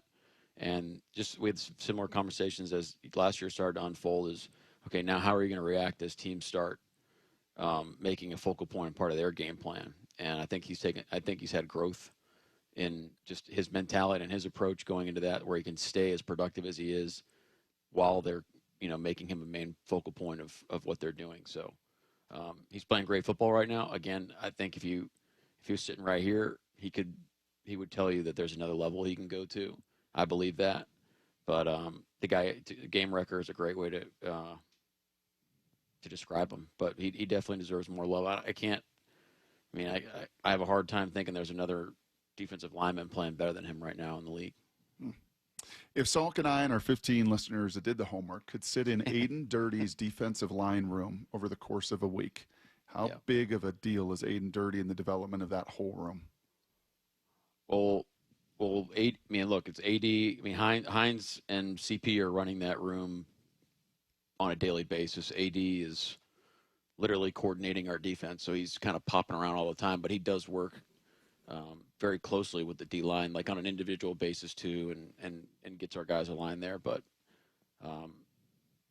it's critical to our team's success. I mean, AD is actually. I was actually thinking about this after the game last night. It was like, I'm so proud of, like, I'm happy. I'm actually happy that we have the people that we have, because if we didn't have like those personalities and characters on our defense, I don't know if like it would be reflective of where we are right now. Like my personality, we need those people to create the atmosphere that we are, because like we balance off each other, but like it's not my necessarily like exact personality, which is what I wanted. It's like I don't want a defense to be like my individual. I want it to be like the way we are. I want it to be like our defensive identity, our defensive personality, our defensive approach, collectively. I don't know. Does that make sense? Yeah. Where it's not just like a cookie cutter. Hey, this is just like whatever, me.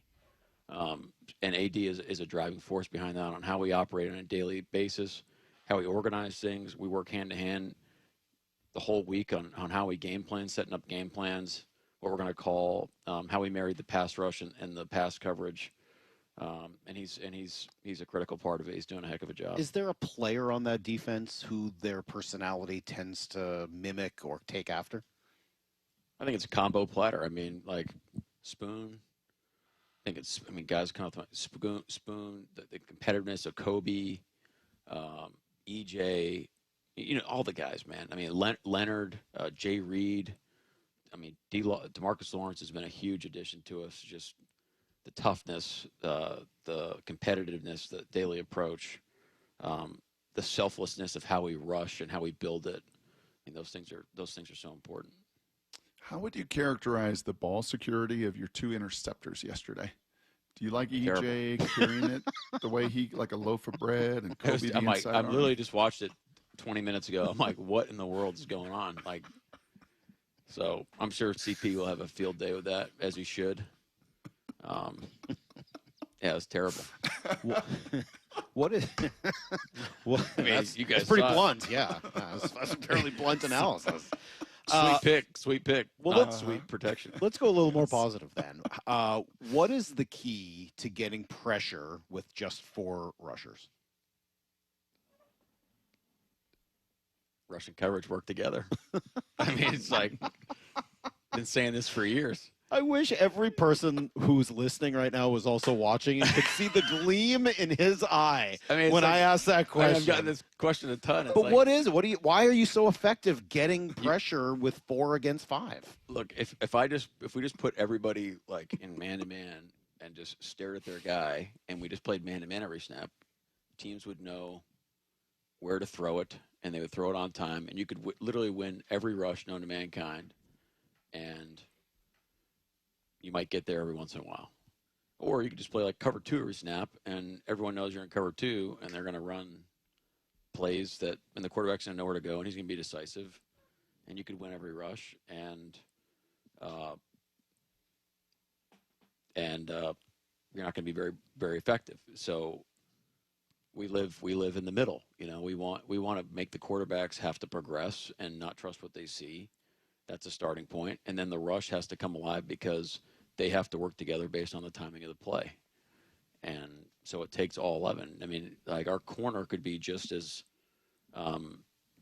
instrumental in us getting a quarterback pressure than as our D tackle. It's just, that's our philosophy. It's really 11 guys working together at all times. You know, and look, I mean, AD loves that we're rushing in coverage. I'd like to pressure more, but it's like, what's best for the team? You know, I think we didn't pressure much against Pittsburgh. I think we pressured more against New Orleans. Thanks. Mm-hmm. And then I think, you know, as the game started to progress yesterday, and we didn't pressure as much, and there's probably some more spots where we could be a little bit more aggressive, and those are things that we're learning every week. How would you characterize that gleam in his eye, Salk? Was it like the white hat last night with JSN? No, it was more like disappointment. It was more like a look of like, I'm pretty sure I've told you this several times. And yet the answer you just gave, I feel like gave us a little bit more detail than anyone we've had before. That's a really good answer. Well played then. Thank you. Yes. Yeah, that's interview 101. Don't worry about it. Yeah, we'll teach you when we're done. We watch film on this later. We've been doing this long enough. We can have enough truth out there. Like if I had a heart rate monitor on Mike Macdonald on the game-winning kick, does the heart rate of you change at all? That's interesting. I just kind of like, I don't know, just normal. Frankly, I was thinking about what we were going to call in overtime. So, and then I was like, okay, well, we could win it here, so just relax and watch the kick. Yeah. And then, like, it did feel like it took longer. Like, James, it started kind of right middle, and then it kind of veered to the right. And I'm like, man, did he, you know? And then it like, I think God just grabbed the ball. Yes, and moved it. Yes, moved it back and straightened it out. Yes. And then that was a pretty euphoric feeling. That was pretty awesome. Sure. Now you're talking Brock's language. Yes. The call before that, do you weigh in on that? I know you're not making offensive calls, but do you weigh in on the decision to run the ball, the play beforehand, saying, hey, we trust Myers in this spot to be good from X yardage or something like that? Yeah, look, every yard matters. We talked about every yard matters when you're talking about field goals. But there's a balance in trying to be smart and not. And I thought running ball was a great decision right there. Would that have changed potentially if you're down 1 versus being tied? Well, we were in range. And so the last thing you want to do is get out of range. Mm-hmm. And so we felt like that was the best decision right there, which I thought it was. I thought how we handled that situation was great.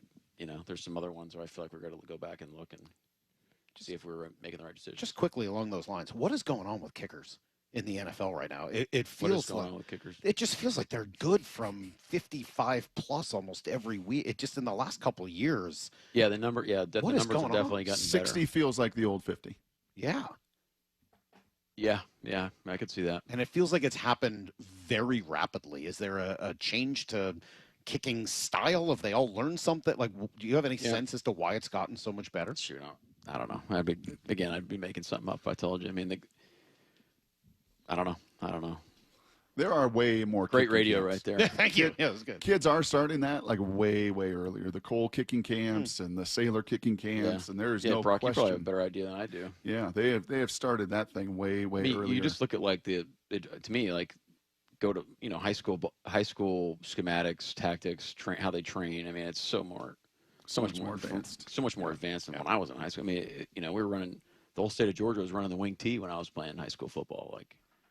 Yeah, I mean, you prep for the Valor Eagles, Mike. I'll send you the tape. I mean, you got to prep for counter, for power, for outside zone, inside zone, RPO. Like, yeah, man. We'll see tonight. It's 2 versus 4. We got a big one tonight. Were you speaking to 2? Yeah, appreciate that. We're on the road for the 4th or 5th time, but we're gonna get after the boys at Ralston Valley. We'll see. It'll be a good one. Were you surprised at all they didn't go for 2? Were you planning and I thought they were gonna go for 2. Yeah, I kind of did too. The way that game was just kind of unfolding and taking shape and. Yeah, was that if you guys, in all the different scenarios, do you guys have a scenario like that? Time, clock, distance, to go for 2 or not?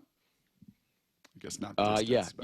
The amount of time left definitely factors into it on, how much you're going to give them. I'm sure that was part of their calculus. Yep. They do a great job handling their situations, got a lot of respect for JG, what they do. And so I'm sure they had good reason for it, but I was expecting them to go for 2. But yeah, that's part of how much time is left. There's some more stuff that goes into it too, but that's one of the driving forces. It's not quite the quarter point because it's not 16 games anymore, but it's about as close to the quarter point of the season as you'll get. What have you learned about your team through 4 games here in the season? We're tough. We're connected. We're a good football team. We can be a great team. We got a lot of room for growth, and so I feel like it's kind of like we talked about after the New Orleans games. Like we're excited about where we're at, but we're definitely not satisfied where we're at. And we got the guys for the job that can go make this thing happen. So, but it's critical for us to maintain this, like the stacking wins mentality of like we got to keep stacking these things because the rest of the league's growing too. And we saw at this point last year, we lost that a little bit, and so we got to stay with our foot on the gas and like this is actually. I mean, it's great that we have these 3 days to to like hang out with our families, which would be cool. But also like it's really important for us to understand what we're doing well, where are opportunities to grow, what are we not doing well, how do we get things fixed, what's our approach in some of these situations. You can kind of take a little bit of a step back and take a bigger picture. What's going on in the league? So it's a cool opportunity here. It's kind of like a mini bye to really get better. Well, congrats on being 1 of 5 in the history of the league to go 9-1 out the jump in road games. So say something really bold and bombastic. It'll be the new open for next week. If you're just like, yeah, you're darn right. Maybe we'll just go thank you. Well, we have gone 9-1. I haven't done much on the field other than celebrate. So the guys are the ones that. Sounds like you did a pretty good job with that though last night. Maybe even more than Sam Darnold is. Pretty good celebrating. Were you inspired by the Mariners celebrations earlier this week? Yeah, really shout out to the Mariners, man. How exciting! That's freaking awesome, cool, man. So cool. Pretty cool. I know it's awesome. So hopefully we can follow up with what they're doing. All right, we'll let you go. Thank you. Twice in 1 week. We'll take a week off next week, but then we'll see you the following Monday. We got to get out of here as well. Turn things over to Bump and Stacy. Have a great weekend, everybody. All right, we'll guys. See you Monday morning. morning. Good luck tonight, Brock. Thank you. And the hay, Brock. Barn. See everybody. Get to the chopper!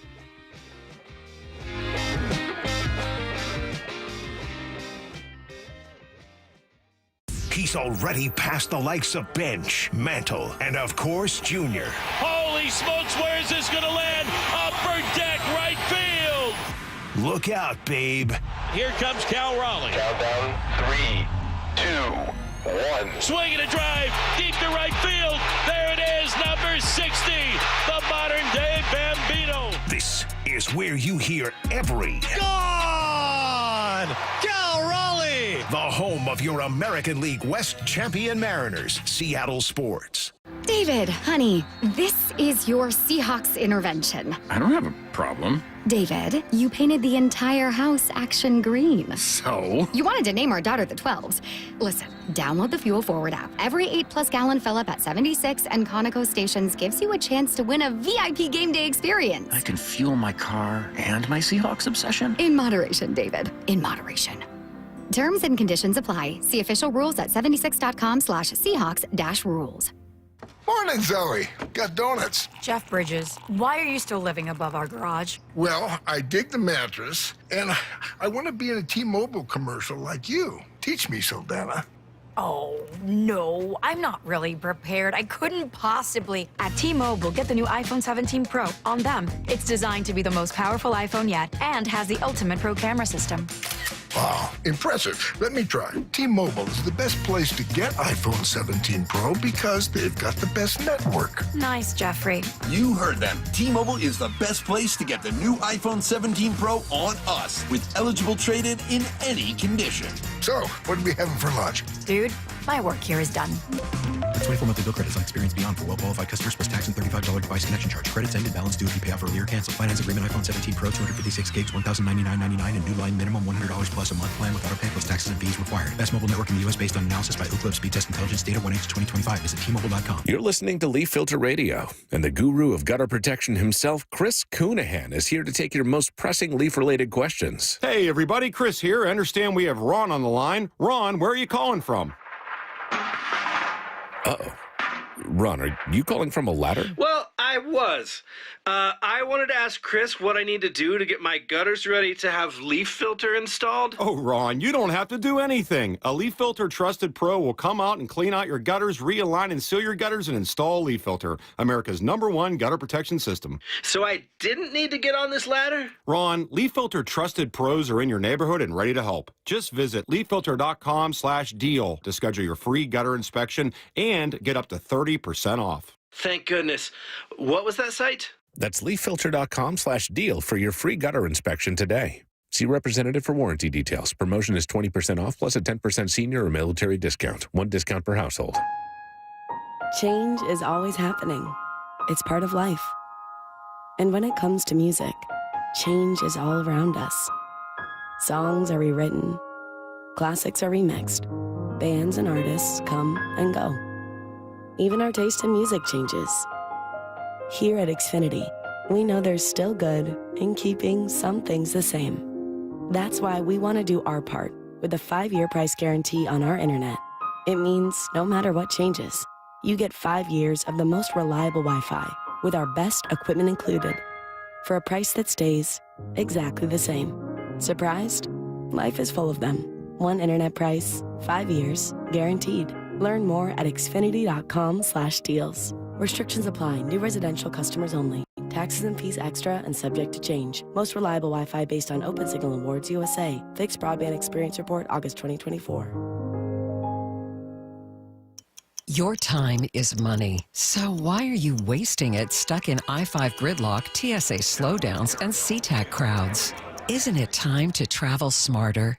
Seaport Airlines offers high-frequency commuter shuttle service from Seattle's Boeing Field to Portland. Park for free next to our terminals. Check in 20 minutes before your departure. Get there faster without the hassles. Seaport Airlines. It's about time.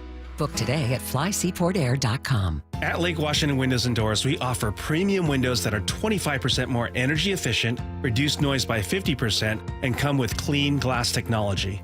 And Leak Armor installation gives you a lifetime warranty to protect your home. Visit LakeWashingtonWindows.com. Open enrollment for Medicare happens every year, but for a lot of people, it's still confusing. Hi, this is Herb Weisbaum, the Consumer Man. Don't worry, help is on the way with a Medicare Jumpstart Toolkit brought to you by the Insurance Commissioner's Sheba program.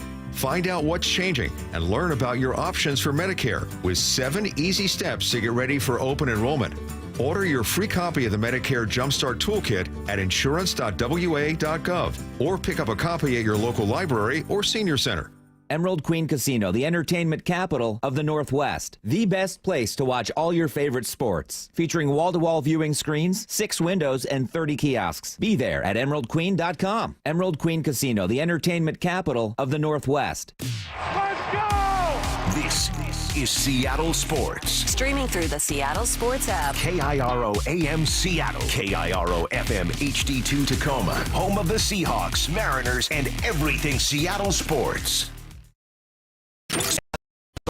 Sports Snapshot. The Mariners have clinched the #2 seed in the American League, and they did it before last night's game even started, thanks to a loss by the Guardians. Seattle won the game anyway, getting a sweep of the Rockies. The Mariners have won 17 of 18 and opened their final series of the